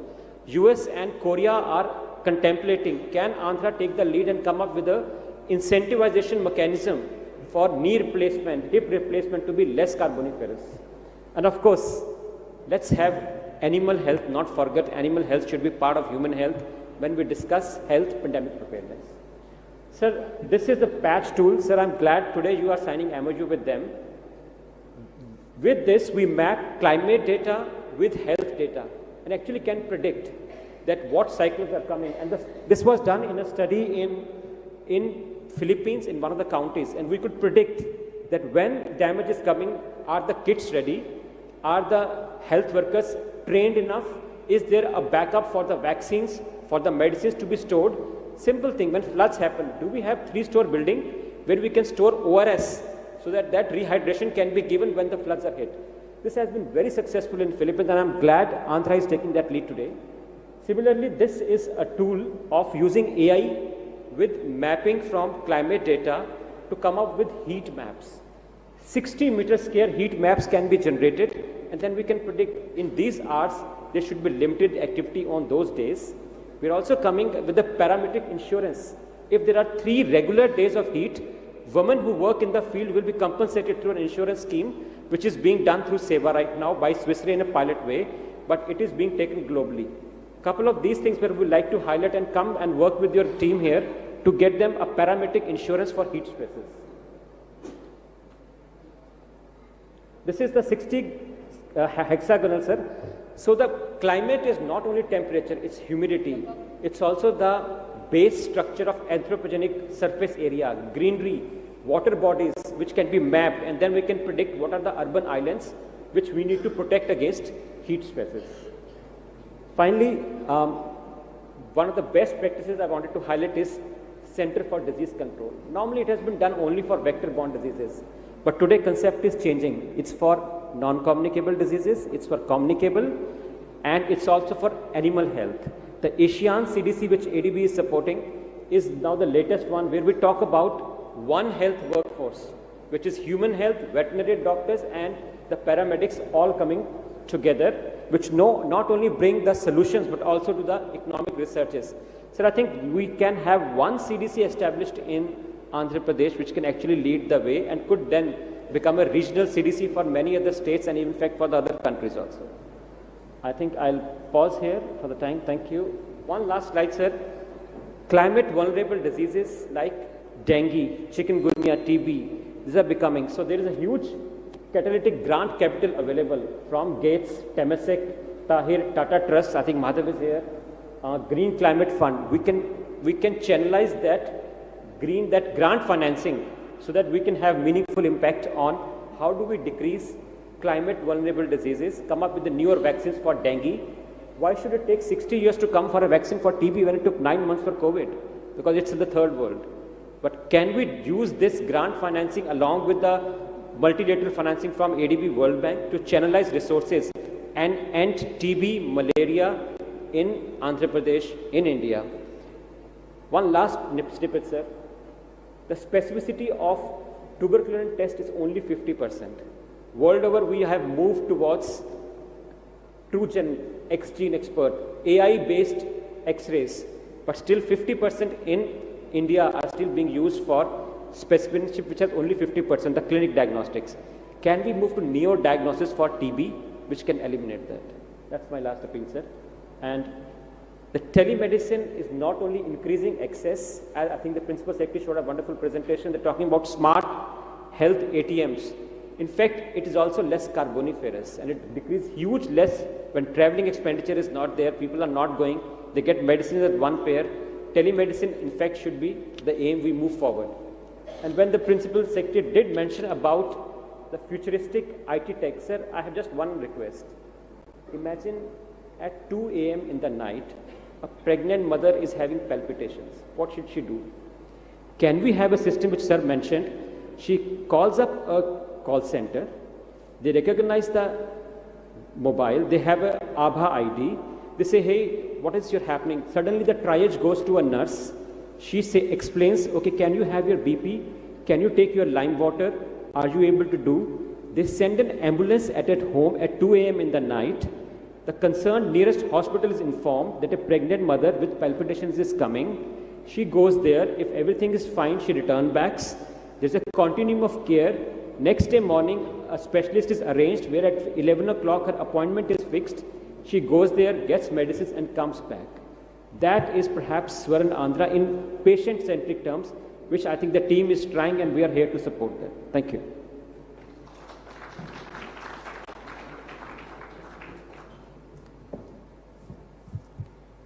Thank you, Dr. Dinesh, for highlighting the connections between climate and health and more so highlighting the interest-free financing that's available for climate and health initiatives. May I now call upon my panelists. We are very fortunate to have some of the brightest minds that I have worked with in this space, and so we'll all have the privilege of hearing them as well. In quick succession, Mr. Madhav Joshi, CEO of the India Health Fund, Dr. Pranati Reddy, Clinical Director, Rainbow Hospitals, Dr. Sanjay Saran, CEO, IKP Knowledge Park, Dr. Rora is already here, Mr. Amit Nagraj, Senior Health Specialist from the World Bank, Dr. Sanjay Patan Shetty, Director, School of Public Health, NIMS University, And Dr. Srinivas Madhuri, Department Head, University of Basel. Could you please take the stage? Thank you.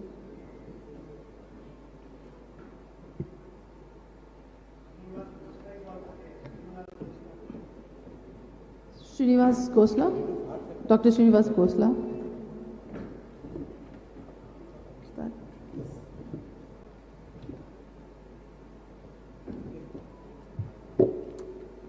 I will start.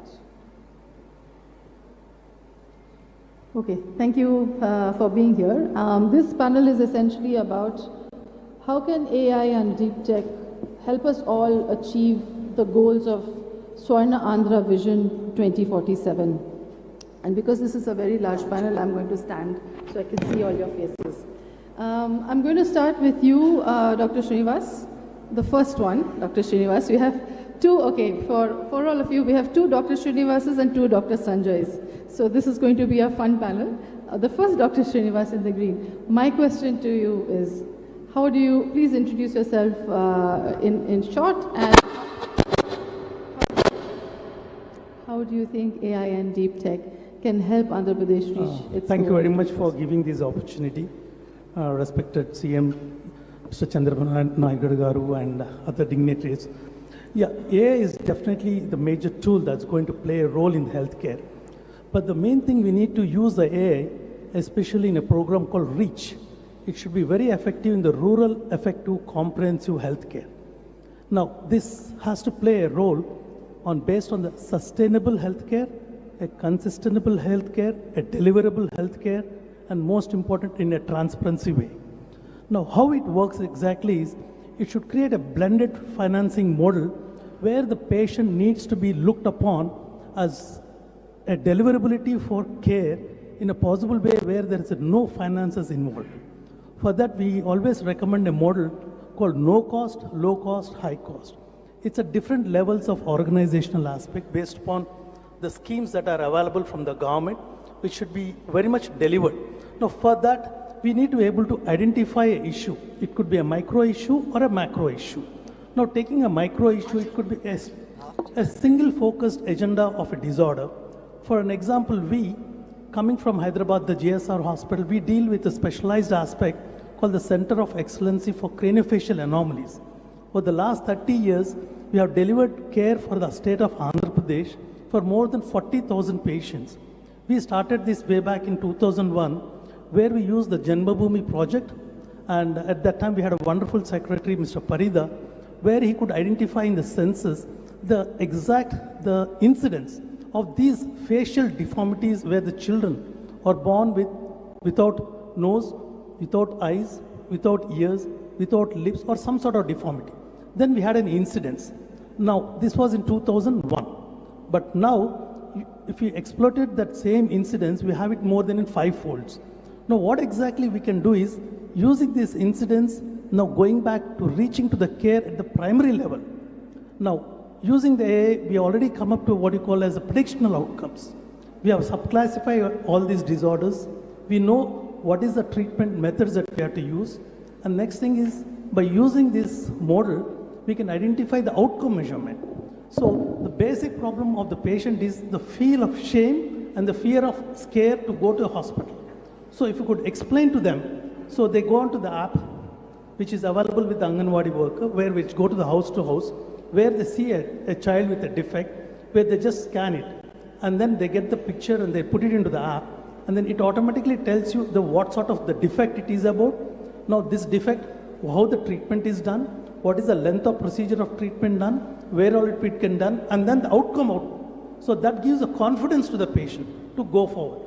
This is how the AI can be used at different levels in the healthcare system. Thank you, Dr. Srinivas. So you talk about last mile reach, last mile app, and a low cost, high cost blended financing model. It's called the blended convergence model.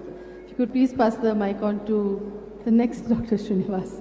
Dr. Srinivas, given all your high and deep work in Andhra Pradesh and the fact that you're from the academia, could you highlight how AI and deep tech can actually be leveraged, particularly in your line of work and what you'd like to do here? Right. Thank you, Angela, for having me here. Honorable Chief Minister, Thakkar sir, thank you very much for having me here. I came from Basel University. I am professor for regenerative medicine. I'm here today to share with you some of my experiences, and I would like to propose to the Andhra Pradesh Honorable Chief Minister Sir about an excellency center, a high-tech campus for biotech and medtech. One can actually create a combined campus for biotech and medtech. Biotech has around $500 billion market. Similarly, medtech also has huge market, close to $500 billion, and this can grow at a 17 to 20% increase annually. That means that gives you a huge opportunity for bigger growth for Andhra Pradesh. Consequently, we can also position India at the global scale. And I would strongly advise to take this opportunity and create such ecosystem. And creating an ecosystem is extremely important, first of all, to actually attract the key players in the field. And to be able to become one of the key players, we need to have the substance in place and ecosystem in place. And the way to do that is to bring the best brains working across the globe and have the global connectivity. Thank you, Dr. Srinivas. Sorry to cut you short. We just have 15 minutes. So, sure. But I think we heard the core of your content is on really multi-stakeholder partnerships, with academia playing a very strong role. Am I correct? Mr. Madhav, over to you. A line on what India Health Fund does and where AI and deep tech plays a role and how it gets support. Not a line, but yes. So India Health Fund is a catalytic fund set up by Tata Trusts based on two significant hypotheses. One, that innovation for public health had not received the kind of funding that it needed for development, largely because public health was either funded by governments or represented underprivileged patients. So there wasn't enough return for the private sector to make the investments needed. So Tata Trust stepped up, and this was Mr. Tata's personal passion project, to create a fund that would create technology for healthcare from India for the world. Deep science and deep tech play a significant role in what we do. About 70% of our investments have either been in AI-based technologies or in molecular diagnostics and emerging areas. And very relevant not just for development, but we've been partnering with organizations in the state of Andhra to validate some of these technologies and for pilot scale deployment. So. And what opportunity do you see? So Krishna Babagaru had mentioned that there is going to be a medtech center, a virtual PMU. Do you see any opportunity there in terms of collaboration? I do. The biggest issue in development of AI-based solutions is data. Good data drives good solutions, and access to data is a challenge. The state has the best access to data, and the chief secretaries or the health secretaries already made an offer to provide mass data. Yes. Now, what this can do is ensure that the diversity of patients in the state is used to develop AI-based solutions, which are then more accurate and more accessible to not just patients in the state, but the state doesn't have to depend on AI developed in other parts of the country or other parts of the world, which may or may not have the same level of. So I think there is a significant synergy, and one should really build on this. Thank you. Dr. Arora, I'll come to you now. You are making notes on the theory of change. So maybe you would like to highlight what some opportunities are from where you come from in where Andhra Pradesh is seeing its 2047 vision. I think, thank you, and I think it's a dream occasion to be where Honorable CM is listening to you, the Honorable Minister, Honorable Principal Secretary, Mr. Tucker. I think, sir, make AI as a digital public good. In the morning, I think the CM mentioned about Aadhaar, a stack on which we actually built many things. Can AP lead this? When you talk about sandbox, can we incentivize private sector to come, show innovations and take them to scale? For a public health specialist, AI should be for public health. I have no issues with personalized IoTs like smartwatches. I am using one.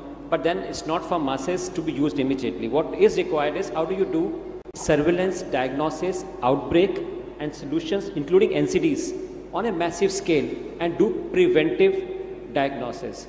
So for me, the opportunity is how do you make this AI mainstreamed within the health, use it as a digital public health good to deliver early screening and prevent diseases. That is perhaps the one of the most important, and AI will help in research, in conducting clinical trials and giving us solutions. And then government should help them, taking them to scale. Scale comes only with the government's approach.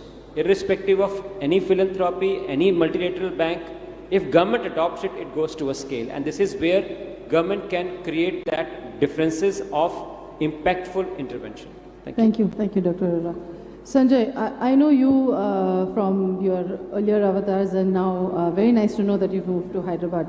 Question for you, in the space of diagnostics and market shaping of diagnostics, you've been hearing all the startups earlier today, and there was a wonderful stall out there, and you heard the vision of our Honorable CM as well as Health Minister. What does that opportunity look like for an institution like the IKP? Yeah, first of all, thanks for the opportunity, and thanks to the Honorable CM. I come from IKP, which was set up back in 1999, thanks to the public-private partnership mode, where 200 acres of land was donated by the Honorable CM, who was the Chief Minister of the undivided Andhra Pradesh. So one of the silver pandemic was the unprecedented focus on true point-of-care diagnostics. And when I say, true point-of-care, I want to make a distinction between the regular point-of-care and the true point-of-care. It means that diagnostics which can be as close as possible to the patient. And when we talk about true point-of-care, there are really two trends that are emerging. One is instrument-based point-of-care, and the other is instrument-free point-of-care. And there are, a bunch of technologies which are now already becoming available. So there is one, for example, Plus Life, which is a multiplex true point-of-care, which means that you can conduct or diagnose multiple diseases at the same time on a PCR platform. And they are looking at a disposable PCR platform. And there is a collaboration right now going on between this company and Huel Biosciences, which is a company in Hyderabad. There's another one called Kosara Diagnostics, which is home-based PCR. They have simplified the PCR to an extent where it can be used, within a domestic setting. And they're also getting into a joint venture with a company called Kosara in Ahmedabad. The second key trend in diagnostics is, integrated diagnostics. When you're talking about taking diagnostics to the last mile, you cannot really afford a chemistry analyzer, a hematology, immunology, and molecular. So they are now building integrated platforms where you have chemistry, immunology, molecular diagnostics all happening on one platform, and very simple to use. There are very few companies which are right now in this process, but there are very good chemists, and there are very good immunologists here in India, and specifically in the state of Andhra Pradesh, and their skills can be leveraged to produce these technologies. There is one platform called Fluxurgy, which is in this space. The third trend is obviously looking at alternate sample types. There are newer samples like urine for tuberculosis and tongue swabs for tuberculosis, which are now becoming available. They're easier to collect, and obviously easier for the diagnostics to be implemented at field level. The fourth point which I wanted to mention, which you specifically asked about the market entry, is the biggest valley of death is that a technology becoming available and it not getting to the masses. So I think it is, I've been hearing since morning that there's going to be a lot of focus on last mile access. Yeah. I think it is extremely critical, for the states to be able to work with these developers in order to make sure that there are mechanisms that are put into place so that these technologies can reach the people who need them the most and at scale. And it is great to see that the state of Andhra Pradesh, under the leadership of Honorable CM, has announced Anantapur as a proof of concept. So these technologies can actually be tested at a proof of concept level and then potentially be scaled up. Thank you. Thank you, Dr. Sarin. Dr. Praniti Reddy, we heard today about the state's priorities on cancers, particularly breast and cervical cancer. We also know women's health is at the front and center of the health department's goals. We heard from Krishna Babu Garu actually highlight that. As a world-renowned OBGYN and director of Rainbow Hospitals, how are you already using AIM deep tech, and what opportunities do you see for the private sector? So I am from the area of maternal health, and it was very interesting to see your presentation, sir. First of all, I would like to congratulate the state of Andhra Pradesh that you have already reached a maternal mortality goal which is far lesser than the SDG expected goal, and you've set for yourself a target which is very ambitious. You want to reach below 5. And I think to reach that below 5 will need a lot of hard work. It's a bit like weight loss. You know, you can lose the first 10 kgs very easily. When you come to the next 10 kg, it's the stagnation. And I think as a specialty, maternal health care lends itself extremely well to technology.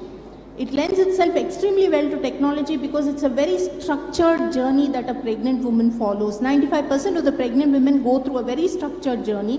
The interventions are very structured. They're extremely predictable. Right now, what is happening is that the focus is entirely on what is going to happen during childbirth, how we can reduce maternal mortality during the process of birth itself. And that is, you know, in terms of institutional deliveries and having midwifery-led care. But I think the focus now and what technology will lend itself to should go on to the antenatal care that we are providing for women, because it can be extremely structured and technology can come in very well at this point. And because if you pay attention to the antenatal journey of the woman, you're going to create a woman who's strong mentally, who's strong physically, and who will have less risk of dying during childbirth. While childbirth is a critical period in the journey of pregnancy, it's a very small, you know, the penultimate lap that somebody has to run to go through that process. So technology will play a big role in terms of not just telehealth. Right now we have women coming for about 15 to 16 visits during pregnancy, and that's redundant. You know, it becomes a big roadblock. They should not really need to come to the hospital more than 3 times during pregnancy, and the rest can be taken over by telehealth. And by telehealth, I just don't mean teleconsultations. I think in the field of pregnancy and childbirth, education plays a big role. And I think technology should be leveraged to educate not just women. I think at this point, reducing maternal mortality should shift to families and communities also, the responsibility. So I think it should be a community goal to ensure that no pregnant woman suffers any complication. We also have a number of AI systems which we are using right now to risk stratify women at very early stages in pregnancy. So by the end of the 8th week, before even the 3rd month, we can risk stratify and say which woman can develop preeclampsia, which woman can develop heart disease, which woman can die because of bleeding. And I would envisage a time, sir, where no pregnant woman should ring at 3 a.m. and say she has palpitations. We should know at the onset of pregnancy which woman can have palpitations and prevent them before they occur. And building women antenatally, making them strong mentally and physically, is not just going to reduce death in childbirth. It should simply reduce the risk of death in childbirth. And that will happen by leveraging technology to spread education. And education is the single most important thing. And antenatal visits now have become about eating iron, calcium, and taking tetanus injections. And that should not be the focus of antenatal care. It should become a way of life. Pregnancy, that 9 months should be a way of life. Thank you, Dr. Reddy. Thank you for eloquently expressing what's available right now in AI. Amit, I know you for many years now, maybe 15 years or so, and your deep work in AP and financing, health sector reforms. So can you speak to this audience about what's the next movement for the bank, especially in this particular area of AI and deep tech? Thanks, Angela. So let me first acknowledge, the kind of health outcomes the state has achieved in terms of your, maternal mortality, neonatal mortality, and so on, has been pretty good. And this is as a result of the outputs which we see in terms of the improved immunization and the institutional deliveries. And all this have been driven through the kind of investment the state has put in the human resource for health. AP is the only state in country which has less than 5% vacant position of specialist, which no other states could achieve. Your health infrastructure has been significant in terms of the access. 3, the kind of data or the digital interventions which we see is tremendous. And Krishna Babu sir has already, put the numbers very clearly. So these are like few very clear outcomes which one can see. However, the challenge is we have solved for the access, but the quality still continues to be the issue. And the majority of the deaths which are happening are largely because of poor quality of service. So that is something which one has to look at very carefully. The other challenges are also being related to, your communicable disease like TB. The numbers still continues to be the high. The number of C-sections and the teenage pregnancies and the adolescent health is also a larger problem. And until unless we try to resolve that, I don't think so we are going to really achieve what we want to achieve. Before I close, there are a couple of just 2 points which are very important. Again, the health insurance program in state is pretty old, but it's not the coverage which is important. It is the effective coverage which is very important. And when I say effective coverage, probably, even if you are able to look at, access to a comprehensive care package, which can ensure reduction in out-of-pocket expenditure. So let's, maintain up to 20%. That would still be a good deal in terms of looking at the overall thing. Second point is the epidemiological and demographic transition, which is beyond our control right now, have posed several challenges. Now, whether it is in terms of your aging population, your non-communicable diseases is still not being controlled. And there are interventions which are outside health, as Dinesh rightly mentioned, need to be handled carefully. Thank you. Thank you so much. Dr. Sanjay, I call you here for 2 reasons. One is that you lead the Axel Priest School of Public Health, and you also have a school on AI and robotics that I want everyone to hear about. So I want to know about the collaboration between the School of Public Health and the School of AI and Robotics. And second, I know that you have a special invitation for everyone here, so the floor is yours. Thank you. I'll explain the philosophy behind why we have 2 schools. I think every university has a unique opportunity to create an ecosystem, because university is basically a universal knowledge hub. How do you ensure that there's a cooperation, there's a philosophy behind it? See, the training programs are sectoral, but the problems are intersectoral. We need to really think about our education system. Are we doing intersectoral programs, or are we still being a silo in sectoral programs?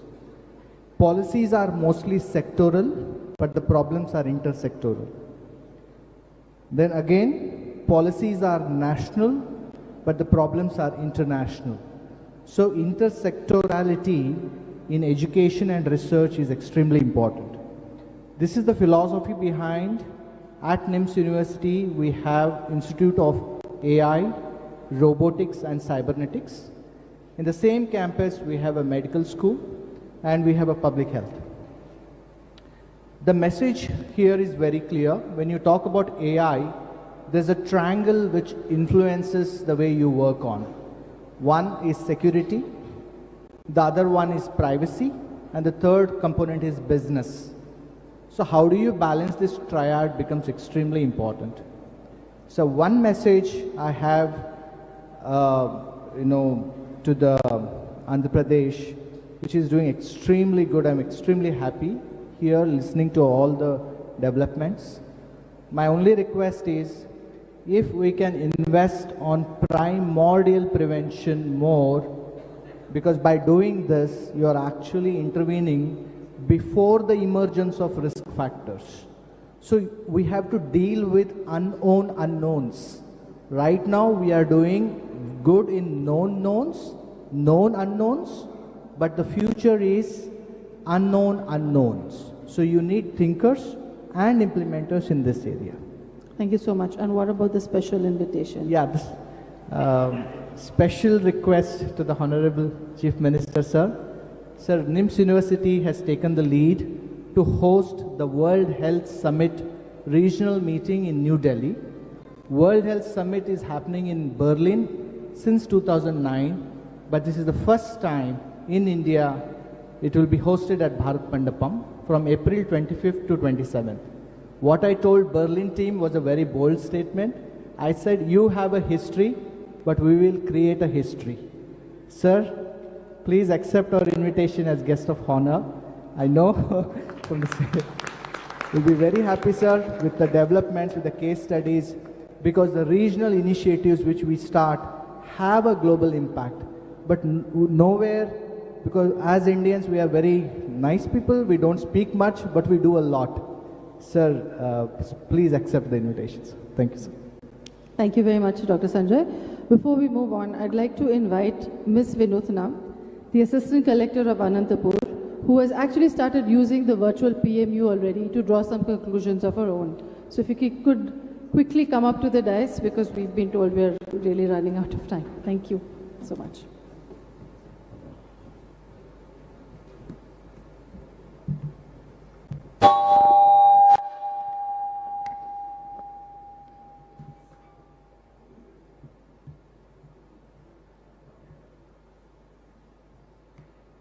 Good afternoon to Honorable CM Sir, Honorable State Ministers, respected Chief Secretary Sir, all the respected seniors and august audience present here.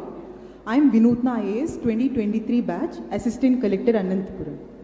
Sir, as an aspirant preparing for the civil services exam, healthcare is always an area of deep interest.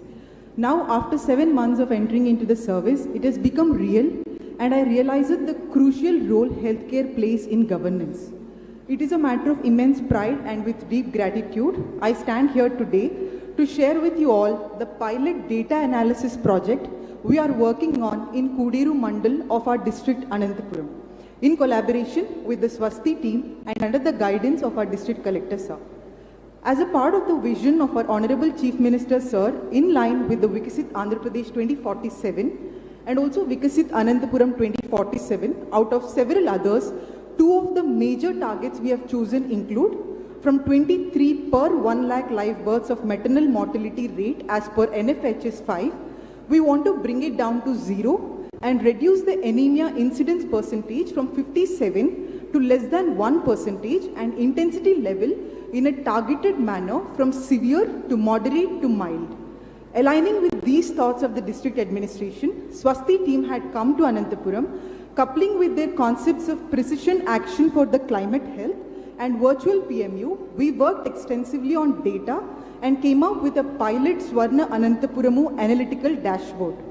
So as mentioned by our Honorable Health Minister, sir, re-emphasized by the Secretary Health, sir, we have humongous data being collected on a daily basis at our PHCs, sub-centers in India.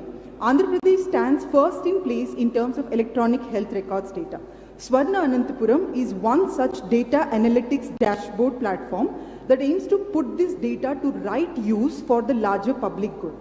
For doing this project, sir, we have chosen a PHC in Kudiru Mandal of the district, which is catering to 40,000 population, and that is receiving 100 to 150 cases every day.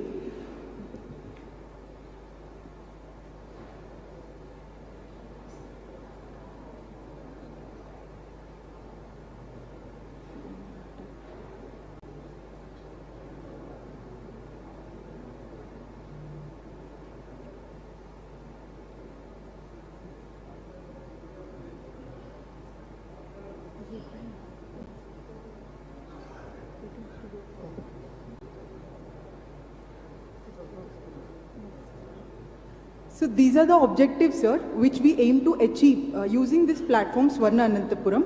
One is data triangulation. First, we have different sources of data. We want to bring it all to one place. Comprehensive and advanced analysis. We have realized that, sir, we need a life cycle approach. There are so many forward and backward linkages. Maternal mortality is not exclusively maternal mortality. There's also forward linkage to it and there's also backward linkage to it. So we have to do comprehensive and advanced data analysis, and this will aid us in evidence-based decision making. And also this dashboard aims in addressing the issues at the right levels and timely escalations whenever needed. So what is, next slide. What is the methodology we have adopted is the given below. One is, first we have reviewed all the data. We have various sources of information like seasonal diseases, TB, leprosy, malaria, dengue. non-communicable diseases. There's so much of data, we reviewed it all, and then data triangulation has happened, and then data engineered, cleansed it, filtered it, and processed so as to derive appropriate insights that will in turn help us in making the right decisions. All of this will ultimately help us in making tailored interventions and customized decision making. The dashboard is as follows. Next slide. So this is the Swarna Anantapuram dashboard, where what is shown here is the climatic patterns and the key trends of health indicators. So these are the pregnant women, number of ANC visits done, timely visits percentage done, number of anemic women, and also percentage anemia improved, and the last 2 years maternal deaths recorded. Next slide. This is an interesting correlation between, if you see in the graph below, there is a certain spike in particular months of the year where because vector-borne and water-borne illnesses in that months of the year are rising, and that heat map is the diseases vulnerability of the respective mandals in the district. So this is the spikes we observed in the months of the district. So now we analyze it that this data analysis and evidence based, we can take it a step forward by integrating it with AI powered prediction analysis and understanding and foreseeing the future. Next. So these are the 3 steps, the 3 triangular steps. One is bringing it all together, then virtual PMU, bringing it all together, and AI and ML, risk prediction, then progression tracking, response prediction, predictive modeling, and also flow management. Adopting a life cycle approach, we can do this customized treatment plan. So we have also seen that for all the technology to kick in, we need to plug small loopholes which we have at our ground level staff. One is that they are the ultimately entering data, they are doing it, they are the field level functionaries. So the connectivity, logistics issues, and the capacity building they need, the training we have to impart to them, these are the things that needs to be emphasized, and also awareness and de-siloization between different departments. So sir, I would like to end with a quote of which says that humans have to struggle against exploitation. The real big struggle will be against irrelevance. To keep our PHCs, health and wellness centers ever relevant, data and deep technology should enter into them when the time is right. Thank you, sir. Sir, Honorable Minister, I hope you're feeling very proud of the Anantapur team, because they actually did this in less than 72 hours. Less than 72 hours they put together this dashboard, and Ms. Vinutna only found out maybe 24 hours ago that she was to make this presentation. So we are very proud of Anantapur team, and we should be too. I'm told that we have to vacate the stage right now, so that's all the time we have. I'm really sorry. Thank you. Please give a loud round of applause to the panel here.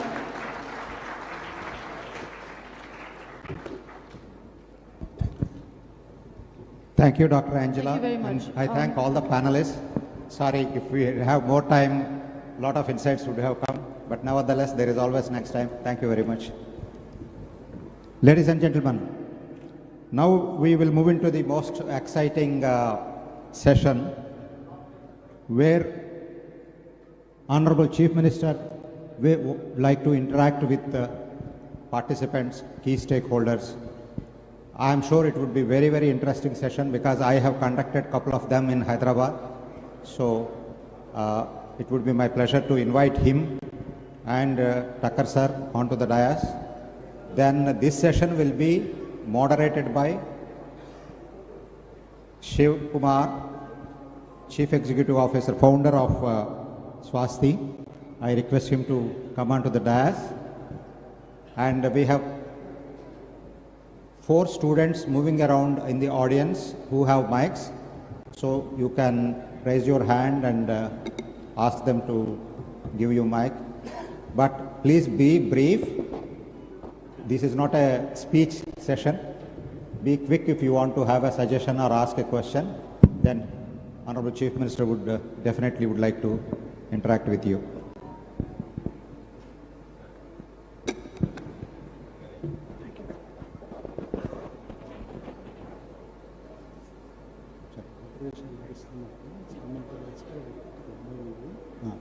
Good afternoon, ladies and gentlemen. Can you hear me in the back? Raise your hands if you can hear me in the back. Put both your hands up. Okay, now clap. I would like you to clap really loudly, because we're going to have the Honorable Chief Minister interacting with us shortly. As CM Garu comes onto the stage, I'm going to have a special request, because we had a panel which got cancelled earlier, and I'm going to call on those names first for the individuals to speak.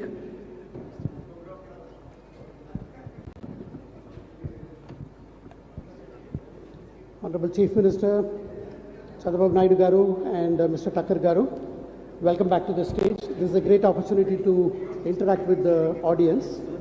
Audience, I'm like people say, right? Don't stand in the way between lunch and us. But I'm going to stand in your way. I'm going to help you ask the questions so that CM Garu can respond, or if you have any advice to offer. There are three things we're looking from you. One is, do you have a question? Do you have advice for Andhra Pradesh? Do you have a suggestion to make? And I would request you to be very brilliant. What I mean by that is be brief. No more than 10 to 20 seconds, because we would like to, and I'm sure CM Garu would like to hear from all of you who have a point to make, right? There are going to be 4 people. Students, thank you students for helping us move around. Can you put your mic up so people can see you? There are 4 students who are helping us. Please give them a round of applause to the students. They will take your points. So the way we will do this is that, as I said, if you have a question, if you have an advice or a suggestion, please make that clear to us.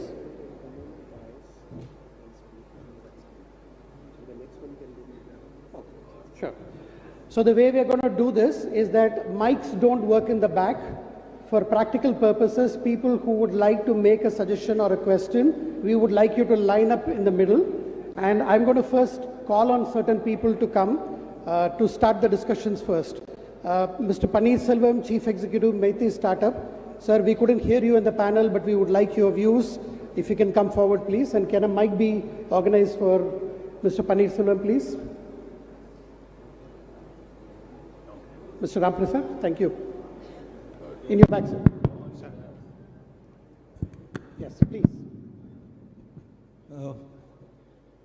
Very good afternoon, and thank you, sir, for this opportunity. I'm the Chief Executive Officer of the Meitei Startup Hub from the Department of Electronics and IT, Government of India. We are an organization, the deep custodians of deep tech startups in the country, and we are very privileged to be part of this conversation. We would have loved to have more time, but 3 things that I would like to share as part of how we can make Andhra Pradesh. One of the things that we see in the startup ecosystem is essentially a lot of our startups are solving problems for the urban India, and they really don't know, or they are not really aware of the problem statements from the rural part of the. So one of the suggestions that I could suggest is have a problem statement repository by the government, organized by each ministry, centralized, where entrepreneurs, innovators and problem solvers can access these problem statements at a centralized place and pick up problems of their choice and start resolving them. I think that's something which is very, very important and critical. And the second aspect we have is a suggestion we have is we always look at there are only 2 customer segments for the startups. First is government, second is corporates. And the government is doing their role, and corporates are, a lot of corporates are setting up their corporate accelerators, corporate innovation program. There's a successful program in the central government called IDEX, which is the Defense Innovation Organization, has been running for last 5 to 6 years. And there's a model that almost all ministries can replicate, because they put out problem statements. They have their, one of the mentors from the departments mentoring the startups, hand-holding the entire journey and taking them to a logical conclusion almost for about 2 to 2.5 years' time. And it is a very strategic program that is in nature. And that's a model that most ministries can replicate, and from the Department Department of Electronics and MIT, I assure you we will be very happy to partner, and we will share the know-how how we can kind of take it forward from the Andhra Pradesh government side. And the third and the important element is the a lot of government focus on funding, which is essentially important, but the truth is there's more than money that we can give the startups, which is a procurement policy from the startup ecosystem from each of these departments. Because again, if it's better to teach them how to fish rather than provide them with a fish. So it's kind of each department can set aside a certain percentage of procurement or from the policy in terms of that they can need to source this from the startup ecosystem. So these are the things that we really want to look at as suggestions from the startup side. From the Department of Electronics and IT, we are always there to support the government of Andhra Pradesh. And as a CEO of MSH, I'm very glad to see how we can. Andhra Pradesh has a great opportunity to kind of work with us, and we have the opportunity to work with them to kind of drive the startup ecosystem in the state, sir. So it'd be our pleasure to kind of again connect and maybe have a detailed discussion, sir. Thank you. Thank you, Paneerselvam. CM Garu, one of the things which came in yesterday's roundtable was that many times startups and medtech people come with a solution looking for a problem. Can the government be very clear, saying these are our problem statements? For example, sir, the Dwakara groups that you started off, can they now move online? Can there be a virtual self-help group? If we can put those problem statements clearly there, I think that makes it easier for the startup world to interact. Over to you, sir.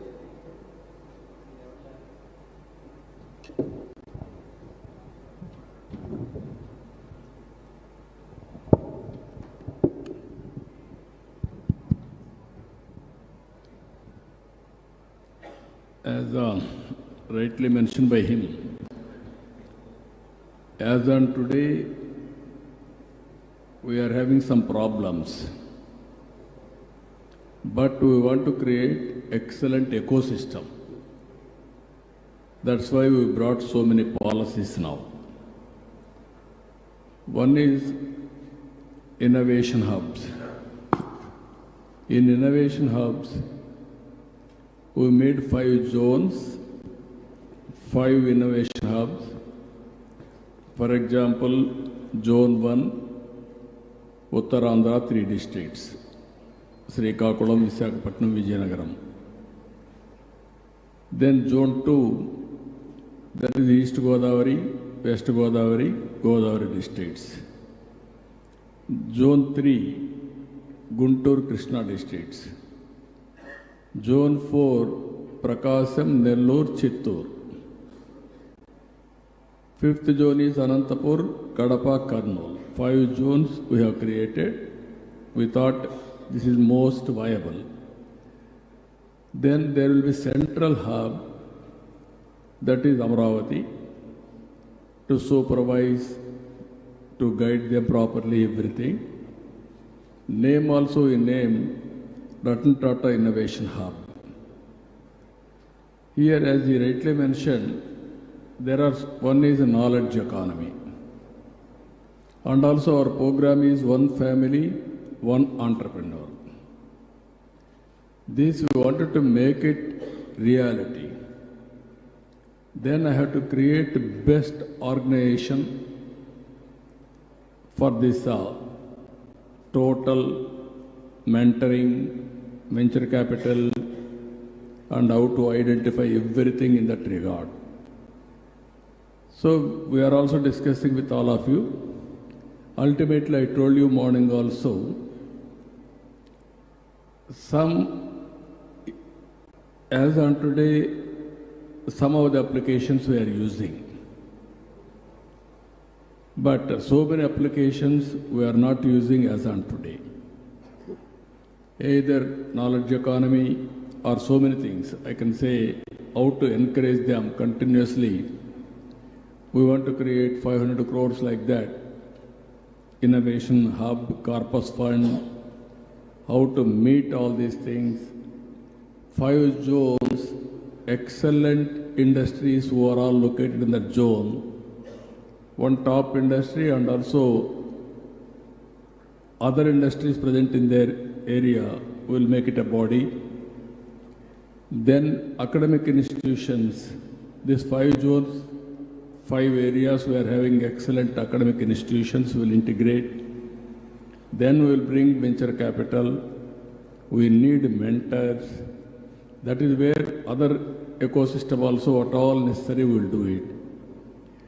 Morning also I told very clearly, knowledge economy, sky is the limit, imagination. If you want to achieve all these things, again, in knowledge economy, data is available. As one example, just now my health secretary has given presentation. Ayushman Bharat, we are able to establish reasonably well.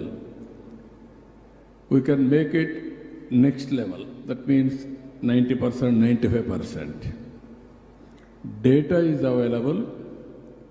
All this data, due to privacy, all these things will mask it, will put it before you. You come innovative ideas. Now Kuderu, one case study that is working.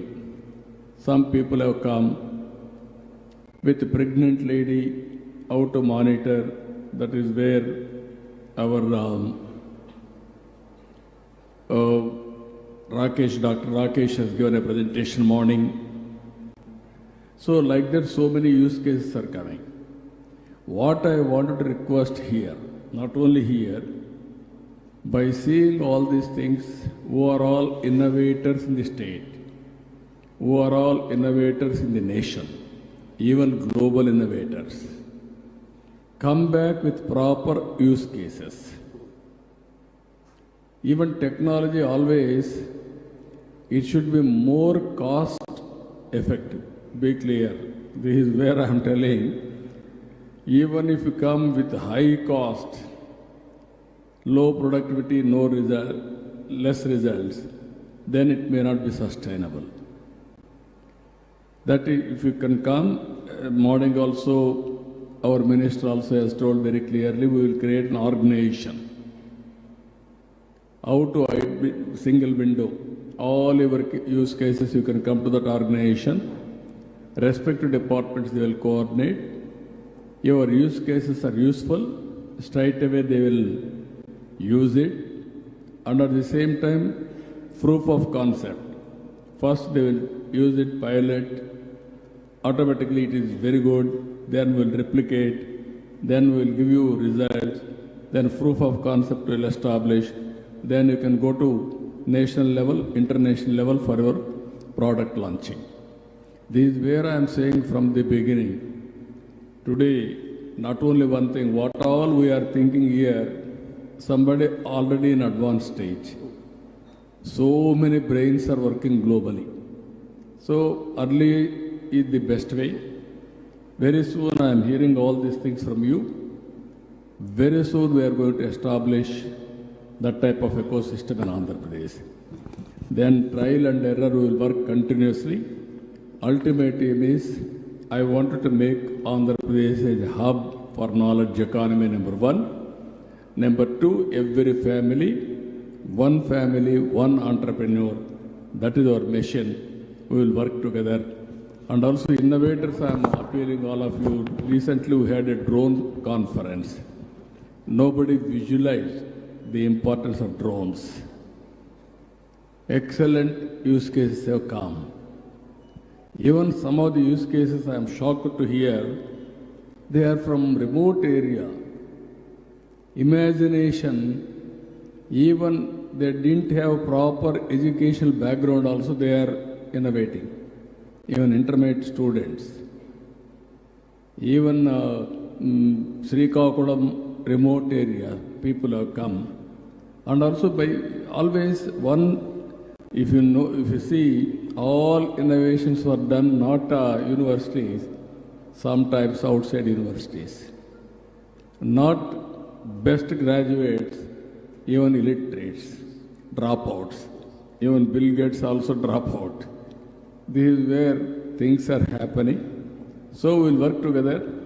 This is the, I'm very happy, everything we will publicize. you need not go to anywhere.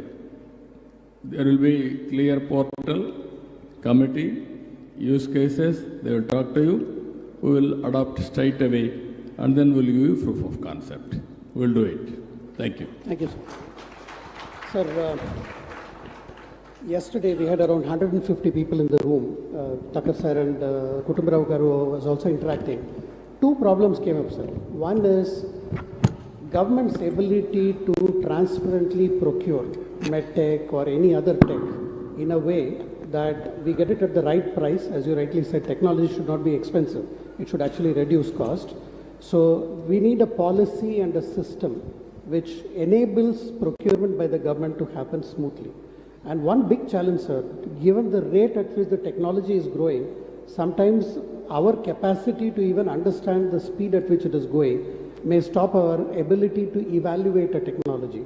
So any thoughts, sir, how government can build an ecosystem as you're envisioning, which involves both being ahead, but at the same time being transparent? No, we'll do one thing. Even I can take associations or experts from outside, right, and also government people. Ultimately, government is supreme. It is a sovereign power. We have to accept, but sometimes you are having reservations. Government means it won't work. It will create problems. There will be hurdles. That is where we are thinking why people are going to Silicon Valley and launching the projects. There is a proper environment. Even in the morning I have seen some presentations. Same time South Korea or some other countries have started economic development. They have reached new heights. But India is moving lot of potential, hidden potential. We are unable to expose all these things. But ultimately anything government has to promote. That is where Hyderabad success story.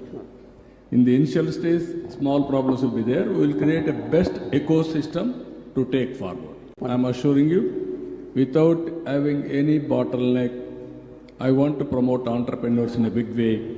For this, we are streamlining total administration, and also it will be responsive. And at the same time, I will involve associations and also experts from private sector also. Sure. We will work together. Thank you. Even always startup companies, out of 4 or 5, every startup may not be successful. We are seeing. But we should not discourage. Continuously, sometimes 1 or 2 failures also, we must be in a position to absorb and encourage further. That also we are keeping in our policy. We will work it out. Thank you. Thank you so much, sir. And we have a big round of applause for that, please. This is one of the most encouraging things, sir. Because without that ecosystem, the private sector also cannot interact, but government also can't get the best out of the industry. Sir, with your permission, I would like to call on Mr. Manish Gupta from SAP. Manish has come all the way, and he's from one of the most leading companies. Manish, over to you, please. So my latest and greatest qualification, sir, is I am a father to 2 daughters. One is 11 and one is 6 years old. Both of them go to Blue Blocks Montessori in Hyderabad for last 8 years. And we were having a conversation last week, and one of them, the elder one, says that she wants to train and she wants to help the rural children by staying in Hyderabad so that the rural children or the rural society can earn their pocket money. My elder daughter is very good in origami, which is a paper crafts, and that initiated the thought in mind how we can actually utilize everybody who knows something in this state or in this country, that each one skill one, right? I will skill somebody, everybody present in this room will skill somebody. That's one of the thoughts. I'll take this back to my daughter and say I was able to bring this point to you. The second point, sir, is while terrestrial, we are doing a lot of interesting things in the state, in the country. It's nice to have the eyes in the sky, right? There are a lot of private companies which are sending CubeSats to space, in the low Earth orbiting space. And some of these can be used by the state machinery, by GFST, to identify a lot of interesting use cases. One is disaster management, the other is land monitoring. So once you have eyes in the skies, 250 kilometer up, there is so much possibility to do so many interesting things. I know one of such startups who would be willing to explore some of these interesting use cases. I cannot comment on the commercial part of it, but at least something very interesting that can be brought up. The third thing was, sir, since I come from a technology company called SAP, we work very closely with enterprises. And I think government should also be treated like an enterprise. You earn money, you spend money, and there's an entire machinery which works. And if all the systems that are deployed connect to each other in a decent way, then what stops Andhra Pradesh government to function like a Tata Motors or a Tata Projects Limited, where everybody has the right insights, he knows what to be done, and they're getting the best service out. In this case, the customer is a citizen, right? The second last point was, sir, is the last mile is a big challenge because the government can have as only about this many people, and we have a large population in the country as well as in the state. There is one interesting concept of resident welfare associations. Now, interestingly, they are all registered bodies, and all the members are elected members. The housing committees, everybody comes together and elects those members. Can these RWAs become an extension or a quasi-government extension to the localities where they can help in the locality development, problem solving, etc. And fifth one is, my question to you, sir, is why is governance needed? Governance should be working automatically. The day I am born to the day I die, everything should happen on its own. And if that happens, with your vision of speed of doing business can happen on its own. Thank you, sir. Thank you, Manish. Last point, I'm assuring you, it will happen very soon. Thank you. I can see that. That means we are starting now WhatsApp governance. Government always wanted to control. As a matter of fact, we want to facilitate. We are forgetting facilitator role, then we are entering to controller role.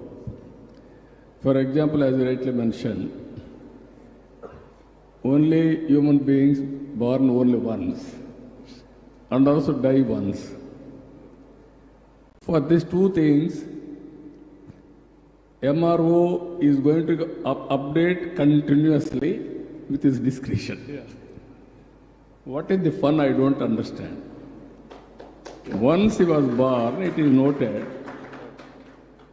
automatically anybody will come, date of birth has to give automatically, wherever he is. Yeah. Nativity cannot be changed, caste cannot be changed. Correct. Percentage of schools or certificates, college certificate marks cannot be changed. I agree. All these things you have to go to pillar to post every year. Very soon you are going to see you will not go to anywhere. All these things you can download anywhere in the world at your convenience whenever you require. Not only this, more than 100 or gradually I am making everything seamless. You can take services, power bill you can pay automatically, electricity bill or something, everything. Even you want to go to any temple, you can reserve a ticket. By the time you can go and have darshan and then come back. All services I wanted to provide in a big way. We have started. That is where morning I told you very clearly. One is Aadhaar. It is a very good advantage for India. Second is your telephone. Now, OTP, all these things are coming. Now every family, every member, wherever you go, airport also, no need to have your passport or your ticket, all these things. Directly you can enter and go. What more evidence you need? So I wanted to move in that direction. One is individual, Aadhaar, bring them as a family, who are all in the family, then GPS, then everything will be authenticated. I will know what are all the requirements for each citizen, each family. Either house, outside, or some other else, everything will make it. Finally, we are planning in such a way. All the best. We'll work it out. Thank you very much. Thank you, sir. Thank you so much, sir. May I, in that light, there are over 3,000 schemes and programs for the poor. Some of them are central schemes, some of them are Andhra schemes. And when we mapped it out, one of the things which came out is, as you were saying, deserving people, if the scheme is there, they should receive it. But there is an application process, there is a documentation process. Can we move one step further, sir? We have the DigiLocker concept. Can the DigiLocker, if all the documents are available, right? And if the family is eligible for certain things and they don't have it, is it possible to automate it slowly over a period of time? That is what we are working as on now. Okay, sir. As a family, what are all the schemes is eligible? Right. As a family, what is the economic status? What is the skill or potential of that family? In a family, 5 members, all are not equal. One family member is having more IQ or advantages or skills, everything. So I wanted to plan everything. Individual identity, family as a security. Both will integrate. Automatically we can synchronize all programs with that family is eligible, and then we will apply for them. Wonderful. All of a sudden we may not do it, but minimum programs we have to target all families. Right. Thank you, sir. There is pension, there is ration, there is health, all these things, everybody is eligible. Eligible. Some programs, those who are all, that is where I told you, zero poverty P4. There I will focus more on last mile. Then they will bring them. For others we may not bring, but at least we will uplift. Sure. Continuous process. Sure. That is where we are doing. As you rightly mentioned, all programs I want to synchronize. Still there is a problem of literacy. Common man in the village may not understand, but our secretariat in the last mile, they have to coordinate, we will coordinate. Sure. Thank you, sir. Thank you. Can I see some hands up, questions? Okay. You will need to move forward and take the mic. And while we do that, do we have Rohit from the Piramal Foundation here? Rohit? Rohit, can you come forward, please? This is a subject which you are very familiar with. So we have from Piramal Foundation, Rohit, who's done some amazing work on digital governance. And Rohit, if you can talk quickly to CM Garu about your entire DigiLocker approach and how it can be done. Then we will, ma'am, you go ahead first, please. Sir, I'm Lakshmi, speech language pathologist and audiologist. Mike, nearer. I'm Lakshmi, speech language pathologist and audiologist. Here I've been hearing from past 2-3 hours about technology and healthcare. But as a speech therapist, every day I'm seeing around 10 to 16 children who are having autism, mental retardation, misarticulation. They're not able to pronounce even a simple word properly. So all this is sometimes because of electronic gadgets mothers are giving right at the early age, and about very poor awareness about speech and hearing issues, about communication issues in the health sector. So what we thought was earlier, see, I have a Vishaka Speech and Hearing Center from past 20 years. Earlier we used to have an Institute of Speech and Hearing in Hyderabad. But after bifurcation of the state, whole of Andhra, we don't have a speech and hearing college itself. So hardly we have 100, we have an association called Andhra Pradesh Speech and Hearing Association. The whole of Andhra Pradesh Association, we have 20 to 30 speech and hearing professionals who cannot service or give awareness to all these people of our population. So we initiated permission from Andhra Pradesh to start a speech and hearing college. The problem here is we do not have faculty. So they keep asking for where is the faculty, how can you educate the bachelor's or diploma course students if they come for.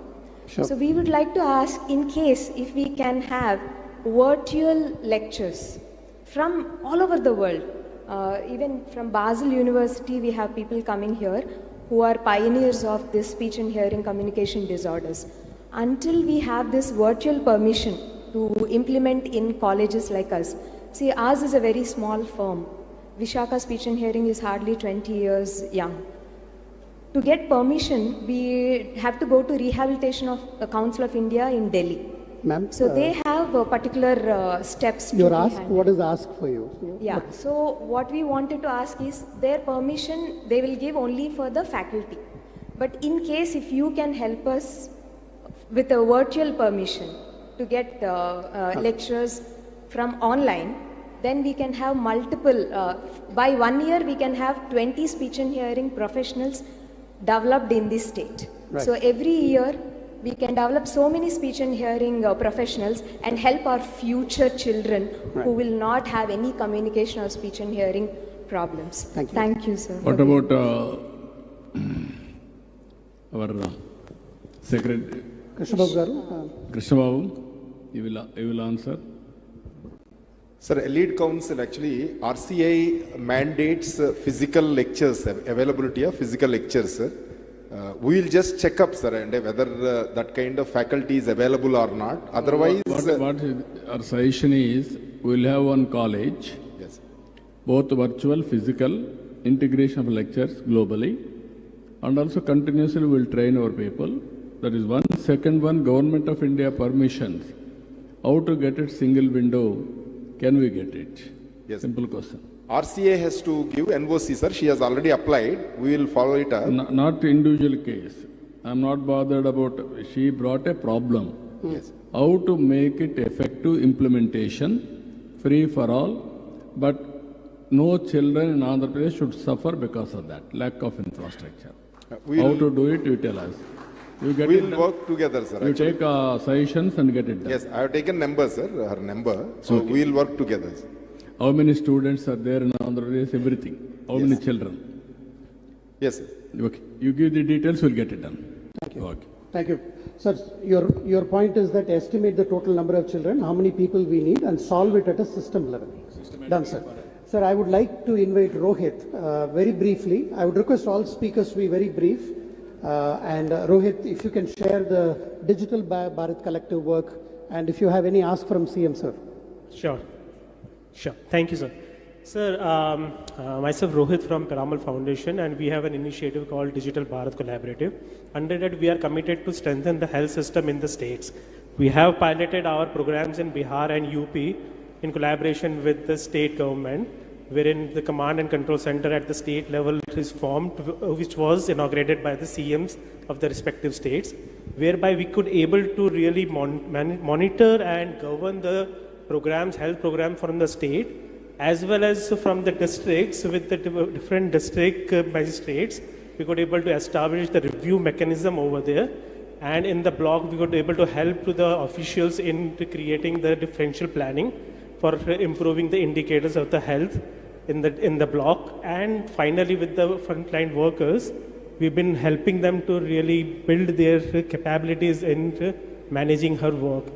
So this work has been done extensively from last 4 years with the states, where we started building the blocks from creating the digital architecture in the states, as well as governance mechanism in the state.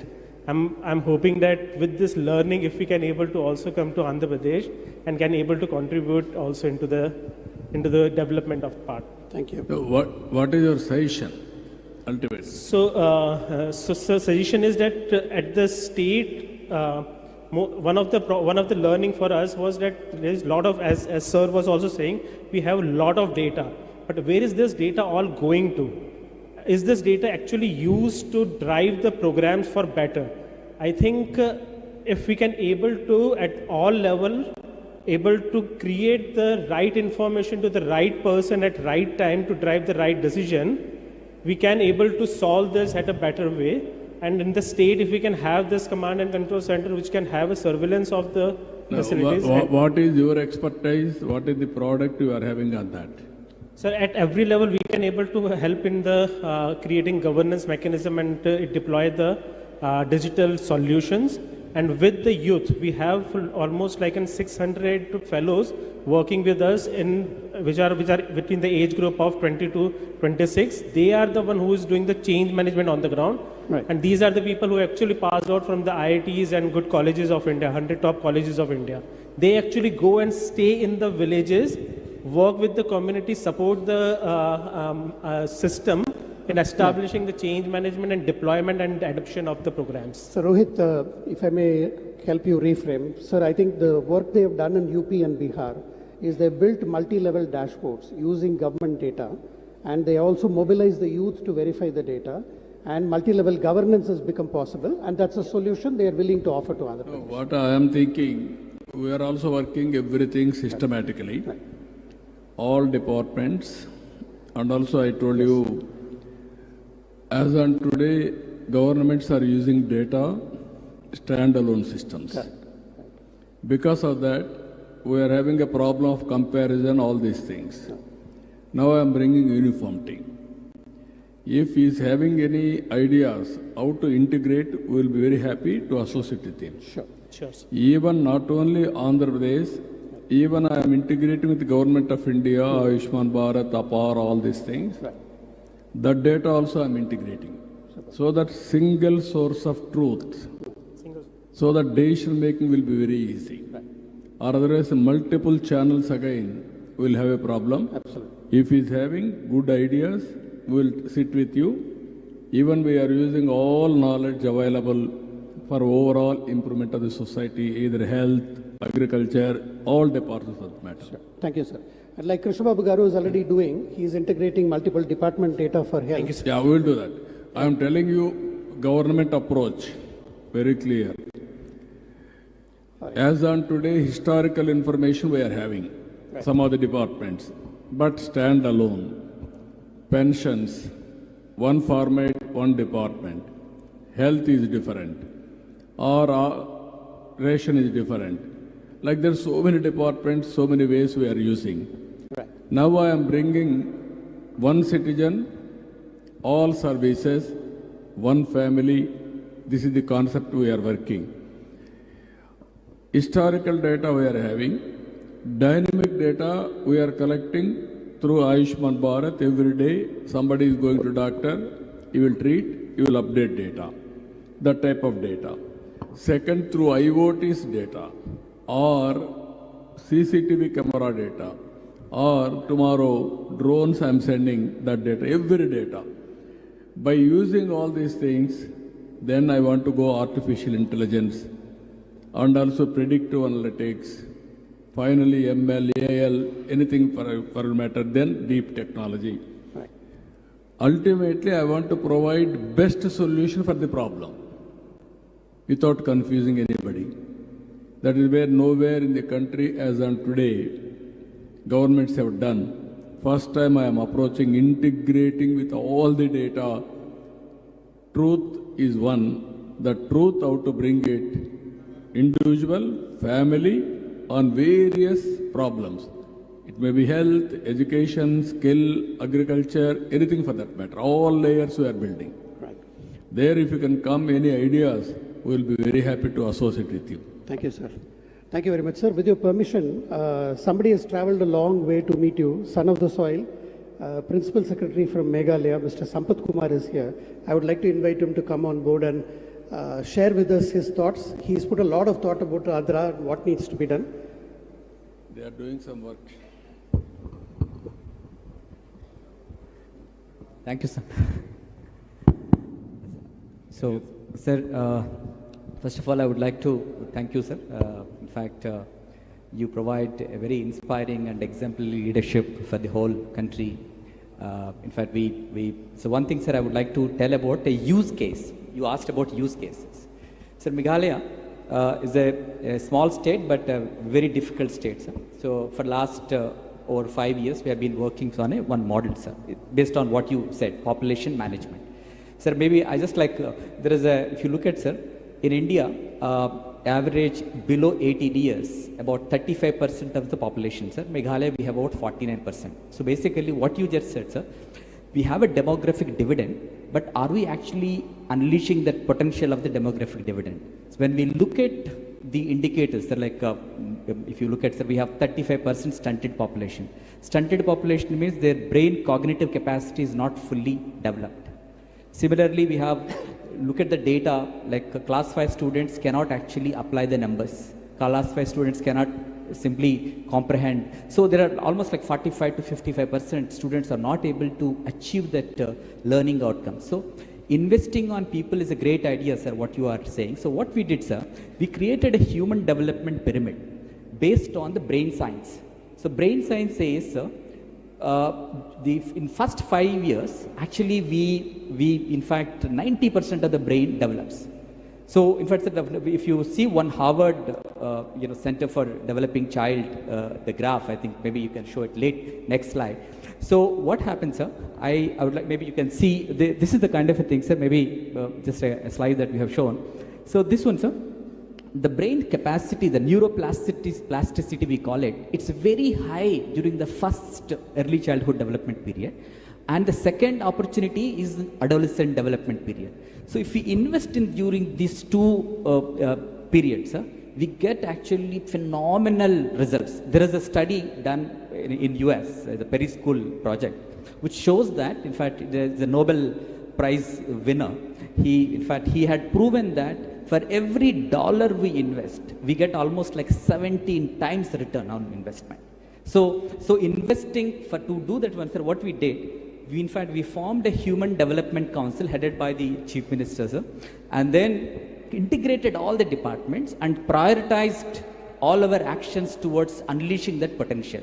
So even training the parents how to do positive parenting, how not to do in altercations or anything before the children so that it will affect their brain. So such kind of a very intensive exercise we are doing. So actually we have set up a government innovation lab in Meghalaya. In fact, our Honorable Chief Minister also, like you, sir, he is also very innovative Chief Minister. We all wanted to come and sign a MOU with the government of AP and in fact bring a lot of these ideas. In fact, we are learning from the state of AP. We have taken our CRPs from here to Meghalaya who are teaching us natural farming. So what you said, sir, knowledge economy or knowledge, you wanted to make it. I think the sharing of the knowledge and sir, the ideas would be very helpful. We would like to, in fact, put forward this idea before you. But thank you, sir, for all your inspiration. No, what is your when you started this project? How much time? What is the outcome? Sir, actually, we started this entire idea. We started during the COVID. Sir. COVID gave us a lot of opportunity for us to really deeply think. So the outcomes, sir, actually would like to show this. Actually, sir, this is a project, but I would like to show there is a 50% reduction in the maternal mortality rate, sir, in the state, which is the sharpest decline anywhere in the world. In fact, which has been, sir, actually now Harvard University is actually taking it as one of the cases to teach as part of their courses. So that's the kind of a result, sir. So basically, in fact, ADB, I think Dr. Dinesh Arora spoke to you, World Bank, they're all working with us, sir, basically investing at different life stages. Maybe investing on people like Gurujada Apparagar Chepinat, sir, like maybe like Desamente Mattikadu, Desmente Manushiloi. I think, sir, the way you just mentioned population management is so important. Otherwise, the replacement rate is coming down. Definitely, sir, I think we need to unleash that complete demographic dividends. Thank you. One is the demographic advantage. You are able to do population management also simultaneously? Yes, sir. Sir, because, sir, to unleash that early childhood development period, one has to give a lot of time, sir, actually. So basically on children, so parents, schools, Anganwadi workers, self-help groups, everyone has to give time. No, I can understand. I am asking straight question. One is, that is a very good thing, awareness building, everything you have done, council, all these things, structure. But what is the population replacement level in your state? Sir, ours is actually, sir, we are actually, in fact, number 2 in the country, sir. 2.9 is our total fertility rate. 2.9? We actually will going to be the number 1 in the NFHS 6, sir. So we are basically, we don't actually, sir, we actually only say spacing. We don't, because we don't actually talk about, in fact, we spacing so that there is a better maternal health, as in fact, one of the speaker was mentioning, sir, actually how to really teach those things, to entire. You give all the details. Yes, sir. What is your success story? Yes. We are having some success stories. We will work together. Okay. Meghalaya government and Andhra Pradesh government can work together. Thank I will be very happy. Thank you so much. Thank you. Thank you. Sir, if I remember right, I think in your time, water mission you set up so long back. You brought together 17 departments. I think the idea is very similar, sir. Setting up a human development this thing and having that focus. That's that is a good concept. We will work it out. Sure. Sir, I want to say something in relation to health, because I've been hearing so many. So, about 14 years back, we started health centers in addition to our business in memory of my parents.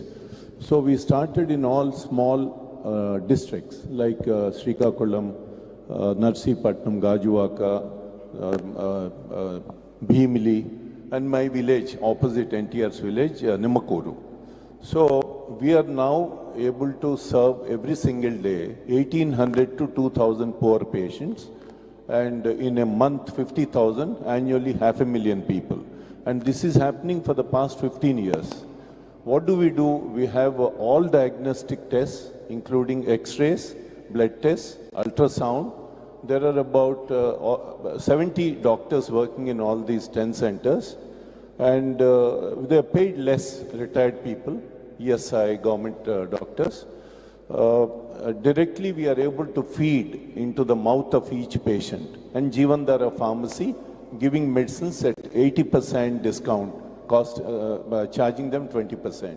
So just to give you an example, consultation fee of a doctor is 20 rupees. Sir, suggestion please, straight, if you don't mind. Sorry. If you can come to the suggestion, what you have. Yeah, suggestion. So, the solid work is going on, actual solid work at the ground level. I would urge you to depute somebody, look at our Varun medical centers, not anything hi-fi, but the solid work is going on, lots of poor people are being helped.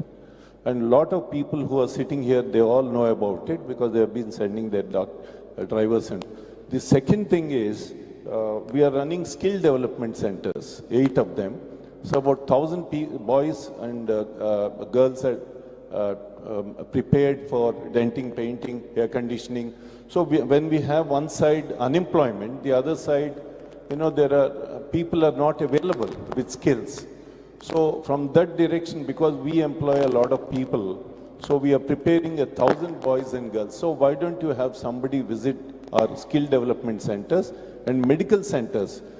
People like us, there are so many entrepreneurs. Each district, if you can ask 4 of us to start 5 or 10, your basic problem is solved. You can capture all these typhoids, blood problems at the beginning before they accelerate to a bigger disease. Thank you. We are actually doing groundwork. Thank you.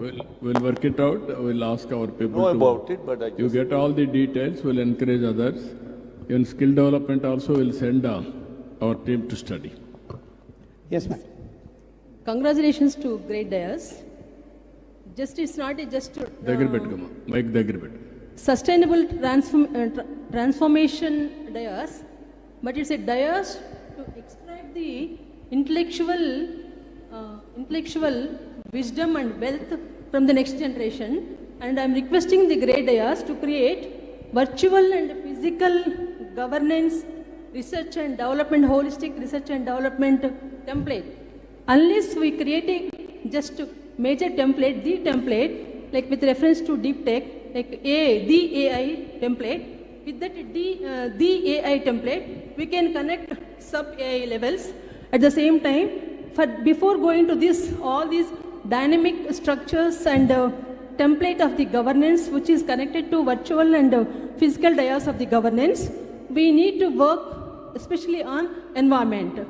And always you're telling, sir, I'm a student of you from the beginning. Since my student days as union representative, I know that.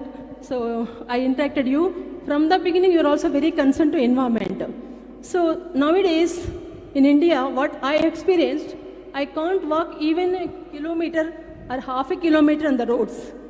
Because we are not only in just urgency of the work referring to environment, but it's emergency. Unless we work towards environment maintenance and cleaning and just management, we can if you initiate, so your dais is not a just political dais, it's not a governance dais, it's a service dais. And your forum, with intellectual forum, concerned about the government of the people of India through P4 policies, so we can work first through environment issues. Right. So eco-friendly approaches, and you can collaborate. You are the right persons with the help of our national leader, Prime Minister Modi, and you, the great dais, can collaborate, can initiate, can take all the people, irrespective of any discrimination, Madam. Industry, people, public, private, all the stakeholders. So Madam, can do wonders. For this, I have a strategy. So I'm requesting you, sir, to initiate environmental program through great dais. Thank you. Thank you, sir. Thank you so much. With definitive, we are working in a big way. Swachha Bharat is one. Government of India has created a department itself. Overall comprehensive idea of Swachha Bharat, we are having Swachha Andhra Pradesh. We will take up this issue as a campaign mode. For the last 5 years, if you see in Andhra Pradesh, even garbage is totally, they are unable to lift also. Legacy garbage, nearly 85 lakh metric tons are available in Andhra Pradesh. That is a big challenge for us. Long back we started from waste to energy, waste to compost, everything. Again, we will work on environment front, how to improve greenery, forests, how to make it clean, everything. All people has to join together. Ultimately, we have to create a legacy on environment. We have to tell proudly, this is what we have achieved. There is a contribution from every individual regarding environment protection, then only it will happen. We will work it out, we will come back with clear-cut milestones and involvement of every citizen in the state. We will do it. Thank you, sir. So this is the last question. Last question, please. I know there are a lot of people queuing up for questions. Real apologies. CM sir's time is very less, and this will be the last question, please. Good evening, sir. Thank you very much for this wonderful program. So I wanted all of the members to know, I was interacting with 2 startups in the morning, sir. So how we can take them forward. One was RapidX.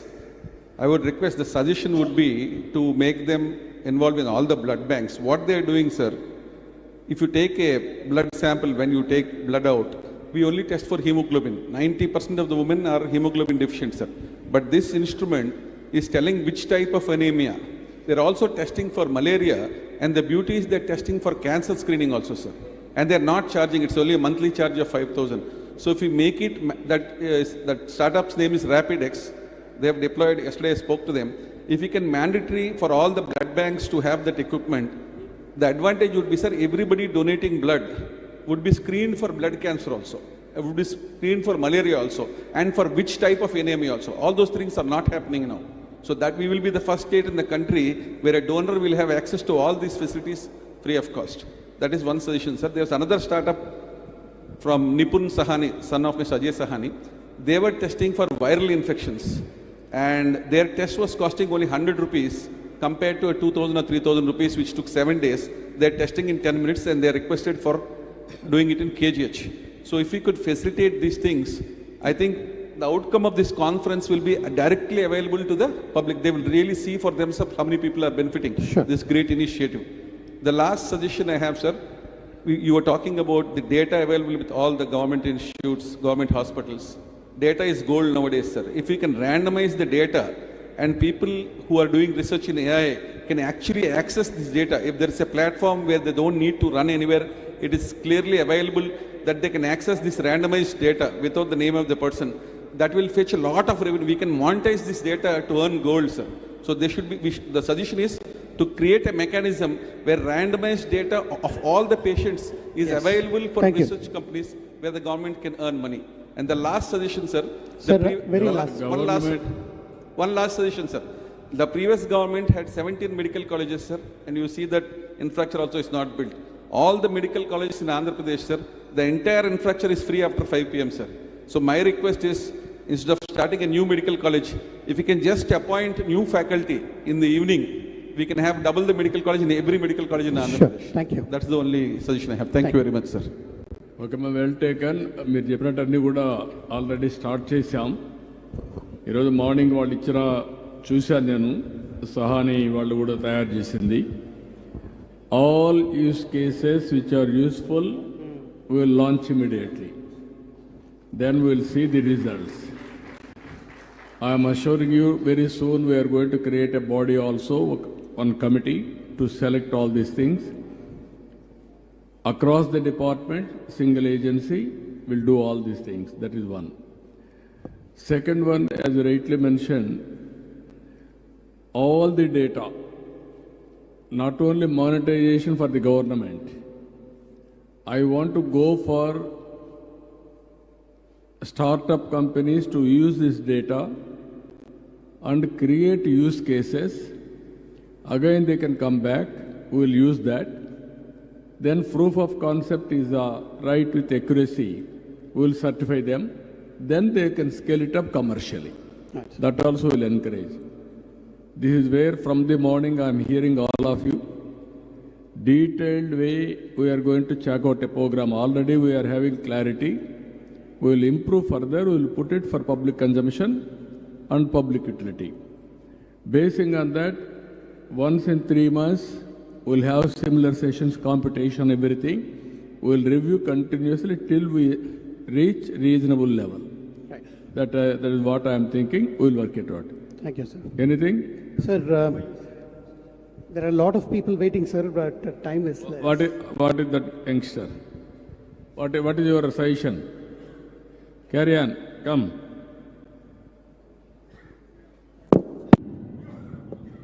Good evening, sir. Actually, most of the delegates who are most senior leaders and innovators, they got the chance to question. I am a third-year student. As a young entrepreneur, I just have a question. Mine is an AI-based startup in software as a service and product.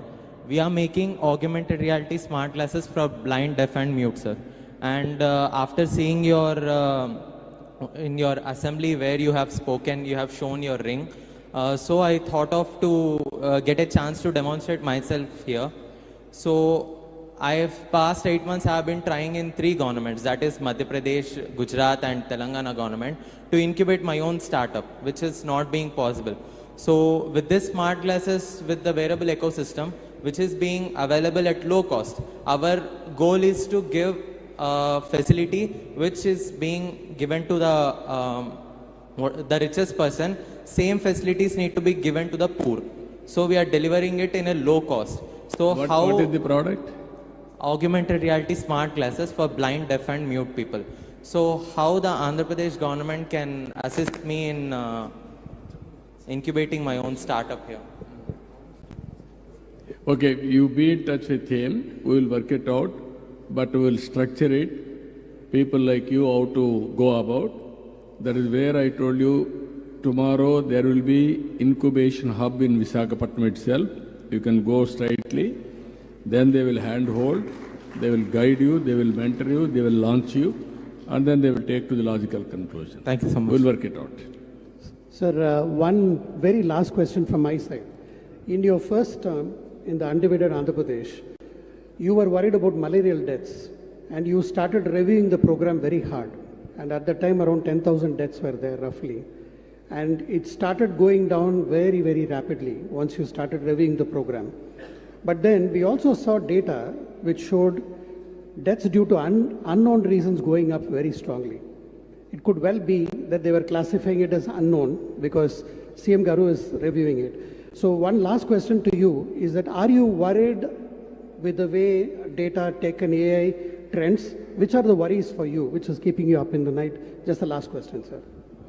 Follow your question. Can you repeat? Are you worried about how the data and tech can also be manipulated, can also become a problem rather than only a solution? No, from the beginning I am telling you very clearly, In computer, you feed garbage. Garbage only will come out as outcome. I am very clear on that. So, data scrutiny, corrections, updation, it should be 100% foolproof. Then only we will get 100% perfect information. For that, checks and cross-checks, everything we have to follow. Even recently, one example I am giving you, how computers are very dangerous. Land records. Government has wanted to, they are saying we are computerizing your records. Then there is a clause 22A. Once if you add 22A, it is government land. If you delete 22A, it is private land. Then what they have done cleverly, they added 22A. Manipulation. Then people will be, automatically that middleman or broker will come, your land you give it to me. If you won't give it to me, then it is 22A, it is government land. Then you face the music. Then that fellow, poor fellow, where he will go? Naturally he is surrendered. Some people have compromised, throwaway price they have given. Again one word, 22A, they deleted. Then automatically land is valid, private land. That type of manipulations is very dangerous in computerization. That is where Government of India Aadhaar is 100% foolproof. Our digital currency is working very well. 40% transactions globally we are doing. Still, cyber security is a threat. Sure. Thank you. I have given digital currency report. At that time, I used to call everybody, Reserve Bank, bankers, even service providers, even technology persons, everybody. I used to ask them only one question. What is the security? Is it 100% foolproof? Nobody told me it is 100% foolproof.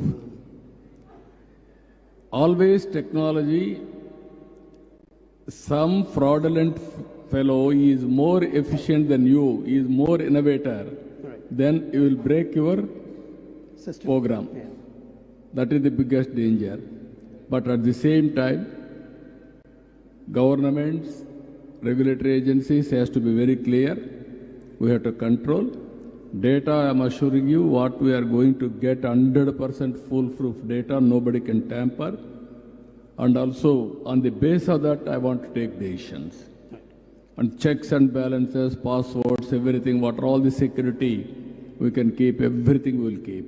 Wonderful, sir. You can rely on government data in course of time. We will purify everything, every data, single source of truth. This record is there, it is 100% foolproof, that is our sovereign guarantee. I am telling you, I am assuring you, that stage we are going to reach very soon. Thank you, sir. Thank you very much. CM Garu has spent almost an hour listening. I know some of you are waiting for questions. Our sincere apologies. We will now go into for MOU signing, and then the rest of the speakers will come later after that. So those of you who had questions further, our sincere apologies. We are not able to cover all of them. Sir, thank you very much. A big round of applause to CM Garu for his time. Now, one question I want to ask all of you, because you are all intellectuals and also technical people, some people are interested in technology, all these things. This type of conferences are useful in course of time. If it is useful, can you raise your hand? Okay, that's good. Yeah, I will make it department-wise and also integrate technologies, everything use cases. Ultimately, data where you are going to get, that is one issue. Either drone or CCTV camera or otherwise your cell phone or your satellite or sensors. That is your innovation. Ultimately, I need use cases in government and public use cases. We will promote all these things. Department-wise, we will have some special sessions where you can exchange with them and then you can provide some services to them. We'll work it out.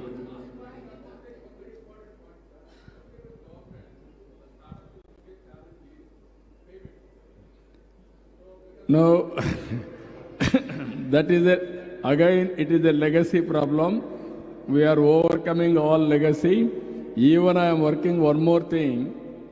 Tomorrow for all incentives, I want to start escrow account. Immediately, whenever you complete the work, it will come automatically. Nobody can change in future. I am thinking that also, escrow account. I will open. Biotech hub we will keep. Long back I have started that Genome Valley, Hyderabad. Again I am thinking seriously, here biotechnology. Yeah, we'll make it. One of them, either Anantapur or Uttarandhra will make it. Thank you, CM sir.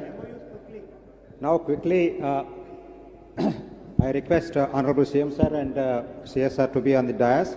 I request Sanjay Gupta ji, our CEO, to be present on the dais. We have 7 MOUs between GFST and different organizations and also with Government of AP. I request all the concerned people to be readily available so that we can finish them quick succession. The first MOU is between GFST and Samagra. I request Mr. Gaurav Goyal, CEO and MD of Samagra, to come onto the dais, please.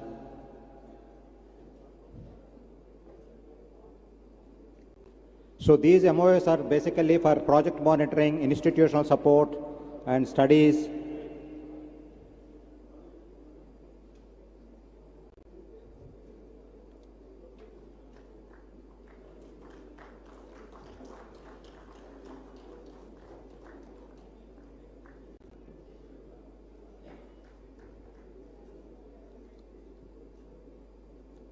Now next MOUs are between GFST and GAME, Mr. Ketul Acharya, President, and Mr. Mekin Maheshwari, Founder.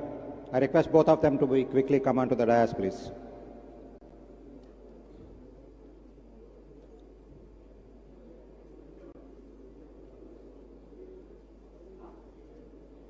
Then next MOU is GFST and German University. Mr. Raz, please.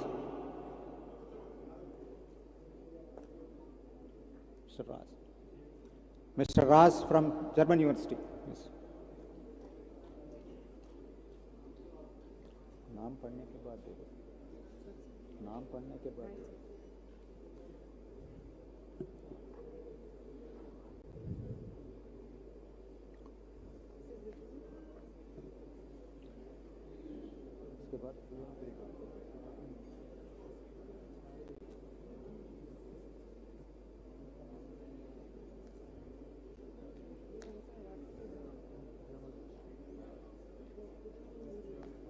Next.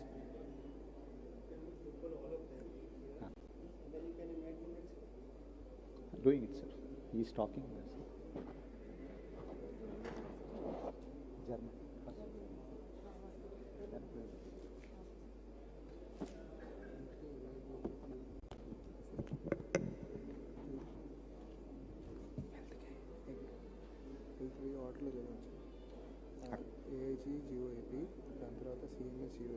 GOIP అని ఒకసారి చదువుతాను. నా కంఫర్ట్లో నేను చదువుతున్నాను sir. Game అయిపోయింది. Game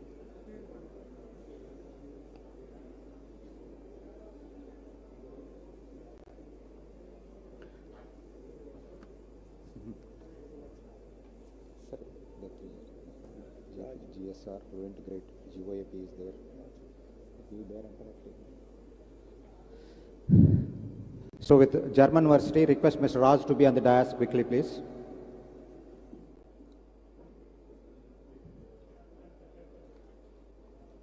The next MOU will be with between GFST and Fluent Grid. Dr. Murali, please.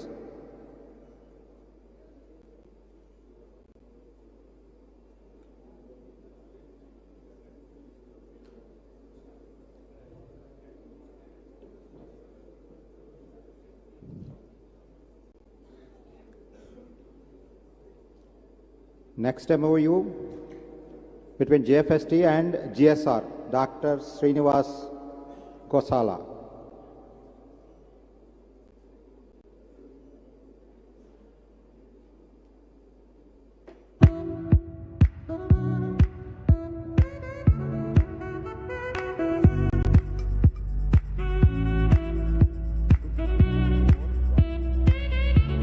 Then the next two MOUs are between Government of AP, one is with CMS. I request Mr. Bongati Karuna, IAS Commissioner, Health and Family, and from CMS, Mr. Shivkumar, Founder.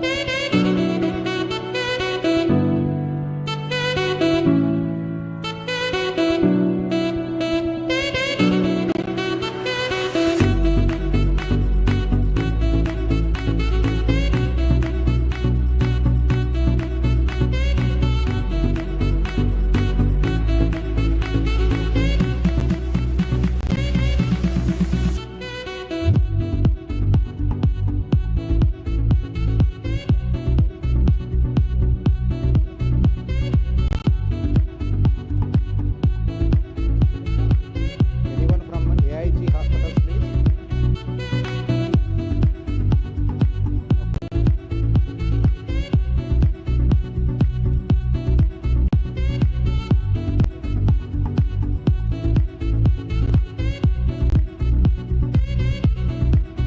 I request the entire GFST team and event management team to quickly come for a picture with the Honorable Chief Minister. Request all the GFST team.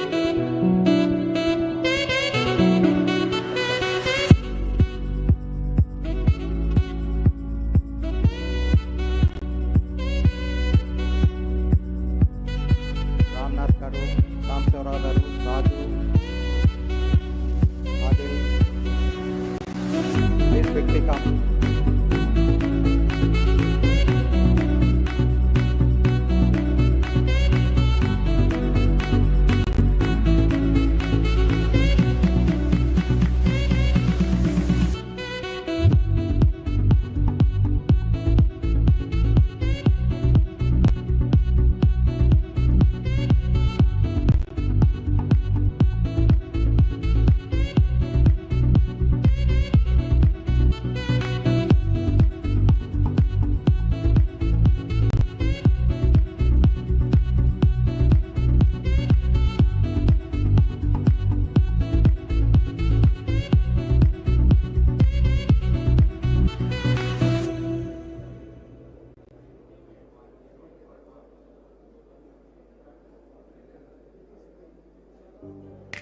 You gotta put your past behind you. Look, kid, bad things happen, and you can't do anything about it, right? Wrong! When the world turns its back on you, you turn your back on them. That's not what I was told. And maybe you need a new lesson. Repeat after me. Hakuna Matata. Hakuna Matata. Image, no worries.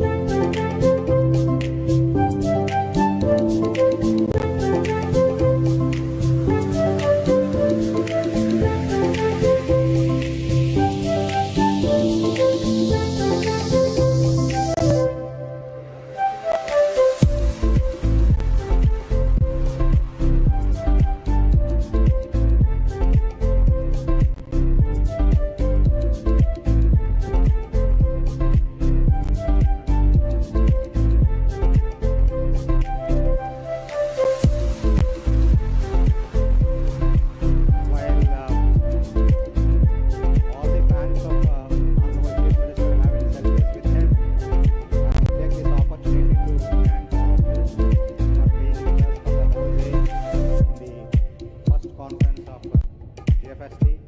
Thank you very much for spending time with us, sharing your thoughts, perspectives, and also all the sponsors who supported this event. I thank Novotel for the hospitality. We have